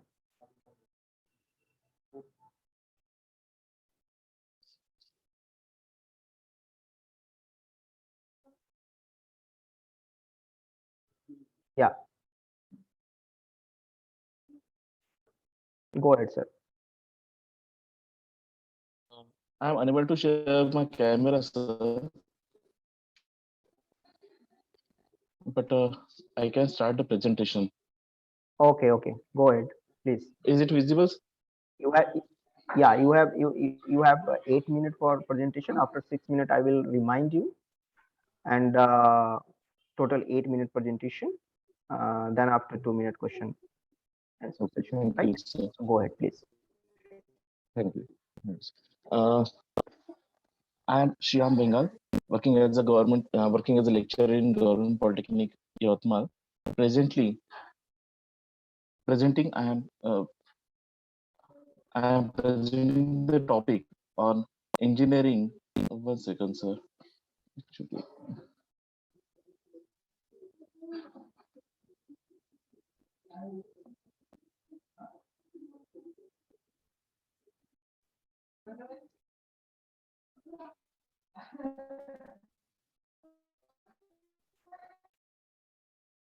Yeah, we can see you Am I also. visible now, Go sir? ahead, please. Okay, Yeah, yeah, thank you, yeah. sir. Thank you. Engineering application of organic admixture. Basically, what do we know about the concrete? In general, so actually I am unable to. Okay, what do we know about the concrete? Concrete is, in general, we say that it is a composite material consisting of cement, fine aggregate, then coarse aggregate, and coarse aggregate. Then these are the three ingredients of concrete. So whenever we are looking about the importance of concrete, it is having excellent properties. We are using it in buildings for reliable and long-lasting choice as of construction. We know that concrete has a limited properties, but we can enhance the properties by using admixtures. There are many admixtures we are now currently using in the industry, mainly chemical admixtures, which are air entraining, water reducing, retarding, accelerating, and plasticizers. They are available by many industries. But why we are using what we are using in concrete is mainly costly. Whatever costly element in that is the cement. And the current scenario, we are concentrating on the hazardous emission of CO2. We have to reduce that CO2 to reduce the greenhouse effect and prevent our environment. In general, to reduce the cement, chemical admixtures are generally used nowadays, which is having high cost and ill effect on the environment. Therefore, there are many organic additives. Additionally, we are working on there are many researchers working on additives like rice husk ash, then fly ash, then egg mix, flour, ghee, black gram, cow dung, etc. Also, they are working on the many natural fibers. Therefore, my problem statement is that it is the need of the time to develop a hybrid material from past and present for the sustainable development. For the purpose, I have worked on some literature, one of which is Ping's How and etc. They have reproduced the lime paste with various perforations organic binders as per the Song Yangzing text. Also, A.V. Pawan Kumar and etc. has investigated the influence of sugar, jaggery, sugarcane bagasse ash on various properties of concrete. All these researchers have got the positive results. Also, I would like to um, add thing that Mr. Nene, Dr. Nene, who was a professor in VNIT Nagpur, has worked on many of the natural additives that can be added to the concrete to enhance the properties of the concrete, which were early used in Indian history, or you can see it in Vedas or anything else, that this can be used to enhance the properties of lime mortar, first of all, what were used as, and now it can be also used in the concrete. Basically, the concrete and the lime mortar are having a basic component, that is lime, so we can use it. Now, organic additives I am working on is one of which is Samnia salmon pod. In general, we call it as a monkey pod tree, or then a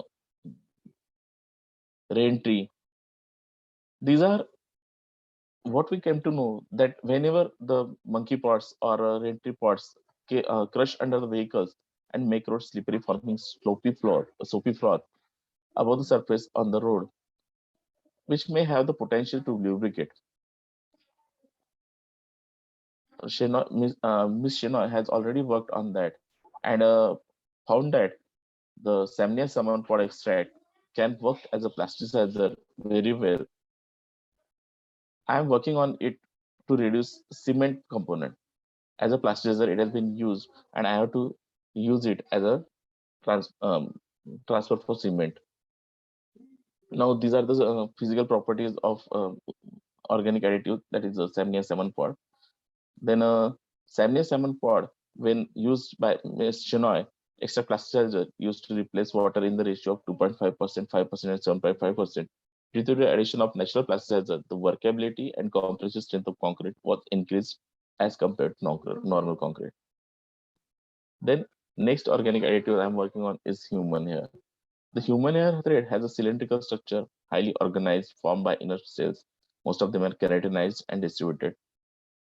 A very precise and predefined design is having by the hair. We can see this image. First image is with the clay particles and the hair.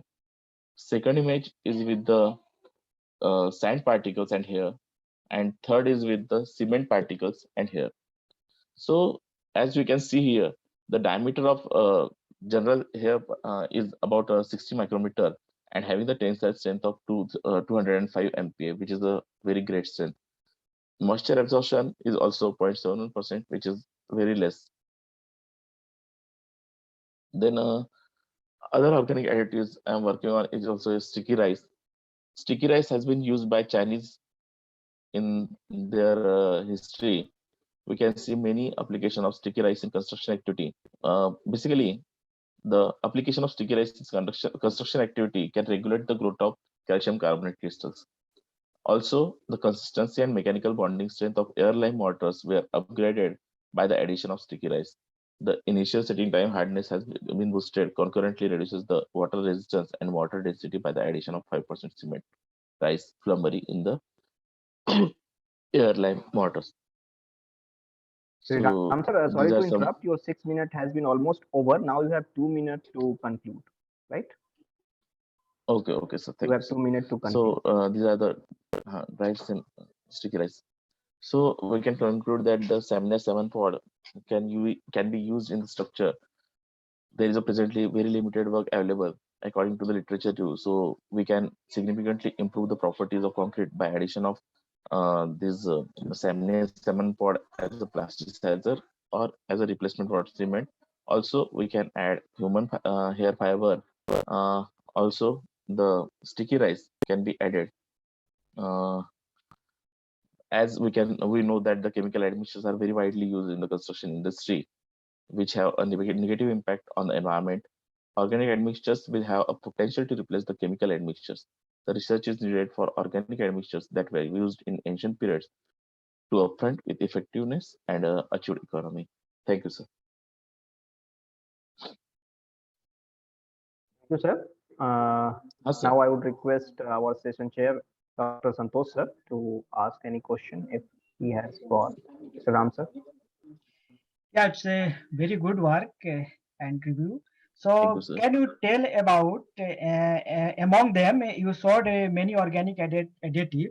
So which one is good comparison than others? Basically, sir, I am working presently with Samina 7 pod. Whatever I have studied till date, they are having some additional properties which are just like whenever we are adding sticky rice, the concrete is getting less weight. Weight is reduced. So these properties are very much productive than the other things. We can say that jaggery, till now we have worked with jaggery. The jaggery is very good experience. Jaggery was a very good experience. It was having very good results. Okay, good. Okay, thank you, sir. Now I would request Dr. Joyita madam to ask any question if she has. Thank you, sir. And thank you for your nice presentation. You have already discussed about the size of the materials, right? So I have one query. Does the shape of the materials also control the overall effect? Yes, ma'am. Yes, ma'am. Shape of the material also controls. Actually, which material is more effective? As we have considered in all these cases, whenever I have considered about the human hair, I have added them in the size of 3 mm, 5 mm, up to 10 mm. Sorry, 3 centimeter, 5 centimeter, up to 10 centimeter also. In that case, the effect was different. So the size So that effects. is a cylindrical shape actually. Yeah, yes, cylindrical shape, but having the length.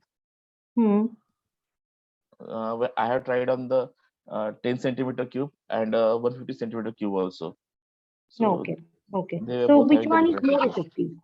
Cubical shape or cylindrical? Ma'am, actually, the strength parameter gained a lot for about 5 centimeter here. When I used 5 centimeter here, the strength was very good. And for flexural strength, it was cylindrical. That the strength was very good than the beam. Okay. Cylindrical beam was having strength more than the rectangular beam. Okay. Thank you. Thank you, ma'am. Yeah. Thank you, Dr. Pandey. Thank you, madam. Now I would request our next presenter, Ms. Harjot Kaur. Hopefully, she has solved her technical problem. Yes, sir. Now I'm audible. Yeah, you are audible. Just share your presentation. Okay, sir.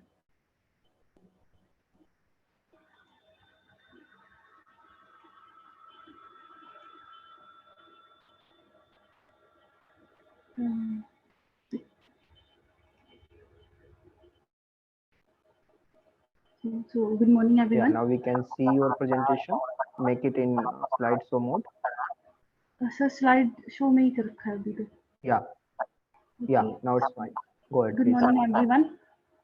I'm Harjot Kaur, and the topic of my presentation is recent advancements in graphite-based nanomaterials for biomedical applications. Here are the contents of my presentation. We'll discuss about the introduction, synthesis, properties, applications, and then finally the conclusions and possible outlooks of graphite-based nanomaterials. First, the introduction, like the various carbon-based materials like fullerenes, graphenes, carbon nanotubes, they all draw much considerations because of their remarkable physiochemical properties.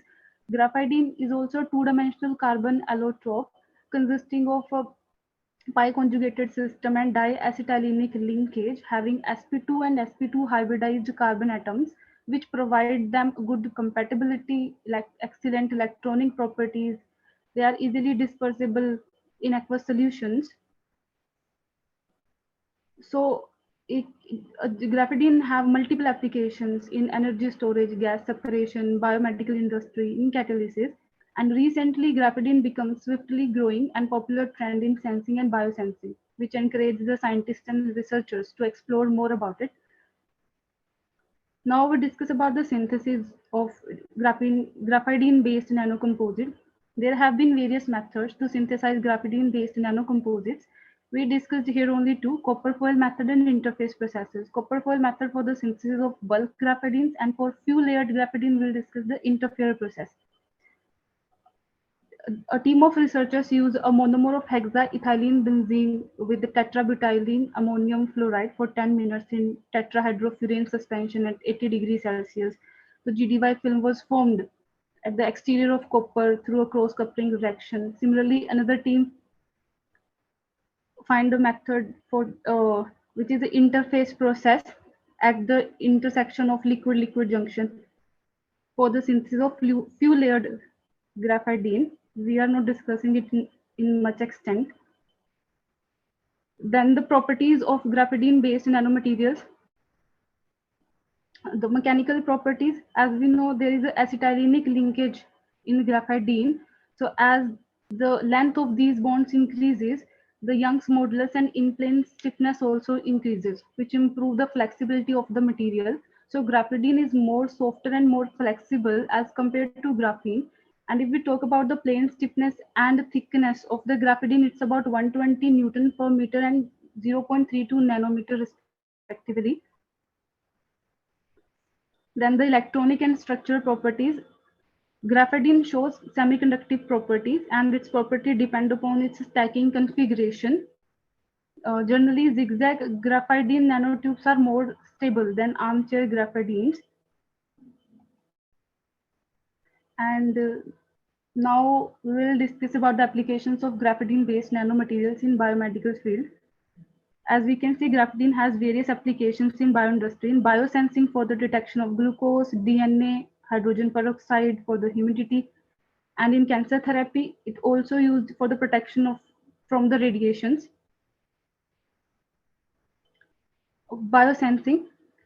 Graphene has larger surface area. It has a strong adsorption abilities, uniformly distributed pores. All these properties together improve the sensing ability of the sensor by providing the larger interaction between the analyte and our material. So these materials can be used for the biosensing.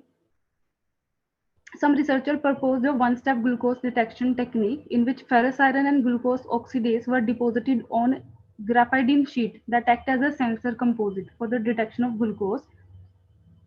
Similarly, another team of researchers like Zhuang et al., they carried out in situ synthesis of Persian blue for the detection of hydrogen peroxide detection, and which is about 3.3 times higher sensitivity as compared to Persian blue when deposited on graphene oxide films.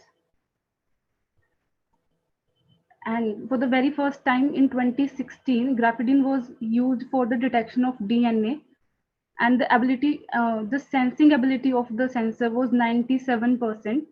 It can also be used as a drug delivery systems like in doxorubicin. Lee T et al. They carried out graphene doped nanofilms for the therapy of Parkinson's disease.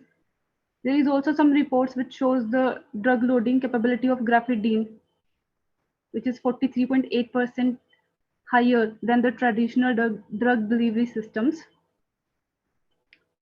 So the conclusion and possible outlooks of graphene-based nanomaterials is that during the past few years, there are more researchers on the perspective of graphene-based nanomaterials in the field of biomedical, but still there is need to optimize the biocompatibility of GDY-based materials, and we can explore its properties more.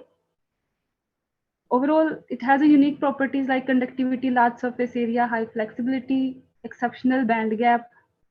So one can believe that graphene has strong potential for applications in the biomedical industry in upcoming years. Here are some of the references. So thank you. Thank you, Harjot ma'am. Now I would request our session chair, Dr. Santosh Kumar, to ask question. Before that, I would welcome our Honorable Vice Chancellor, sir. He is with us, and so. Okay, so it's a very good work about graphene-based nanomaterial for biomedical application.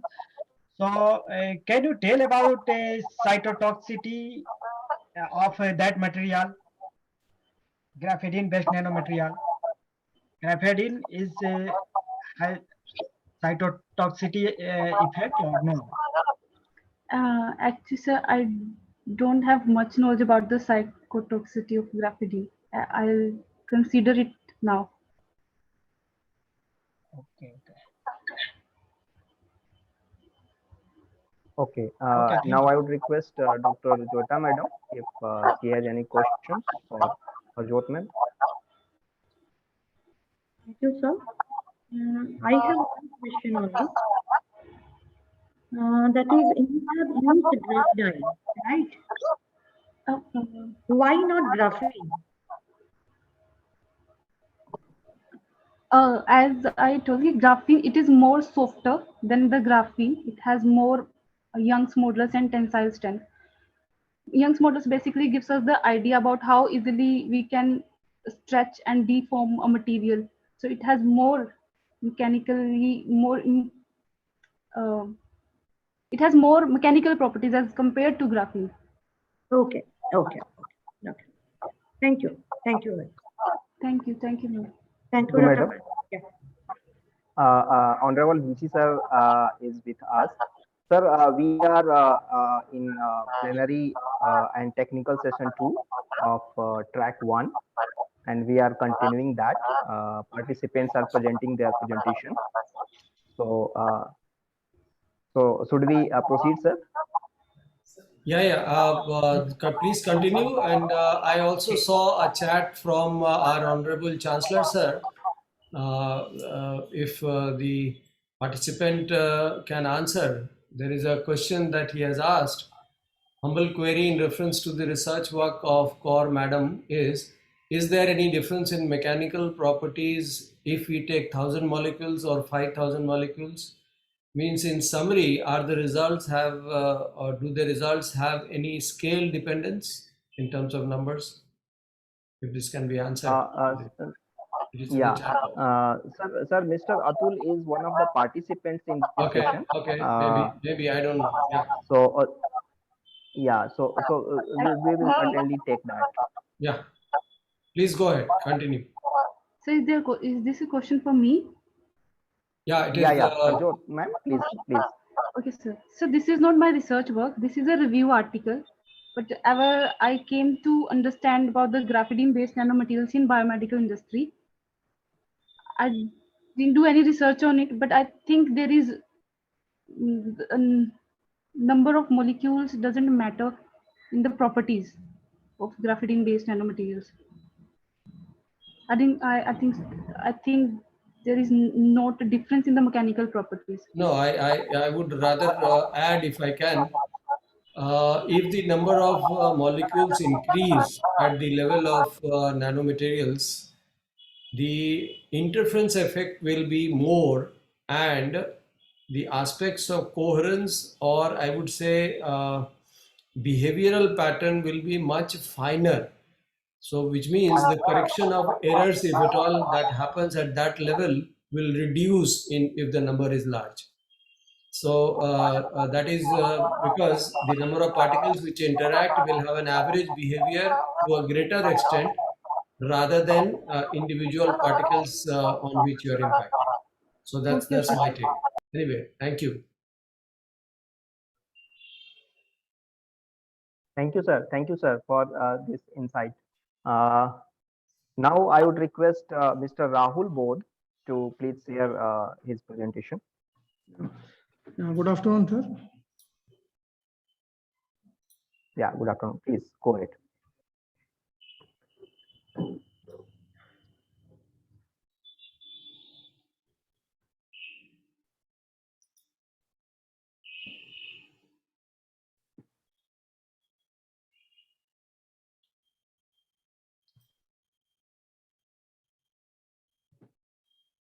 Hello, it's visible to everybody? Yeah. Your slide we can see.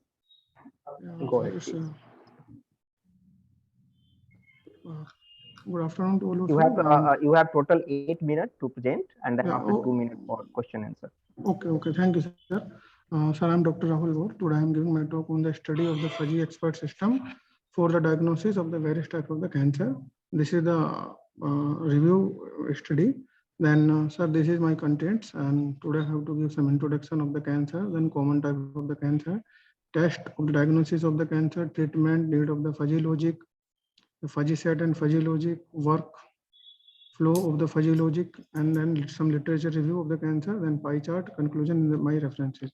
So introduction, then what is the basically of the cancer? Cancer cells are different because they do not die.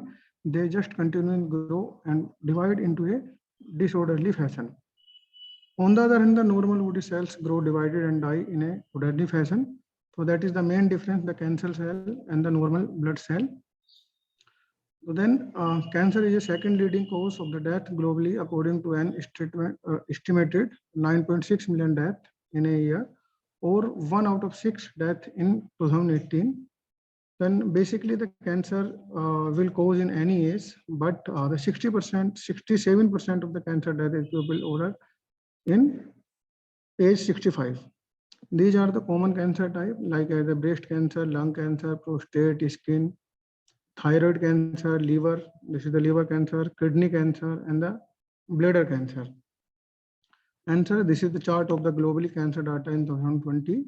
So in 2020, then we can easily see that for the breast cancer, these are the data for that countries.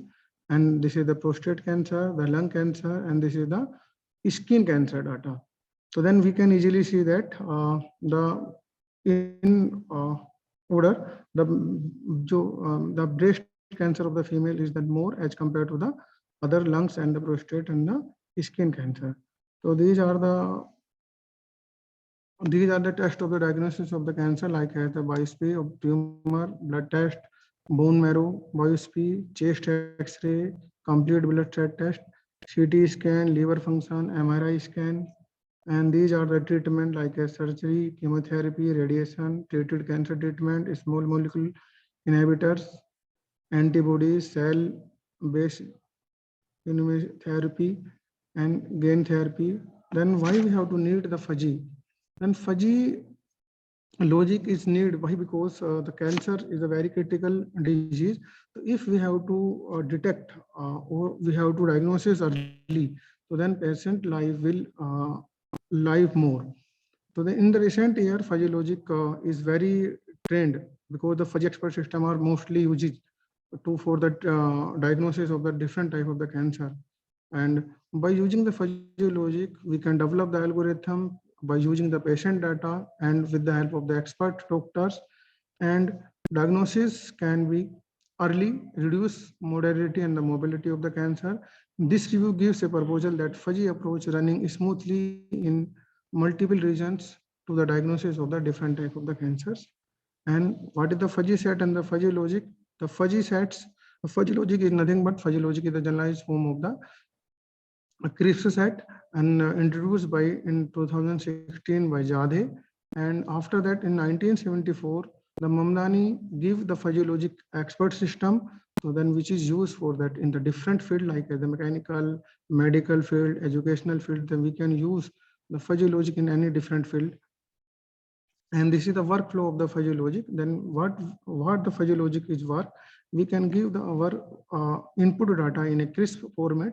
Then after that, the fuzzification, what the fuzzification will do, then fuzzification do that the fuzzification is create the fuzzy logic, fuzzy data, fuzzy set of the crisp value. Then after that, we have to give our data fuzzy set value data in the fuzzy inference system. The fuzzy inference system will generate the fuzzy rule base, and then after that give the output in a fuzzy format.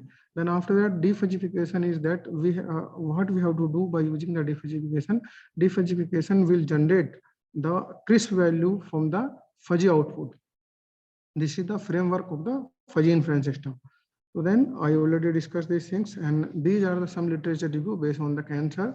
So then these authors use the fuzzy logic application, fuzzy inference system, or that artificial neural networking with fuzzy, or the neurofuzzy system for the detecting the lungs cancer. These are the review, and these are the review for that detecting for the breast cancer using the same inference system, fuzzy expert system, like as use the nano-fuzzy expert system, nano-fuzzy techniques, and the authors also use the fuzzy inference system by using the Mamdani methods for identify the cancers. And these are the literature review based on that the fuzzy inference system for the breast cancer. And these authors use the fuzzy neuro system on fuzzy expert system by detecting the skin cancer. And for these authors use the fuzzy expert system or the neuro network system with the fuzzy inference engine for the prostate cancer. And this is the pie chart for overall studies. I use for that literature review more than 100 paper. In more than 100 paper, I observed that the 53% of the authors use the fuzzy expert system with neural networking or fuzzy expert system with artificial intelligence, or the simple they use the fuzzy expert system for the breast cancer, like as 53% author detect the breast cancer by using this one, and 21% authors use this fuzzy expert system for the lung cancer, and 13% detect the skin cancer and the prostate cancer by using that fuzzy inference system. And this is the conclusion of my study, that fuzzy expert system involved has been quickly developed in the last 30 years.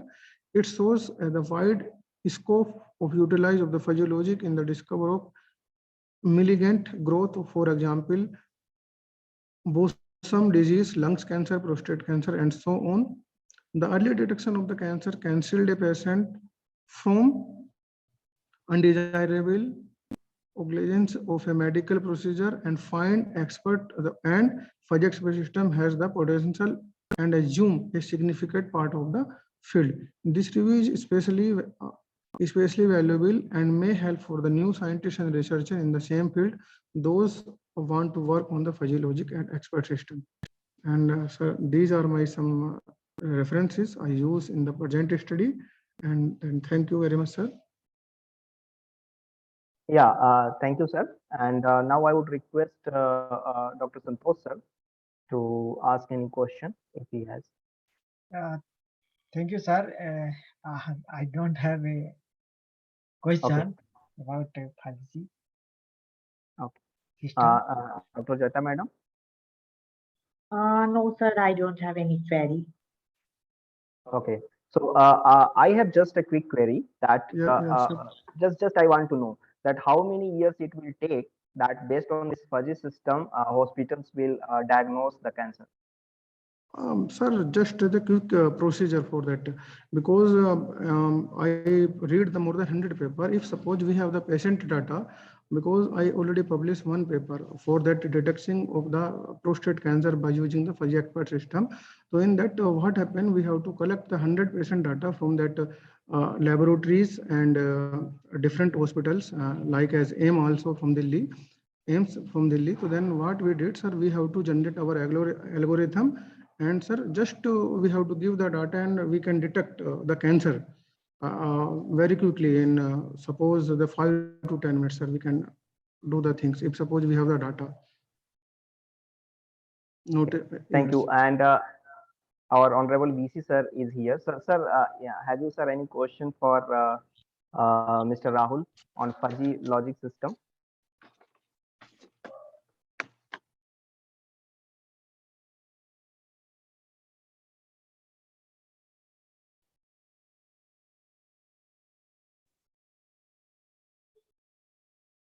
Okay, I think sir is busy somewhere, some other meeting. So we will continue, and thank you for your presentation.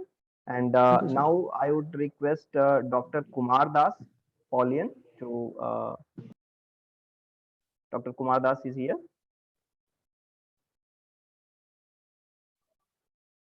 Dr. Kumar Das Paulian.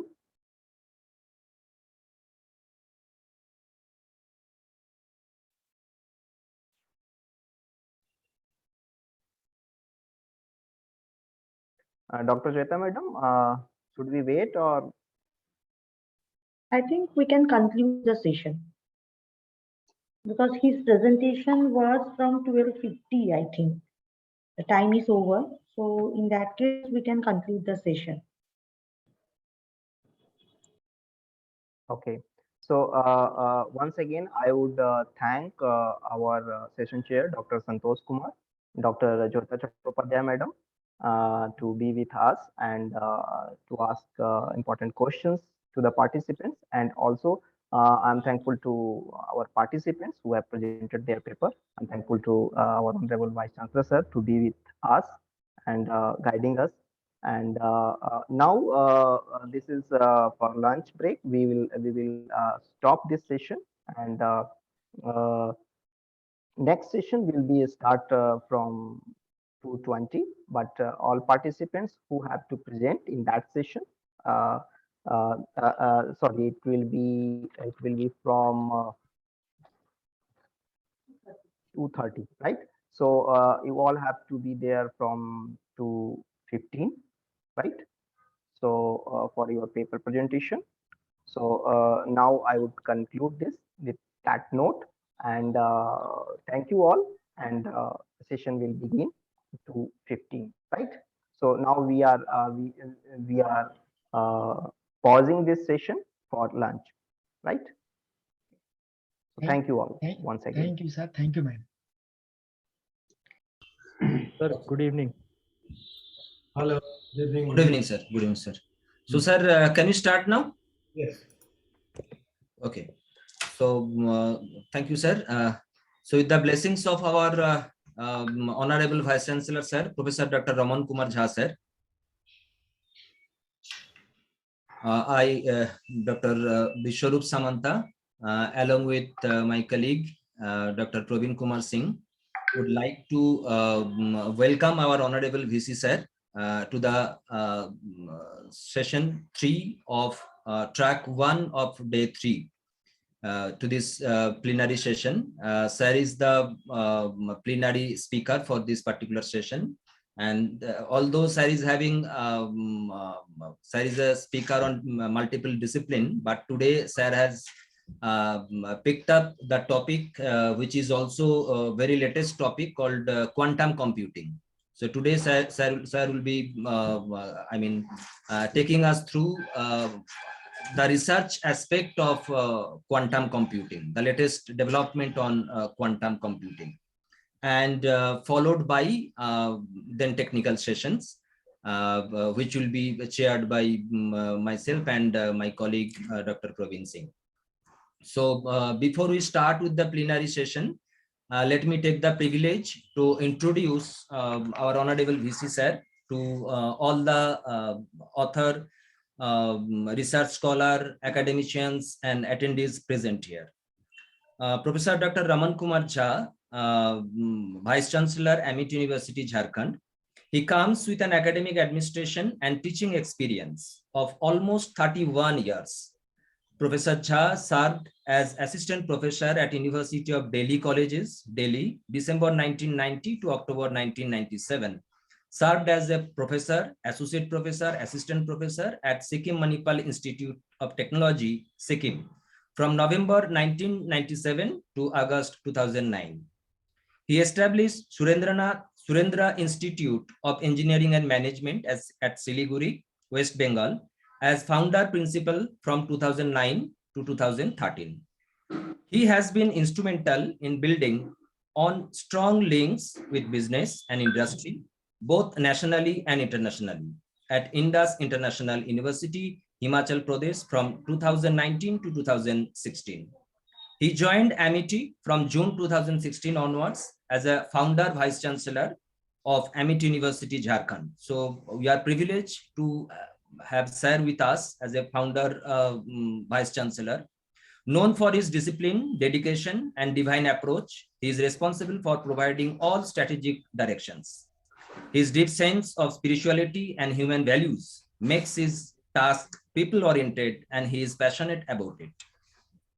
So he was founder vice chancellor of ICMMIT University, Ranchi, 2016 onwards, second vice chancellor at Indus International University, June 13 to 2016, founder principal at Surendra Institute of Engineering and Management, Siliguri, Dean Student Affairs, ICMMIT Sikkim from 2005 to 2009, Head Department of Physics at Sikkim Manipal Institute of Technology 2007 to 2009, Head Department of IT at Sikkim Manipal Institute of Technology, Professor, Associate Professor and Assistant Professor ICMMIT Sikkim from 1997 to 2009, Assistant Professor at Colleges of University of Delhi from 1990 to 1997. And as far as education is concerned, Sir is coming from a discipline school life from Sainik School, Tilaya, now Jharkhand. He completed all his education from the University of Delhi and later MTech IT from ICMMIT Sikkim. He has been the recipient of several scholarships and awards, including Merit Scholarship from Central Government for full free school education from 1976 to 83, Scholarship from Center of Advanced Studies in MSc from the University of Delhi in 1986 to 88, UGC CSR NET Junior Research Fellowship during PhD, the Quality Culture Award for contribution to quality awareness in 2003, live member, Indian Physical Society and Computer Society of India, member, World Organization Building Program, member of the Indian Academy of Science. And his research interest includes his scientific interest focus on information technology, theoretical high energy physics, quarkonian physics, neutrino physics, quantum computation, and information technology and distributed computing.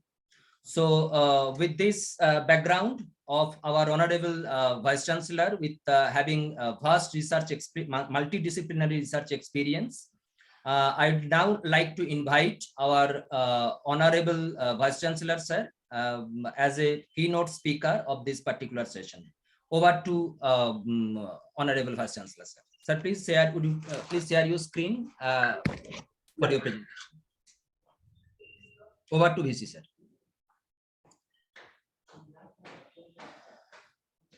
Can you see my screen? Yes, sir. Yes, sir. Your screen is visible. And sir, as we have discussed earlier, sir, your session will continue up to. We can continue just a second. Up to. Up to sir, you continue up to 3:10. So we are having half an hour. So half an hour. So I know, sir, because the volume and volume of wisdom you have come to offer us today, it is cannot be limited within a day. Why half an hour or 40 minutes or 1 hour? I think it cannot be completed in one day, but we are fortunate to listen from you. All right. I'll try and complete. Maybe give me a reminder, or I'm looking yes, at sir, the yes. Just 10 minutes before, I'll just give you a reminder. Sure. Thank you very much. Thank you very much, Dr. Samanta. Firstly, a great congratulations to everyone who is part and parcel of this international conference on materials, machine, and IT. It encompasses almost everything that you are seeing around the technological world. Once you include IT, you are into it.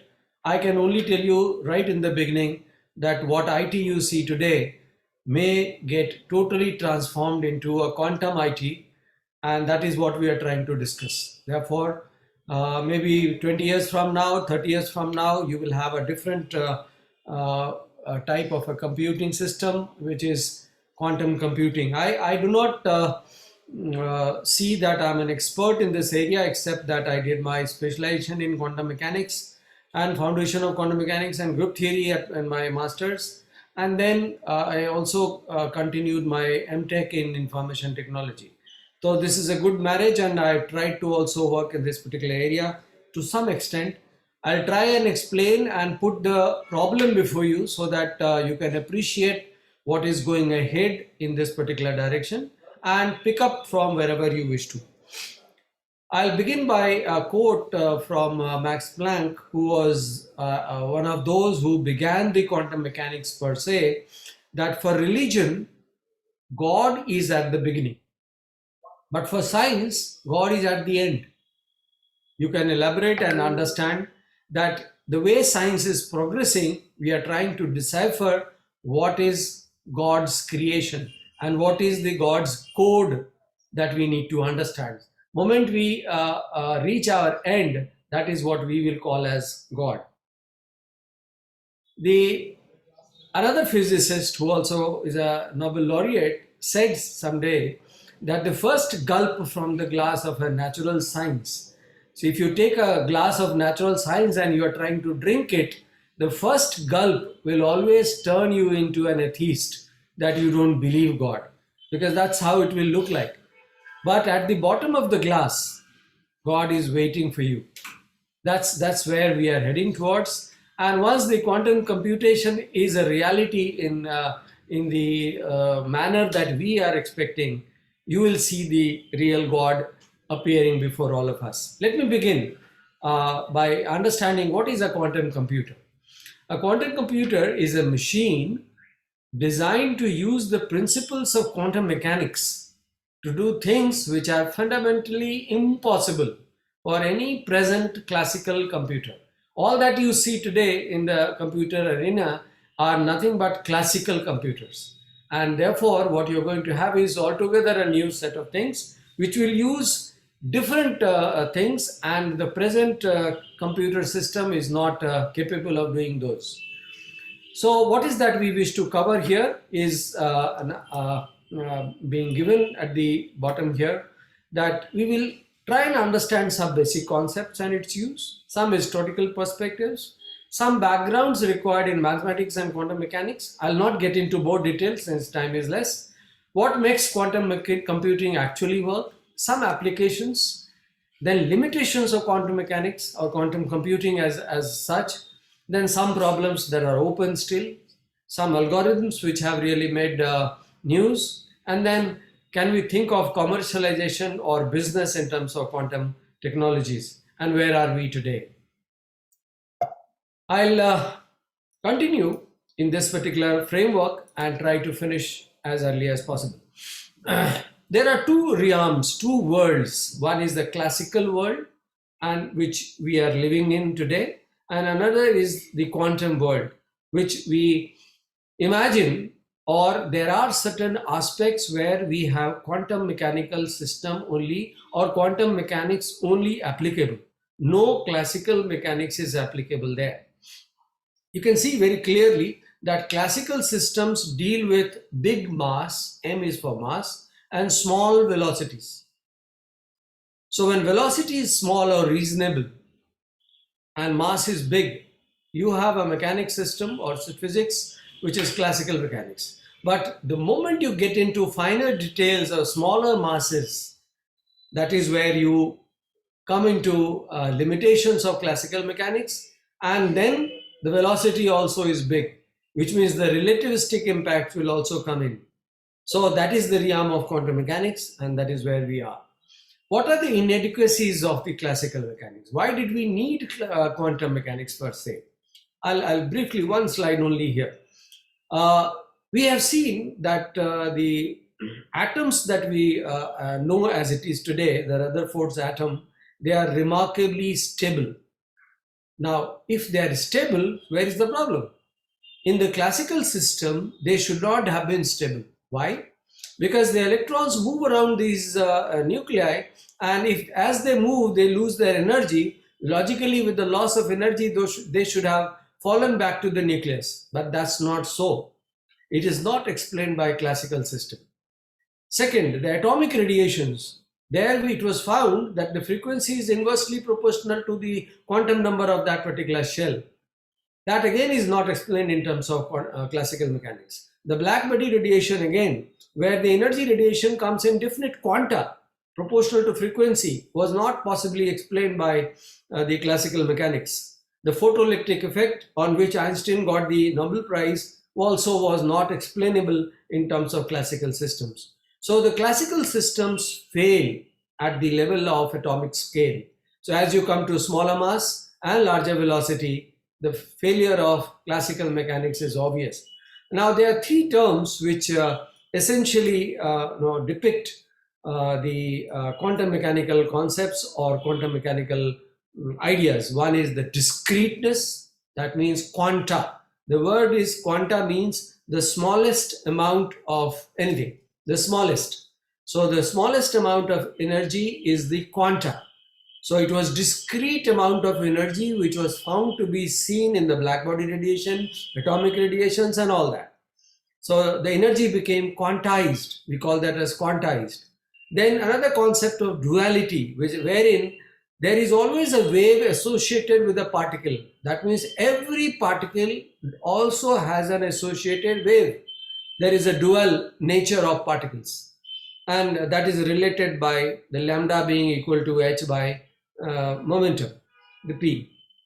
And then the principle of uncertainty, which is inherent in the system of measurement, that if you measure x or p, x is the displacement and p is the momentum of a particular system, then you cannot measure both very accurately. The moment you measure one very accurately or exactly, there will be uncertainty in the measurement of the other.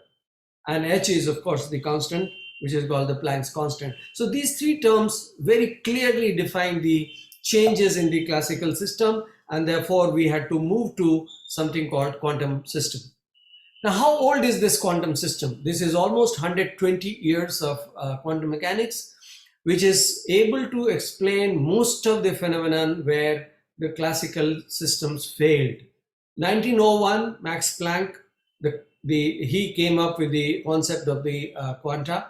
1920s, Heisenberg, Schrödinger, and Dirac, the three scientists who formulated the mathematics for quantum mechanics.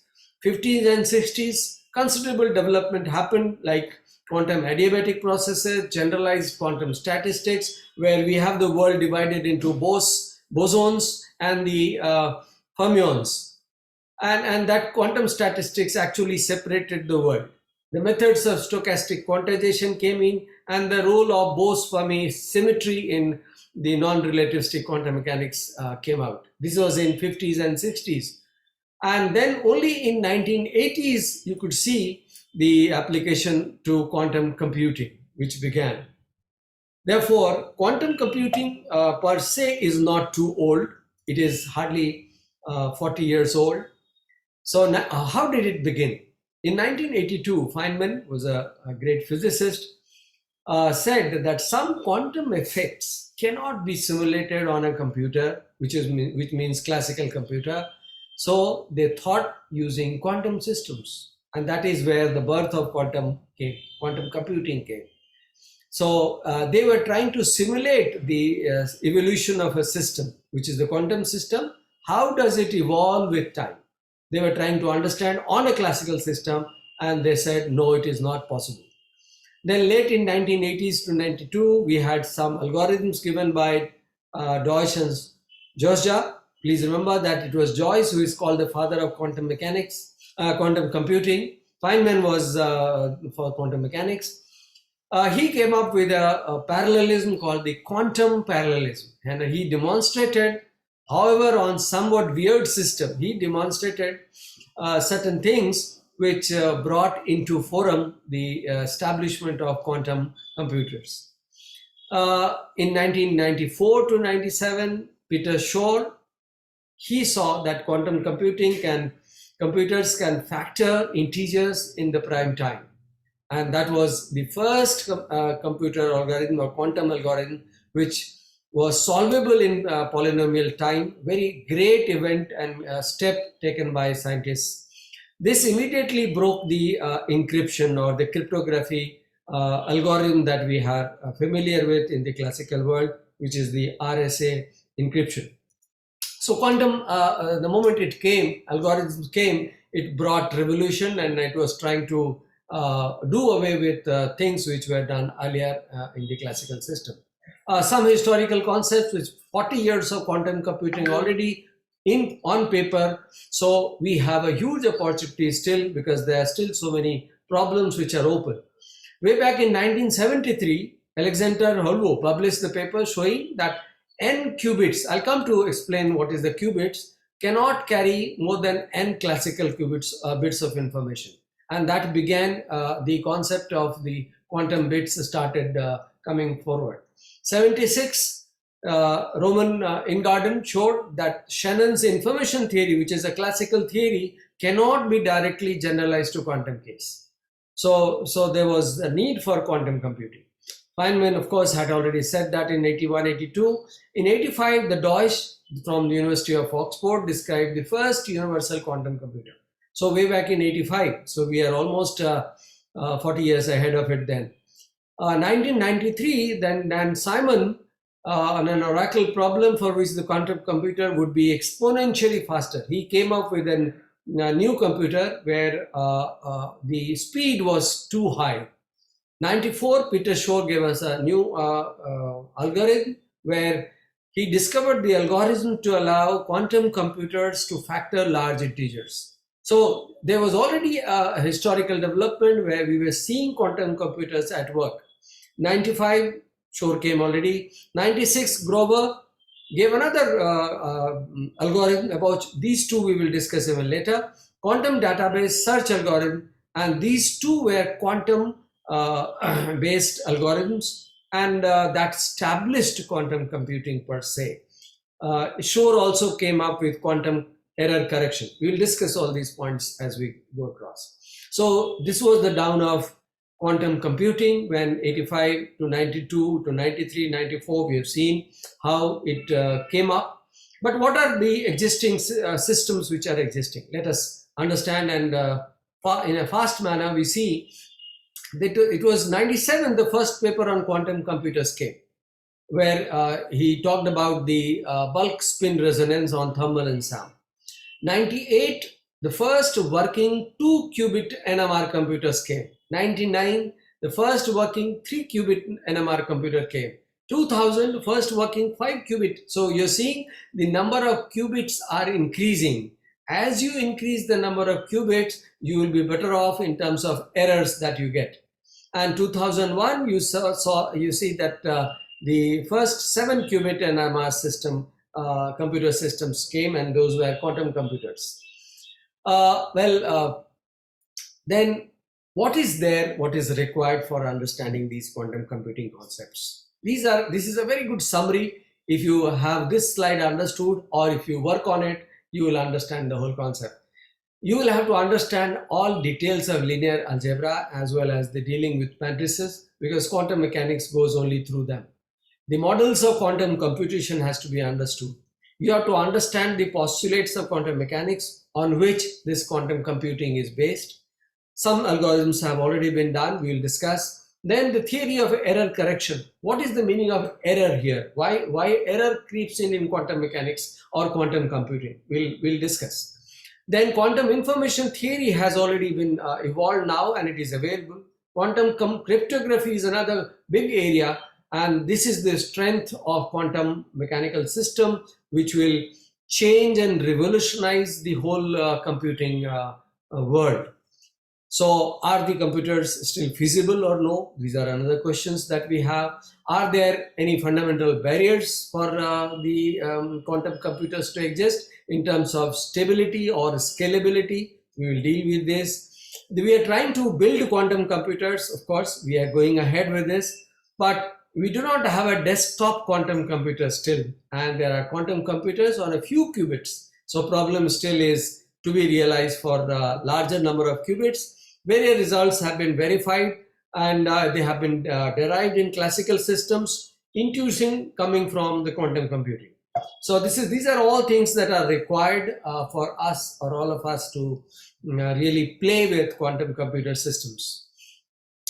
There are two important areas. I've just mentioned it here: quantum mechanical simulations, because the whole concept by Feynman began that quantum computer system cannot be simulated on a classical system.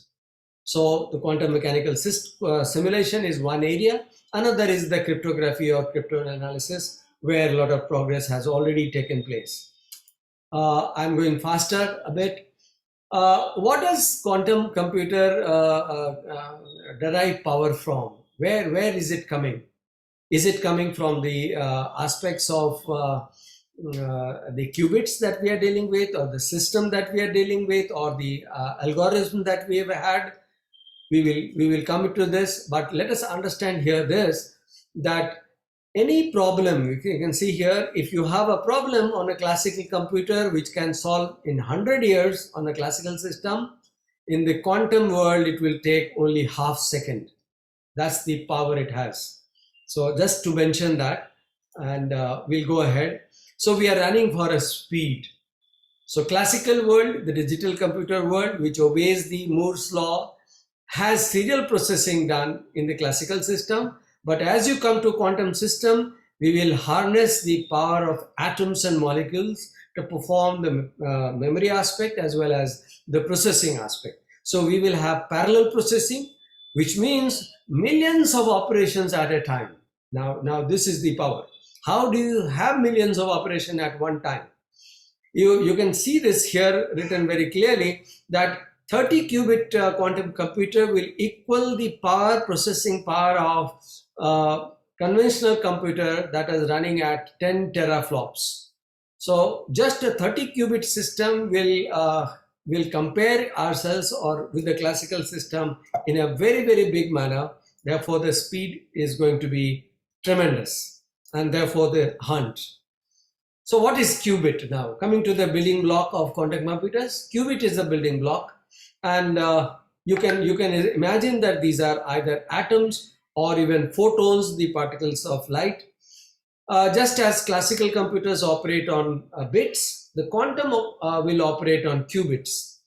Some example here, one property, for example, photon. Photon is the particle of the light, and the property has polarization. So it has horizontal polarization as well as vertical polarization. So these are two quantum numbers, you can think of it this way, up or up and down, and the horizontal left and right. So this gives them the concept of the qubit. That means any particular particle atom that you can think of with some quantum numbers associated that will form the qubit. So classical bit, you had zeros and ones, which were mutually exclusive. Quantum bit, which you call as qubit, is discussed in terms of the states. So this zero state, or you call this as a one state in terms of the quantum algebra, we call them as Ket or Bra system. So we have the system of zero state or one state instead of just the number 0 and 1. So the quantum states are always understood in terms of the superposition of these two qubits. You can think of it like psi is a quantum state, which is a superposition of alpha times 0th state and beta times first state.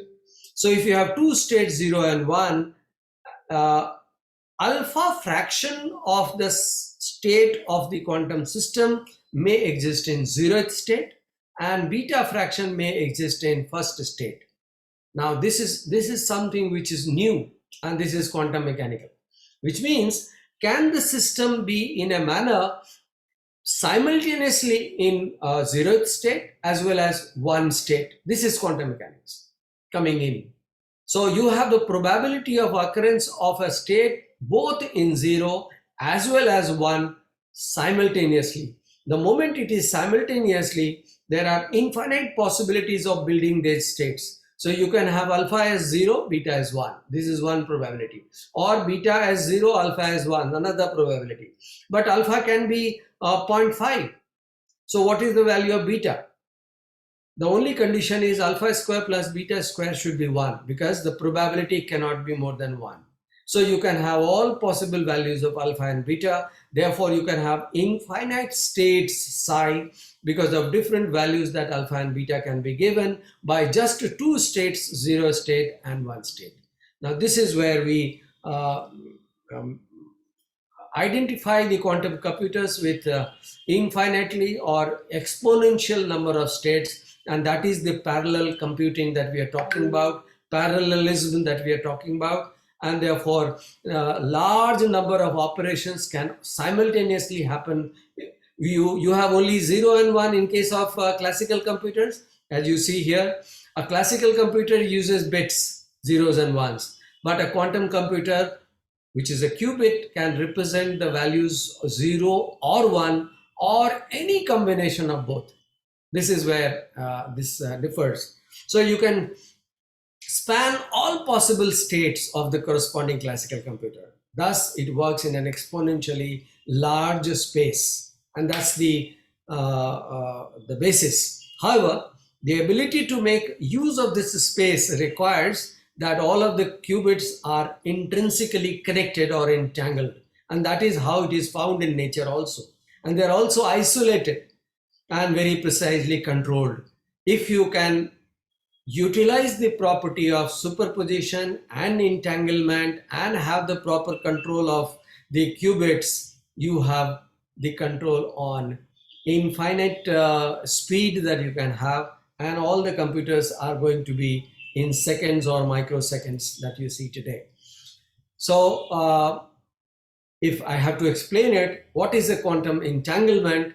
You can think of it as that entanglement is a non-local property, which means there is a particle in say Ranchi, there can be another particle in France, and these are entangled. That means if there is a measurement done on this particle, the measurement on the other particle, the entangled particle, is already understood.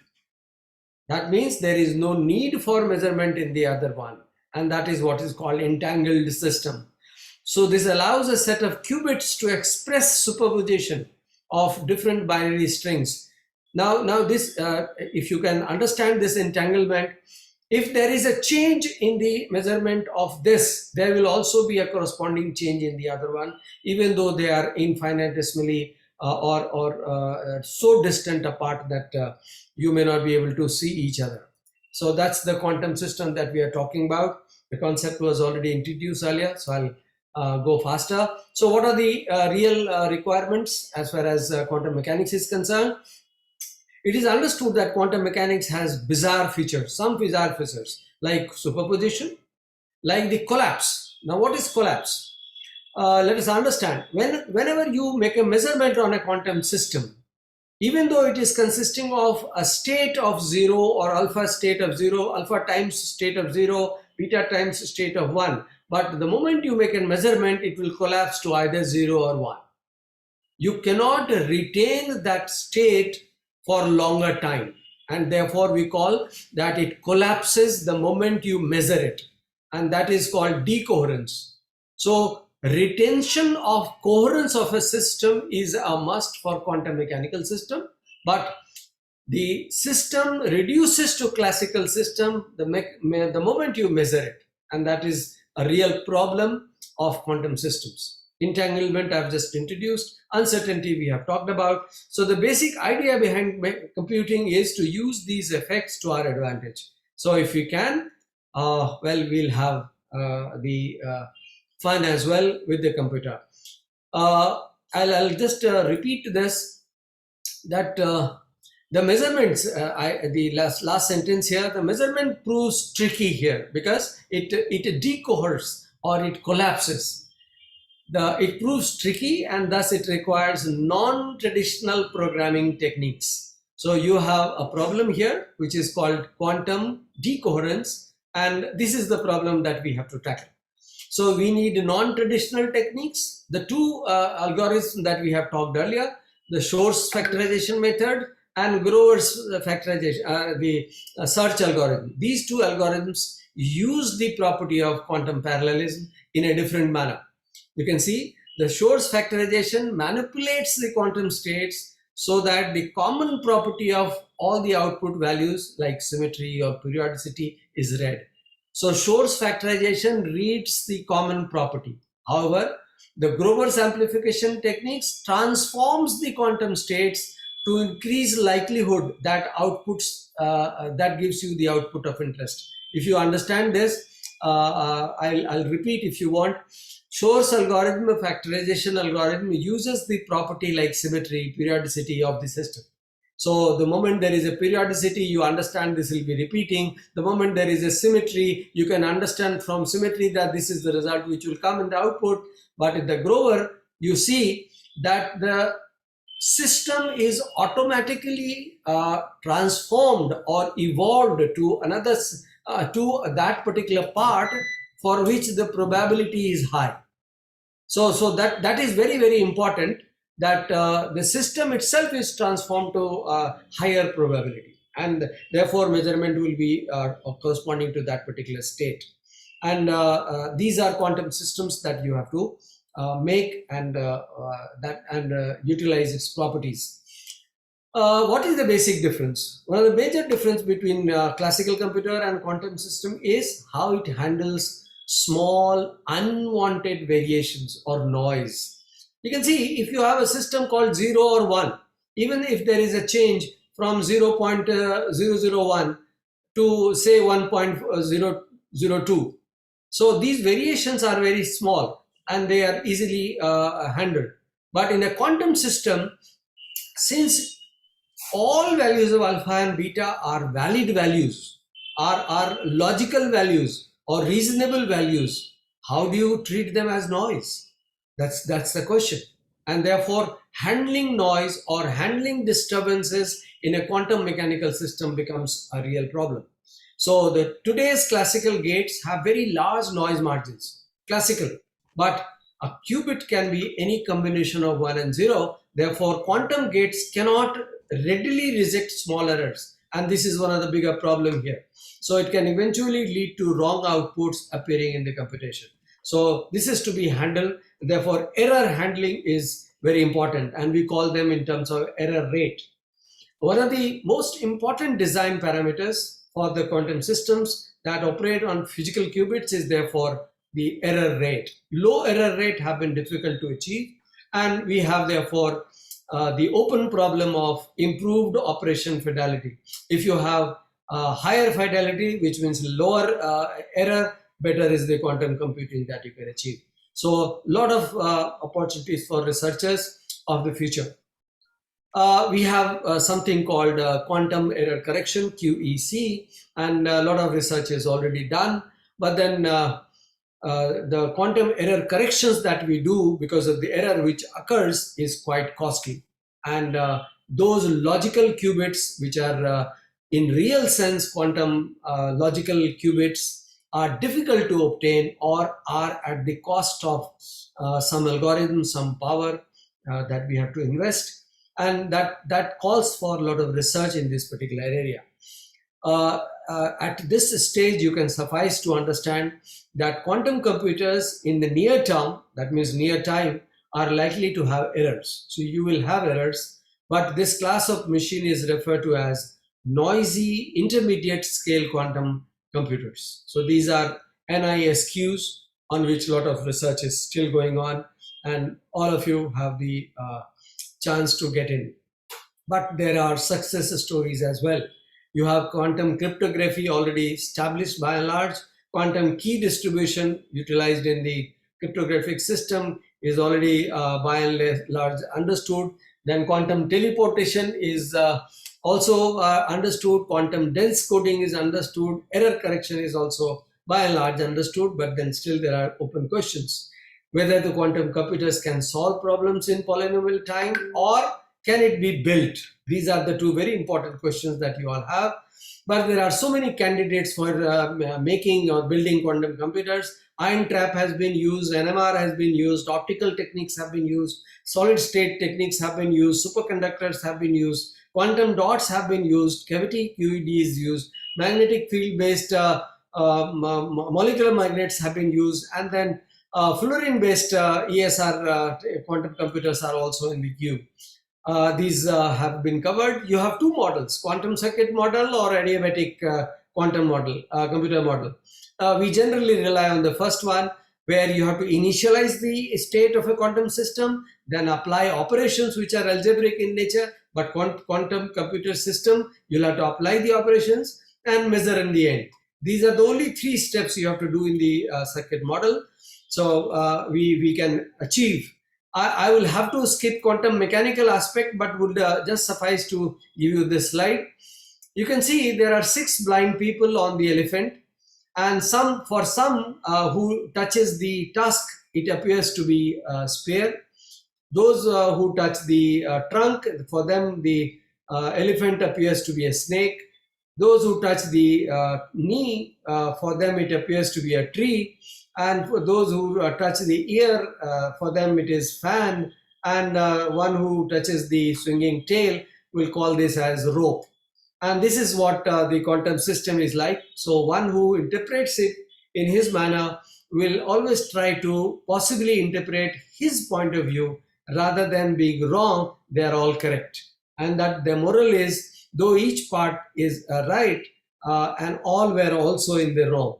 So that's what the quantum system is more like. So quantum mechanics is like this elephant, where the theory or the formalism, the formula is one thing, but interpretations are many. And I have tried to discuss 2-3 interpretations here, but I don't know how much will Dr. Samantha allow me. But so it will be better if you can wrap up within next 5 minutes. Only 5 minutes. I have another 85 slides to go. Sir, if you can take a particular aspect and please address I will then skip the interpretations. Please understand there were 3 versions of interpretations, and finally 2 have been rejected. And the last ones, you can see there is a test for Copenhagen model and then many world model. These are removed, and the one which is the transactional model of quantum mechanical interpretation has been accepted. So only the transaction model exists, and they are making sense. Aspects of computation, if you want me to leave, because that's I may not be able to cover at this stage, but I will like to show some groups. These are the different groups where a lot of work is going on quantum algorithms. The Berkeley group, Arizona group, IBM, AT&T, Google, Caltech, Canada, Denmark. Of course, India is also a big player here. So since brain exists in India, You can see the IBM group making this quantum computer. I've knowingly brought this so that this can give you some excitation. The Google group also making quantum computers. So this is not on the desktop. You can see how big they are as of now. This is Microsoft. The last one was AT&T group. This is Microsoft coming within its own system. And this is one silicon qubit chip. You can see how large it is at present, and this has to be ultimately integrated into a small system. So what are the problems that we see in the technology is the errors, the decoherence, the interaction, which is unavoidable, and finding of this error rate. I think I have given you the problem at least. And this is the cryptography aspect that somebody maybe on one of particular bridges and connecting somebody on the moon, and if there is something which is sent by Alice to the Bob and it is received in a manner, in between if there is anybody trying to get that data, remember that a quantum mechanical system will understand that somebody was trying to measure it. So the moment somebody measures it, there is an indication in the system that this is not the correct data. So cryptography is a very big field where quantum computers can really make a lot of changes. And quantum teleportation is another, where you transport the information rather than the individual thing that you physically. So quantum computers are going to be a big player in case of quantum teleportation, which is another high fidelity quantum teleportation is the hunch that scientists have. The Shor's algorithm that I was talking about, you can see if there is a system given an integer n and those have factors p and q, this algorithm they worked on, and this broke the public key crypto system, and that is where the internet security, the new internet which you can think of is coming up, is quantum internet.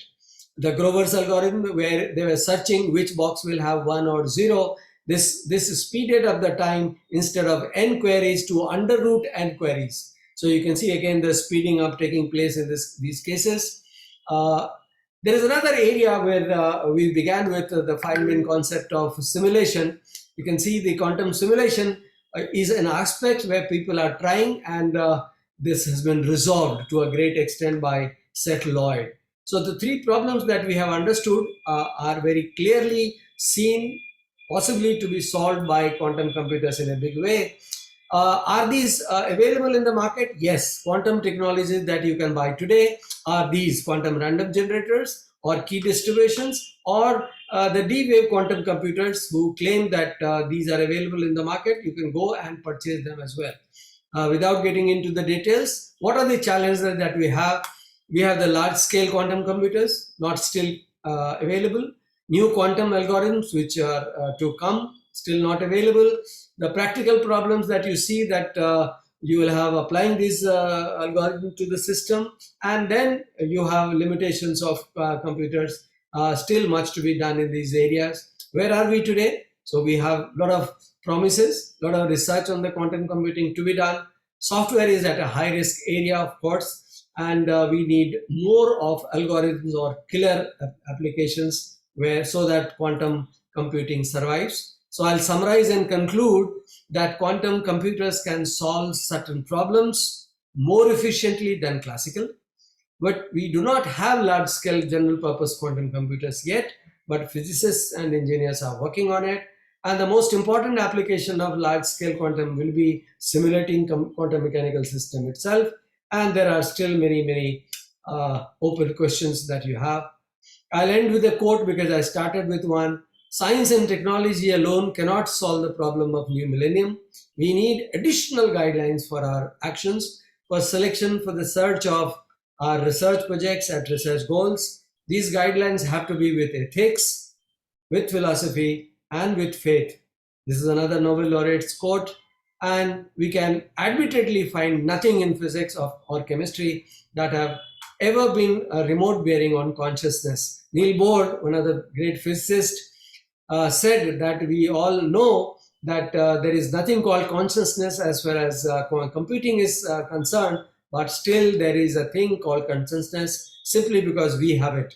So the new type of a computational area which has come up is quantum consciousness as well. So you can jump into any of these fields. With that, I'll end. Thank you.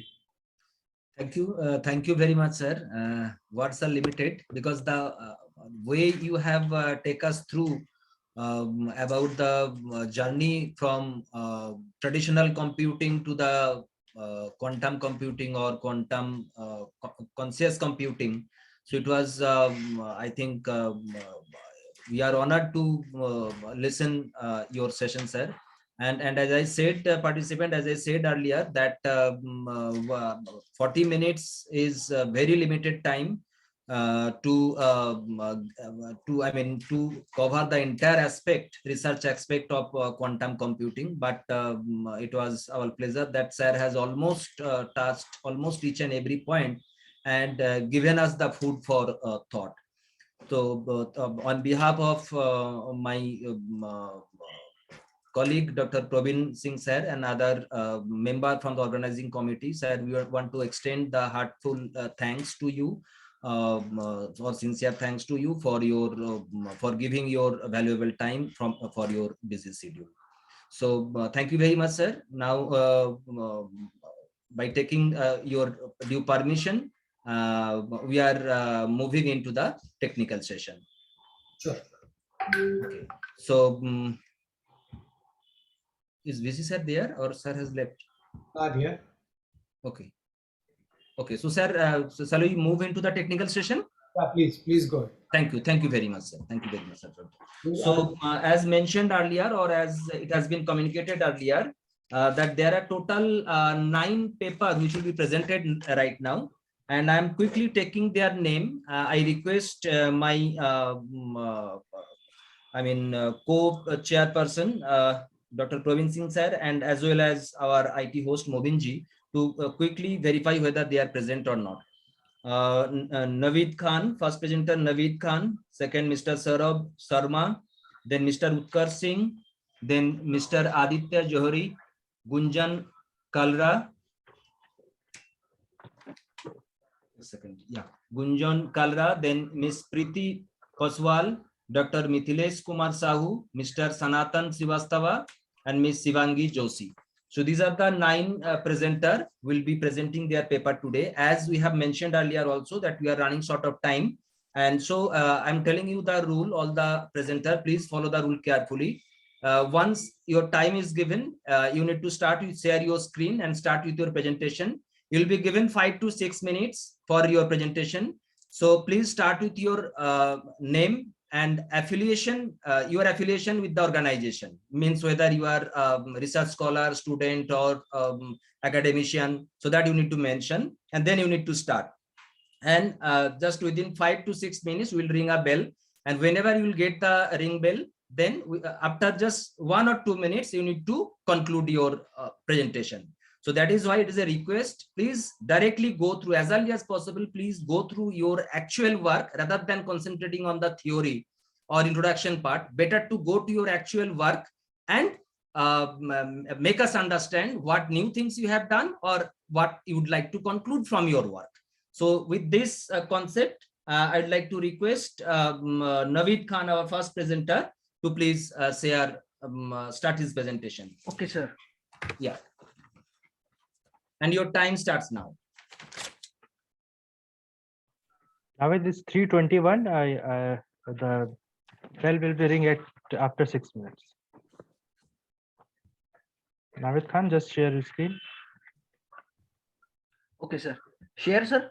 Now, yeah, it is visible. Yeah, visible. Please put it in slideshow mode. Okay, sir. Myself, Naveed Khan. I am a student of Galgotia University, 4th year student, BTech Mechanical.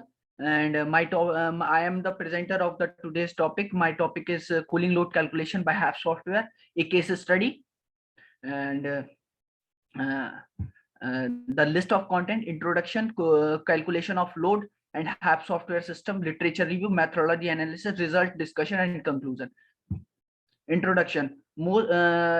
Previously we have calculated the cooling load calculation manually. This is a very time consuming process and a very hectic process.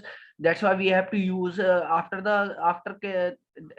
why you have to use software to reduce the working time, and through this software we have to reduce the percentage error. And most business actual property from little outlets and cafes actually operate through homes and meeting halls. Navid, These please are- go to the slide sharing mode, since it is a Okay, small sir. one. Okay, sir. Yeah. Okay, sir. And calculation of load. Calculation of load AC are largely optimized to finalize volume rate flow of these. These are required number of tonnage for refrigeration of the system. It provide input to the system for this designed alternative. The cooling is generally divided into two categories. External cooling loads. These loads are formed of heat gains from external sources in the conditions, the building walls and partitions walls. The following cooling loads are example loads. Heat is obtained through into the exterior walls and roofs. The windows allow conductive temperature profits. Heat is acquired through the Just a minute. You are in which slide right now? Which slide you are presenting right now? Slide number? Third, sir. Yeah. So would you please put it in slideshow mode? Yes, sir. Okay. You click on slideshow in the top menu. You can find slideshow. Yes, sir. At the menu bar. Third slide, so introduction. Third slide. And this calculation of load. Third slide. No, firstly go to the slideshow mode. There is written as 57%. Are you able to see it? 57%. I think 37 or 57%. Okay, now with no issue, just continue. You have last 2 minutes now. Sir. A software system, the early analysis program may be PC software created by carrier and organization that heating refrigeration solution. The program goal is to assess engineering styling HAP systems for business buildings. It provides two tools in one: load estimation and system style simulation of the use and value calculation. As a result, the program is divided into two sections: HAP system style options and energy analysis options. HAP will perform the subsequent tasks within the initial part. Calculate style cooling and warning load of areas. Just tell me the application of your project. What are the application of your project? Sir, application of the sir, through this software we have to calculate the cooling load in a minimum time and with an accuracy. Of what? What cooling load? Sir, cooling load of I have done on the Moscow, which are situated on the Rampur. Cooling load situated on the Rampur. Okay, so this is basically a case study. Yes, sir. It's a case study. The methodology and analysis, sir. Okay, you can just close your screen because we are not able to see your screen actually. It is very difficult to understand your presentation. Thank you. You may leave now. Next is Mr. Saurabh Sharma. Saurabh Sharma, are you there? Please stop sharing your. Yes, sir. Yeah, Saurabh Sharma, please share your screen. Okay, sir.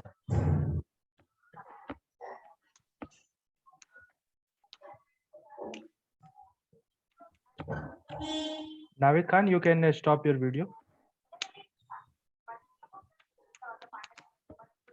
You are estimation of cooling load. Again, estimation of cooling load of hospital. Air cooling system. First of all, go to the screen sharing mode. You have next 5 minutes. It's 3:26. We are going to ring a bell at 3:35. Is it screen? Is it slideshow, sir? No, it is not in slideshow mode. In my side, it is just press slideshow. F5. F5. There is a function F5. Click on that. Okay, sir. I have pressed. Okay, just continue.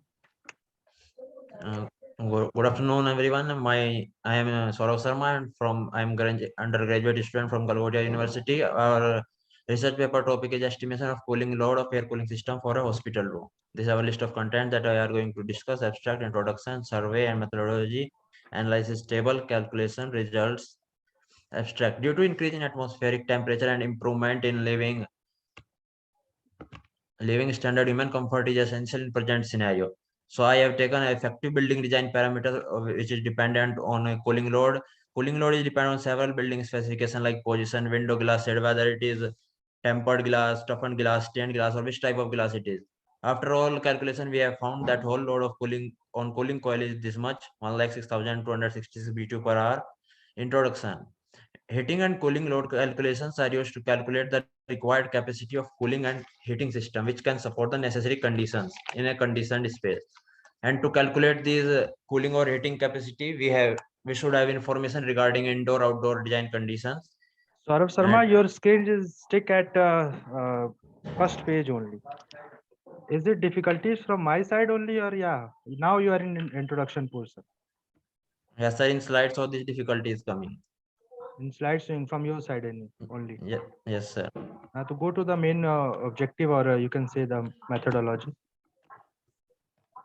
This is our methodology. We have used. Let's discuss it. Yeah. The compressor that is used is semi-aromatic compressor, means that it's connected with motor. The multi-stage has been introduced to the compressor, and AC output that is used as 4 compressor, a condenser, muffler to each and every compressor, expansion stopcock, bypass. These are the all equipments. The condenser is that is used water cooled, and capacity of each compressor is 86 TR, 86 ton of refrigeration. That is equal to 344 TR is the capacity of each AC outfit, and the refrigerant is R134A. Condenser is water cooled, and water cooled condenser with counterflow type of heat exchanger, or water gets heated up and flows counterflow type. We have this is cooling load component on which cooling load depends. Glass, solar radiation, glass conduction, infiltration, people, lights, equipments in a room, roof, floor, partition wall. This is the hospital room layout that on which I have worked. There are 20 number of people, that 10 beds there and 10 beds here. This is our analysis table that I find sensible load and latent load by different factors, that is conduction by roof, exterior wall, windows, solar radiation, people, lights, infiltration, and many more. This is our calculation, that is we have found U factor, glass area, cooling load, temperature. Internal heat gains we have find that I have already discussed, that number of people taken is 20. Sensible heat gain, that is 250 BTU per hour or 75 watt. Latent heat gain is 200 BTU per hour. Cooling load factor is 1. We have find sensible heat and latent heat. This is in BTU per hour, and this is in latent heat in watt. Then this is our result that we have got by different factors. And conclusion is that finally that we have got the cooling load on cooling coil is 1,06,266 BTU per hour. That is this much. Okay. Just tell me 1 ton equals to how much of kilowatt? That I have not said, that I have used. And you are working in a cooling system? Yeah. 1 ton Yes, equals sir. to, what is 1 ton refrigeration system? It means that how much ice is melt at during 24 Not hours. melt. Refrigeration system is not for the melting. Okay, thank you. You may go now. Next is Utkarsh Singh. Utkarsh Singh, just wait for a second. We have a Dr. Mithlesh Kumar Sahu. Mithlesh Kumar Sahu, are you there? Mithlesh Sahu?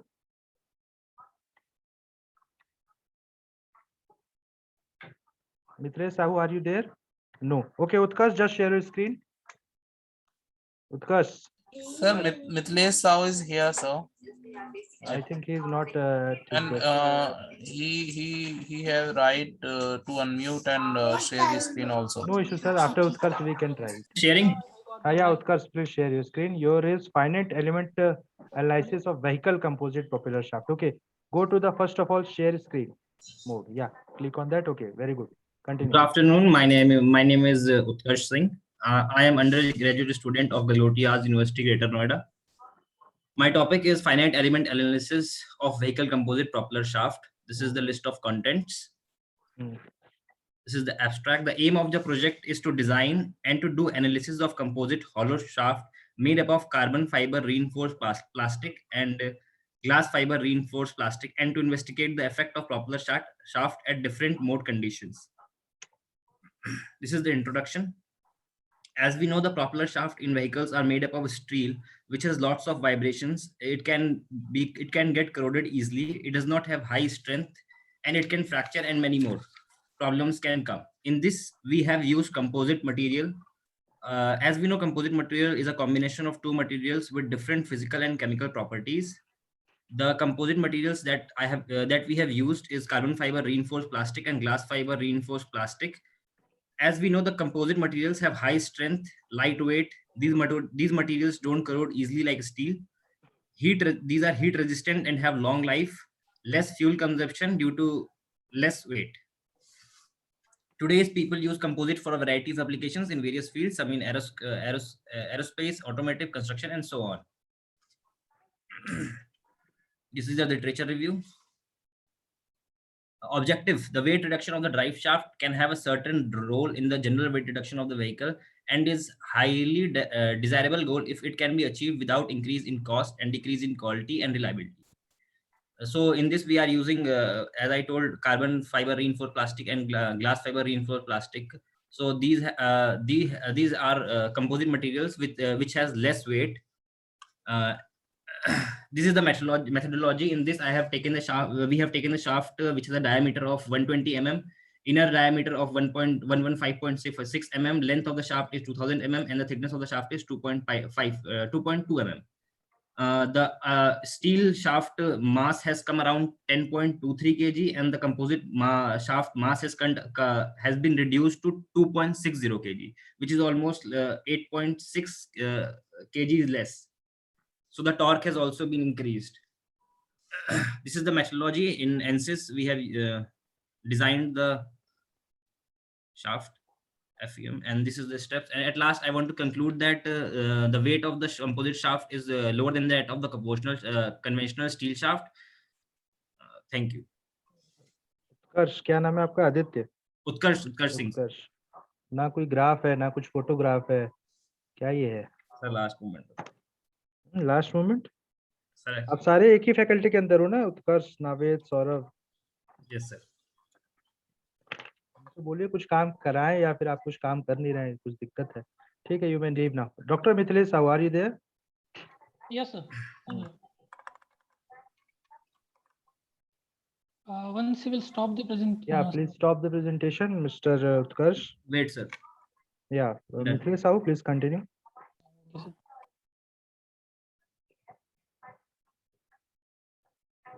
is it visible, sir? Sahu sir, it's 3:34. You have next 6 minutes to present your paper. Okay, sir. Yeah, please continue. Please go to the sharing mode. It is not in sharing mode. It is not visible, sir? Is it visible but not in a sharing mode? It's yeah, now. Good afternoon to panelists and my dear friends. I'm Dr. Mithilesh Kumar Sahu. I'm working as a senior assistant professor in OP Jindal University, Raigad. The topic which I'm going to discuss here is the experimental investigation of thermal potential at diesel engine exhaust and numerical simulation of heat recovery in heat exchanger. So without delaying, I'm going to my contents. So basically in this particular research work, I'm going to discuss this in the contents of introduction, related works, methodology adopted, result and discussion, conclusion and references. Let's come. Mithilesh sir, your screen is not moving. It's still in first page. Is yeah, now it's on introduction. Yeah, okay. Sir, when I'm making it as a big screen, it is not moving. Should I go like this? You can. Okay. Just zoom it, like a little bit zoom it. Yes. Now it's perfect, sir. Please. Okay. So the idea of the work is, we all know that at the exhaust of the engine, we are having the high temperature hot gases. So why not to utilize these gases, these high temperature gases? So to utilize this heat available, we need a kind of a heat exchanger. Now, in this regard, this particular work is the having two things in a combined mode. First one is experimental investigation, where we will identify the thermal potential, I mean the heat available at the exhaust gases. And the second one is numerical investigation of this hot gases to see how much heat we can obtain with the water. So now the some related works are there. I'm just because time is limited, so I'm skipping this particular thing. Now coming to the methodology, here twin cylinder diesel engine has been utilized, and which is available in our laboratory. After doing the experiments, this particular experiment where variation of load with the variation of load, the exhaust temperature has been noted down. So with this exhaust temperature, one can identify what is the potential we are having at the diesel engine exhaust. Now, based on this, we will shift our entire work to the simulation, where the heat exchanger will be modeled and simulated to identify how much heat can be exchanged. So the first part of the research work was the experimental investigation, where we have identified the how much temperature is available for the exhaust gases. Now in the second part, the computational analysis, where we have created the 3D model of double pipe heat exchanger. So on the screen, you can see a double pipe heat exchanger, which has been modeled under the ANSYS Fluent design modeler. Now, as a step of analyzing or simulating the work, we have to provide the material to each component. So here the inner pipe has been provided with the copper, and the outer pipe material has been assigned as in steel. And the temperature values, the exhaust temperature we have achieved from the experimental investigation that have been assigned, and the inlet water temperature we have given. Now this is the some parameters. Now if you will see, the exhaust of the pipe should have the inlet diameter of the hot gases.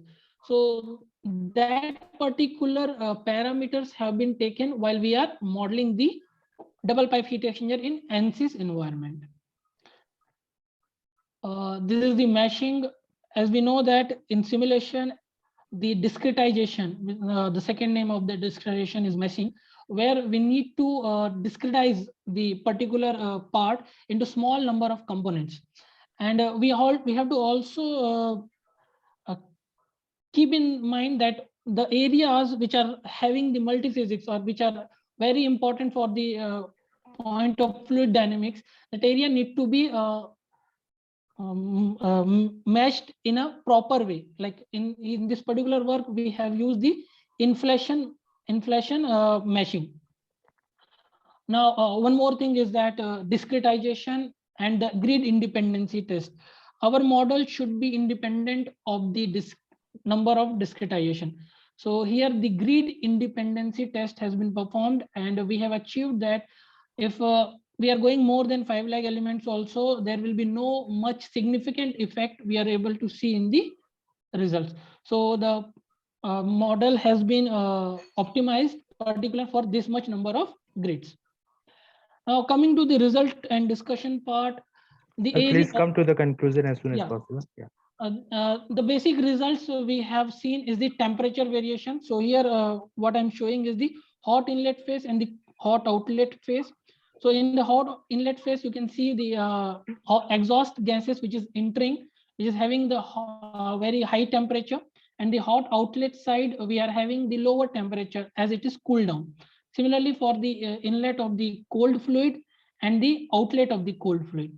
And this particular result is showing the temperature variation along the length of the heat exchanger. And now coming to the average temperature, we have got the TH out about 437, TC out about 435. So in this particular work, we have utilized about 0.53 kilowatt of heat that can be go up to 1.40 kilowatt of heat. So coming to the conclusion, the experimental investigation for thermal potential availability at diesel engine exhaust has been performed. We have also simulated the recovery of the heat by utilizing the heat exchanger, double pipe heat exchanger. And we got about 0.53 kilowatt of heat that can be recovered. And also it was suggested if we will increase the mass flow rate of water, this heat utilization can be increased up to 1.40 watt of kilowatt. These are some conclusions. Thank you very much for the listening. Thank you, sir. Sir, one question I have received from a student, I think from BTech student. He is asking that what are the effect of this investigations on the efficiency of engine, diesel engine? Is there any such type of thing? Okay, it is particularly not related to diesel engine efficiency side. Here we are only utilizing the thermal potential available at the exhaust. This work is not related to efficiency improvement. This work is related to how we can utilize those exhaust gases for some other purposes. Okay, sir, one more question from Jiva Chidambaram. He has asked that can we use the fin and investigate for the same? Yes, sir, definitely. So you can work on the heat exchanger part where you can increase the heat transfer rate by utilizing the so many methods are there, like passive cooling. You can increase the fins. You can use the coil tapes. So many things are there nowadays available to increase the effectiveness of the heat exchanger. So definitely one can go for that one. Thank you, Mithilesh sir. Dr. Mithilesh sir, thank you very much for such a nice presentation. Thank you. Okay, Sir. thank you, sir. Next is Mr. Aditya Johari. Are you there? Aditya Johari. Mr. Aditya Johari. Aditya. Last call for you. Sir, Aditya is in room. Mobin sir, Aditya sir is in room. You have to make him in a co-host. Yeah, Aditya. Mobin sir, are you there?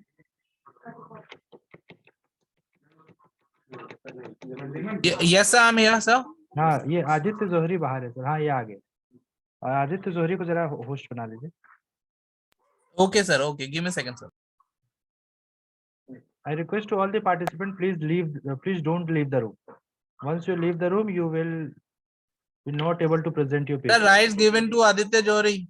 Aditya, okay. Aditya Johari, are you there? Yes, sir. Yeah, Good afternoon, sir. Yeah, good afternoon. Continue. Okay, sir.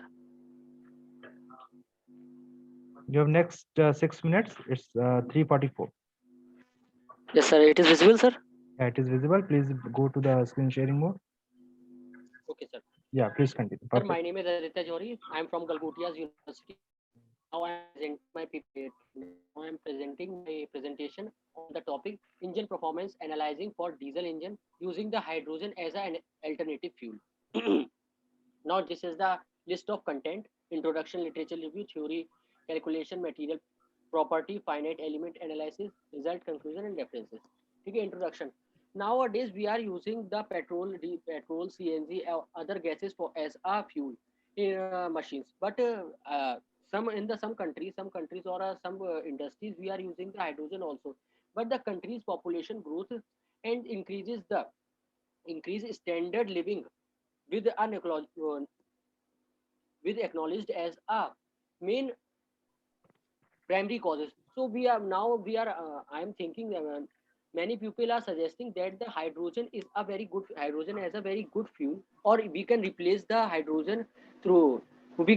fossil fuel through hydrogen. This is main motive for my presentation.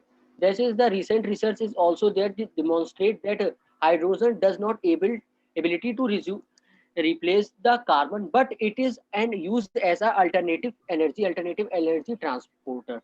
But means that it cannot be replaced by carbon or other fossil fuel, but it can take the place in our industry as a fuel. Neither less than the hydrogen is hydrogen is less hydrogen is less create less pollution, and it is help us to create a more energy as comparison to the other fuels. This is the graph that the hydrogen production worldwide by the energy resource, that is coal is 27%, oil is 1%, electricity and the other is 1%, and the natural gas is 71%. That means the hydrogen is available in our environment. It's in a large amount. The literature review, many researchers are said that the article examined that the possibilities of the hydrogen in the shipping sector or industrial is okay, and it can be used. For example, that for in a gray or a blue line, in a gray or a blue in a pie chart, that is gray, it is having a 71%, but in a blue, that is oil, only a 1%. That is why with the help of it help it less use of greenhouse gases, that is 4.60, 11.70. These are only the literature review that we are showing. That is a table. What are the methodology we are using, that is for green hydrogen in a shipping sector? That is the result will be the reduction up to 9%, or exhaust gas recirculation, that is the fuel consumption in decreasing the 8%. Fuel consumption will be decreased 8%. Or PEM electrolysis technology, that can present the wall is 85.6%. It is help in reduction. It is help in the reduction of CO2. These are the some Aditya, 2 minutes more. Okay, sir. Okay. These are and the material and the methodology. This is the material that we are using, that we are making, the one engine that is a 4-stroke engine with a cooling coil, cooling pipeline, and the 4-cylinder direct injection. And there's a in the table is showing that the engine model is 4-stroke, 4-cylinder, water coiled in a line. That is cylinder bore 11 centimeter into 12.5 centimeter, and this is a splash ratio and a compressing ratio. Okay, this is the diagram that are showing here. This is only the fluctuating diagram. Aditya, is this diagram made by you? No, sir. So please use references. Yes, sir. Yes, sir. There are the references. Wherever you use such type of data or the diagrams or figures, just use references. Okay, sir. Okay. Okay. Okay. Sir. Thank you. Okay. Next, Gunjan. Stop sharing. Yes, sir. Gunjan Yes, Kalra yes. ji, please continue. Please share your screen. क्या नाम है आपका? Aditya, please stop sharing. Okay, sir. 1 minute. Yes, sir. Miss Yes. Gunjan. Good afternoon, sir. Good It is afternoon. visible? Yeah, please. Yes. I am Gunjan Kalra, Department of Mathematics. I am a research scholar of School of Basic and Applied Science of K.R. Mangalam University, Sona Road, Gurgaon. Today Ma'am, you my have topic next is 10 minutes. Okay, 8 minutes. Just continue. okay, sir. Thank you. Yes. Today my topic is study of fuzzy expert system to ask prediction and deduction of fraud case in healthcare insurance.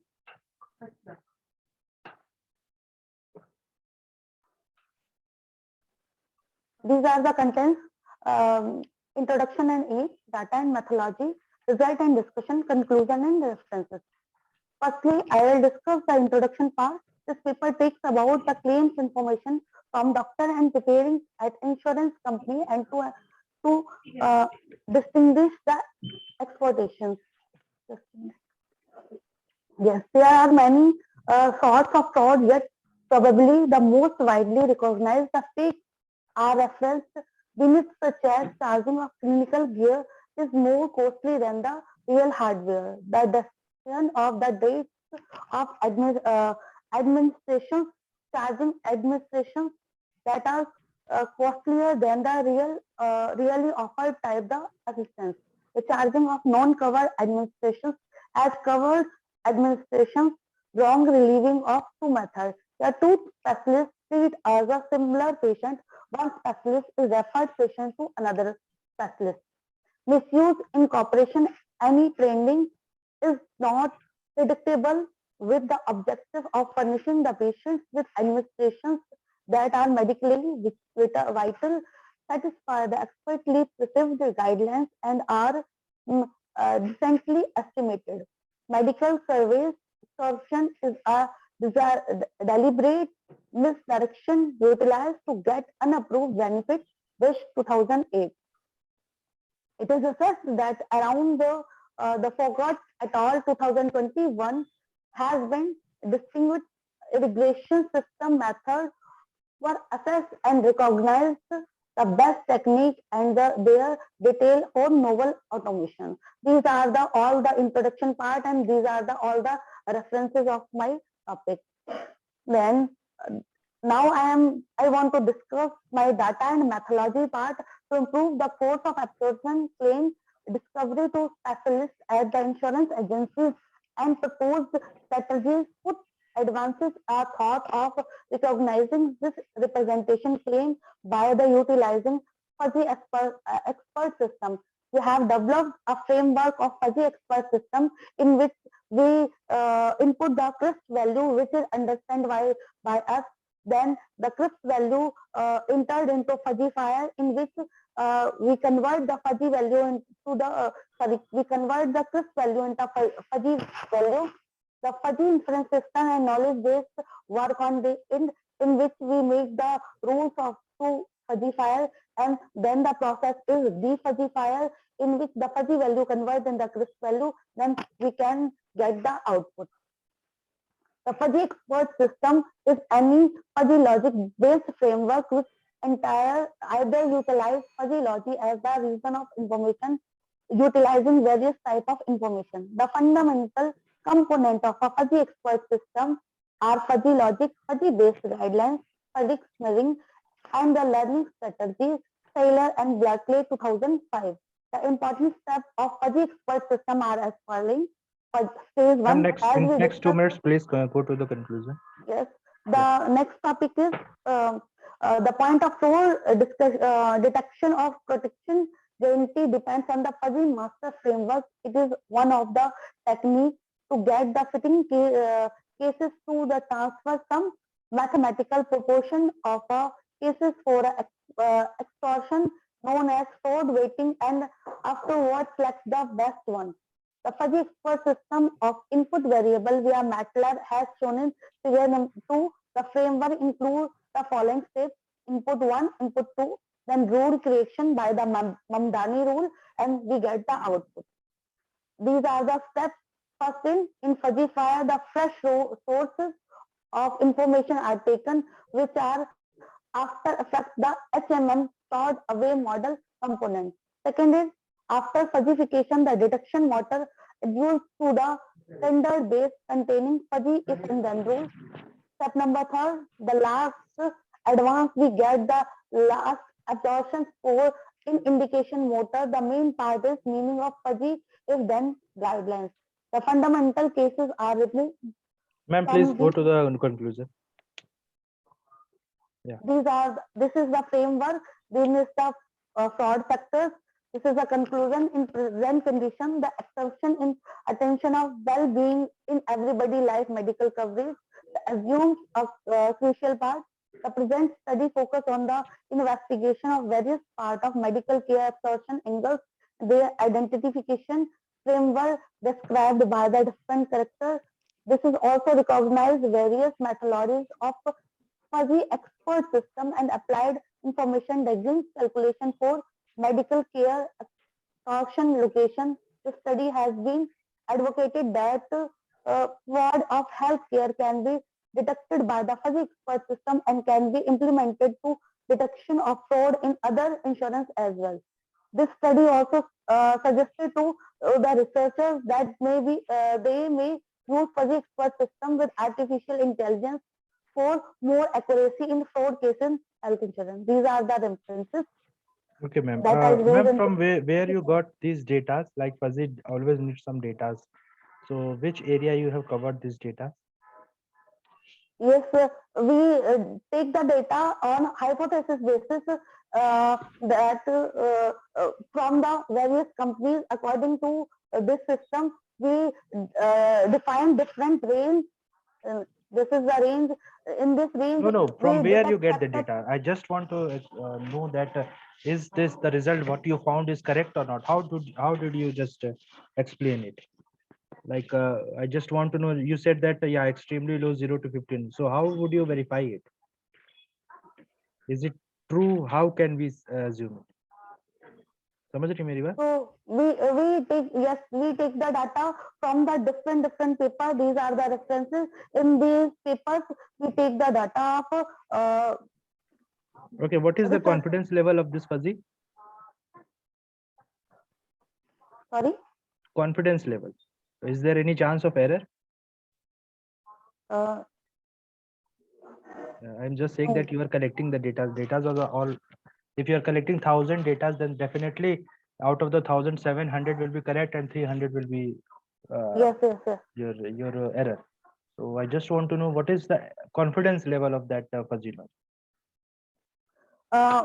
We observe that in this the medium level Okay, thank you. risk of the fraud. Ma'am, confidence level is basically defined whenever you design a model. Like if you are designing a fuzzy logic or ANN or optimization technique, any technique, then there must be a confidence level of that particular mathematical model. Confidence level means if I'm saying 95%, which means 95% the data is correct and 5% data is wrong. Okay, so this is basically a confidence level. Please learn it before applying again. Okay, thank you, ma'am. Okay, sir. Okay. Okay, Preeti Poswal, ma'am, Preeti Poswal. Yes, sir. Please share your screen. Gunjan, Yes, ma'am, yes, please. sir. Yes, Please yes, yes, stop yes. sharing.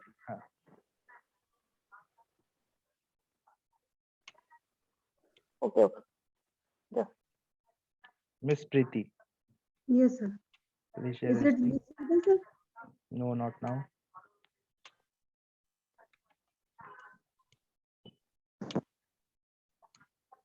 Not visible. Is it visible, sir? No. Okay. There is a button there with green color. Share screen. Just click on that. Okay, sir. Just click on that. You will find a screen. From that Yes, screen, select your PPT.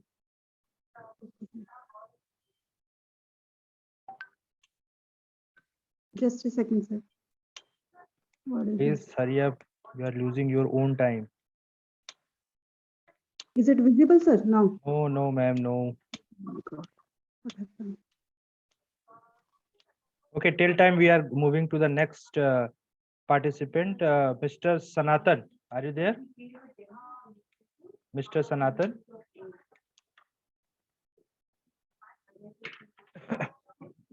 Mr. Sanatan.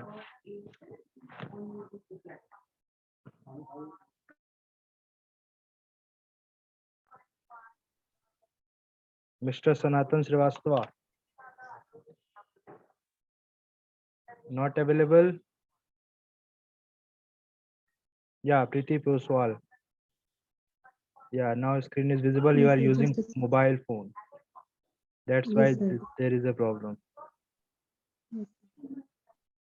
So now visible screen is visible. Screen is visible. My face is visible. Okay. Yeah, come to this. Good Please morning, use the everyone. laptop at least. Yeah, Yes. it is not a way to present a paper in any conference.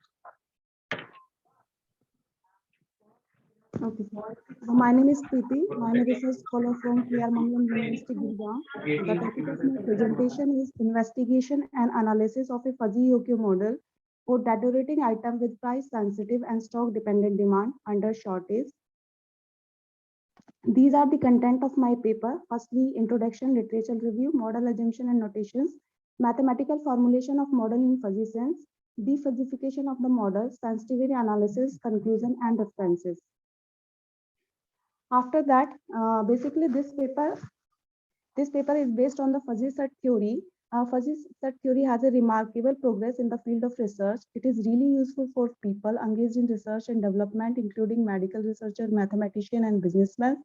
This field of mathematics has introduced new life into technical and scientific fields that have been undeveloped for a long time. Thousands of scholars are operating and working with fuzzy set theory and presented a lot of research paper. In this study, we analyzed a fuzzy EOQ model for dataretic item having price sensitive and stock dependent demand. Firstly, we derived a Cripps model, and after that, we apply the fuzzy on this Cripps model and fuzzify the ordering cost, holding cost, purchasing cost, and shortage cost. This is the introduction of my paper. In this paper, we consider the demand, which is stock dependent and price dependent. Another parameter we consider the daturation. Daturation is the another contributor which is referred to the decay, impairment, vaporization elements. The unstable liquid drugs, fresh foods, liqueurs, and flowers are the daturating items. This is the literature review that help us to in my paper. In 1965, Jade was the first to study the real life problem by considering the criteria of membership function having a range between 0 and 1. In 1991, Gupta and in 1996, Zimmerman investigated and formulated the inventory modeling by using fuzzy set theory. In 1999, and Chang and Lee and Zhou formulated the essential production inventory model in a real life situation. In 2003, Wu and Zhou also fuzzified the cost of ordering and the shortage to compute the total inventory by using the extension principle of membership function. Also in 2016, Sahgal developed a model for non-perishable goods, an inventory model for datative product in fuzzy sense presented by Sri Nivasan and Vijay in 2020. She and T. Chakravarti in 2021 then designed an inventory model for a solidly perishable items. This is the table In this table, some authors consider EOQ and EPQ model in their research. Some parameters like some take a constant demand, basically constant and the time dependent, stock dependent, exponential, runtime demand. But on the basis of this table, we find that no previously researchers did not consider these parameters, which we consider in our paper. In our paper, we consider the price sensitive and stock dependent demand. Ma'am, your data is not visible even. Okay, continue. You have last 2 minutes. Okay, this is the method which we apply in the fuzzy set theory. This is the sign distance method. In this method, we apply the left alpha cut and the right alpha cut. These are the assumption notation of my paper. In this, we take the demand is influenced by both the selling price and the cost of stock available, and the shortage are permitted and will be considered completely backlogged. These are the notation of my paper, where C not depend for ordering cost, purchasing cost, CS depend consider for cost of holding, CS consider for cost of shortage, and these are the parameters. This is the mathematical formulation. This is the framework. Based on the time and stock dependent demand function, we assume that only enterprises will acquire the inventory. Due at t is equal to 0, we have the maximum time, and due to the deterioration and the demand, there is Please a come to the decrease in conclusion as soon as possible. Okay, this is the differential equation we get from the developed model, and after that we fuzzified the inventory parameters like ordering cost, holding cost, shortage cost, and purchasing cost using the trapezoidal number. And for defuzzification, we use the sign distance method. These are the calculation in which we conclude the right alpha cut and left alpha cut. After that, we give a numerical example, and this is the sensitivity analysis. From this, we consider that how, by varying the input parameter, how output parameter influences. This is the table. From this, we notice that with the decreasing or increment parameter A and T star decreases or increases. On the other hand, S star, T star, R star, and T1 star increases or decreases respectively. Like this, we can see that the changes in the output parameter with respect to the changes in the input parameter. This is the observation. From this table, we can observe these things. And the conclusion of my work is that the model has been established to deal with a fuzzy EOQ model with time and stock dependent demand. The model can be expanded to include parabol demand, two-level credit policy, and carbon emission under fuzzy environment and preservation technology with cloudy fuzzy. These are the references of my paper. Thank you. Thank you, ma'am. Thank you. Next is Shivangi Joshi. Please stop your screen. From next time, please use laptop for the conference. Okay? Okay. It's a request for you. Yes. Okay, next, Miss Shivangi. Are Yes, you there? sir. Yeah, please share your screen.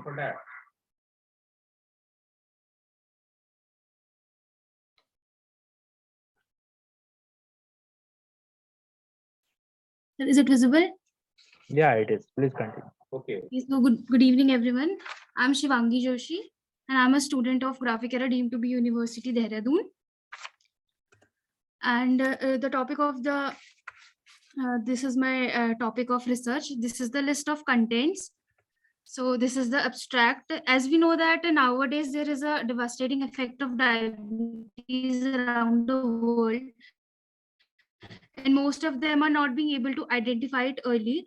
So here in this research paper, we have used certain machine learning algorithms that has been taken from different research papers to predict the diabetes on the early stage so that it can be diagnosed. And the machine learning technique, we have used machine learning techniques in this research paper because it is effective and it can be used in prediction for the huge amount of data.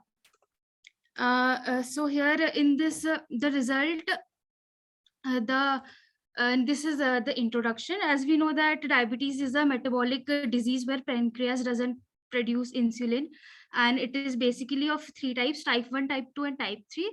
The major type of diabetes which is generally found is of type 2 because it basically evolves in the grown-ups. The type 1 is the type of diabetes which evolves in the young grown-ups, the young ones.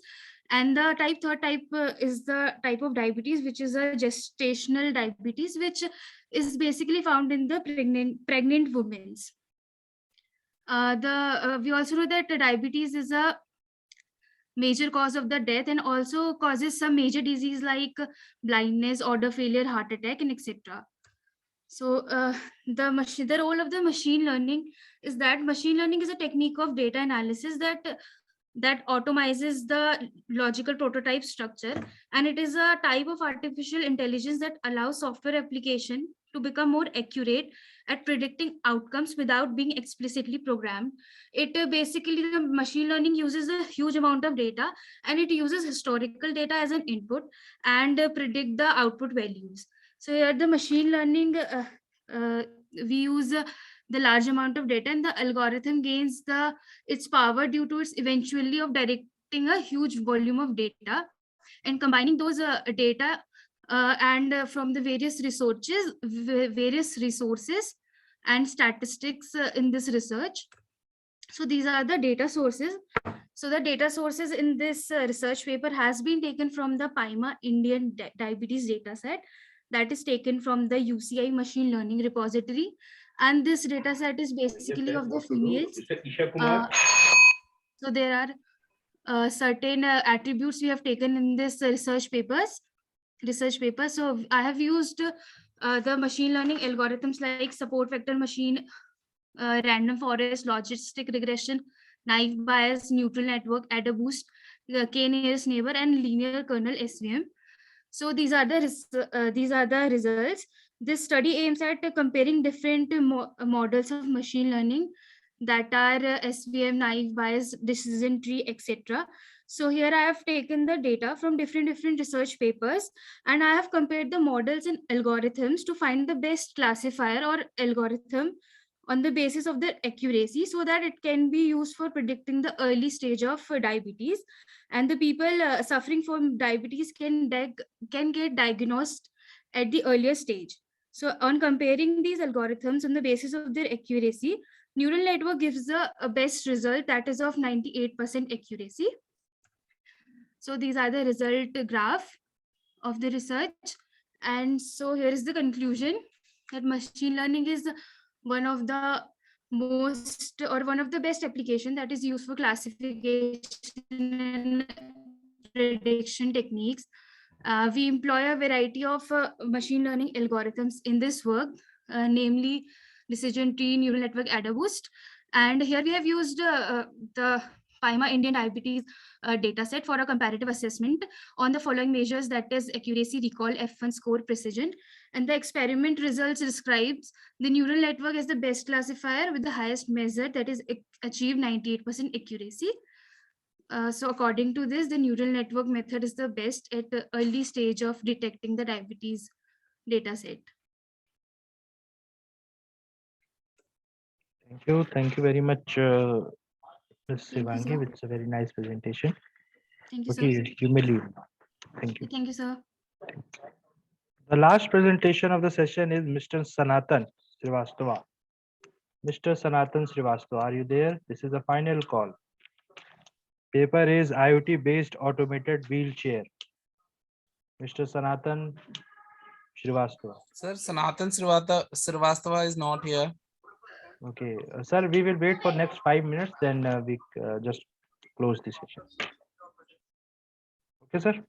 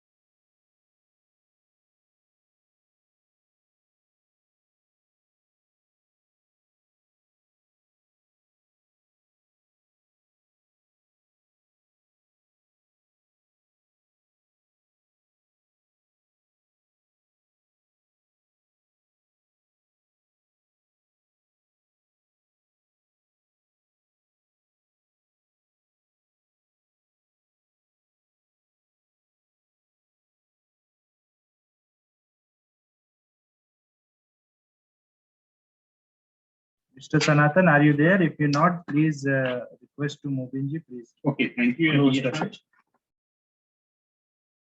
Thank you to all the participants. Thank you to all the participants, respected Samantha sir, and all the dear participants who have presented their paper. Thank you. Okay. So, Praveen sir, so that candidate has not yet reported.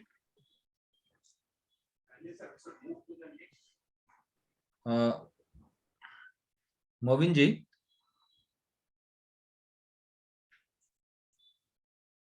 Yes sir, Bishop sir.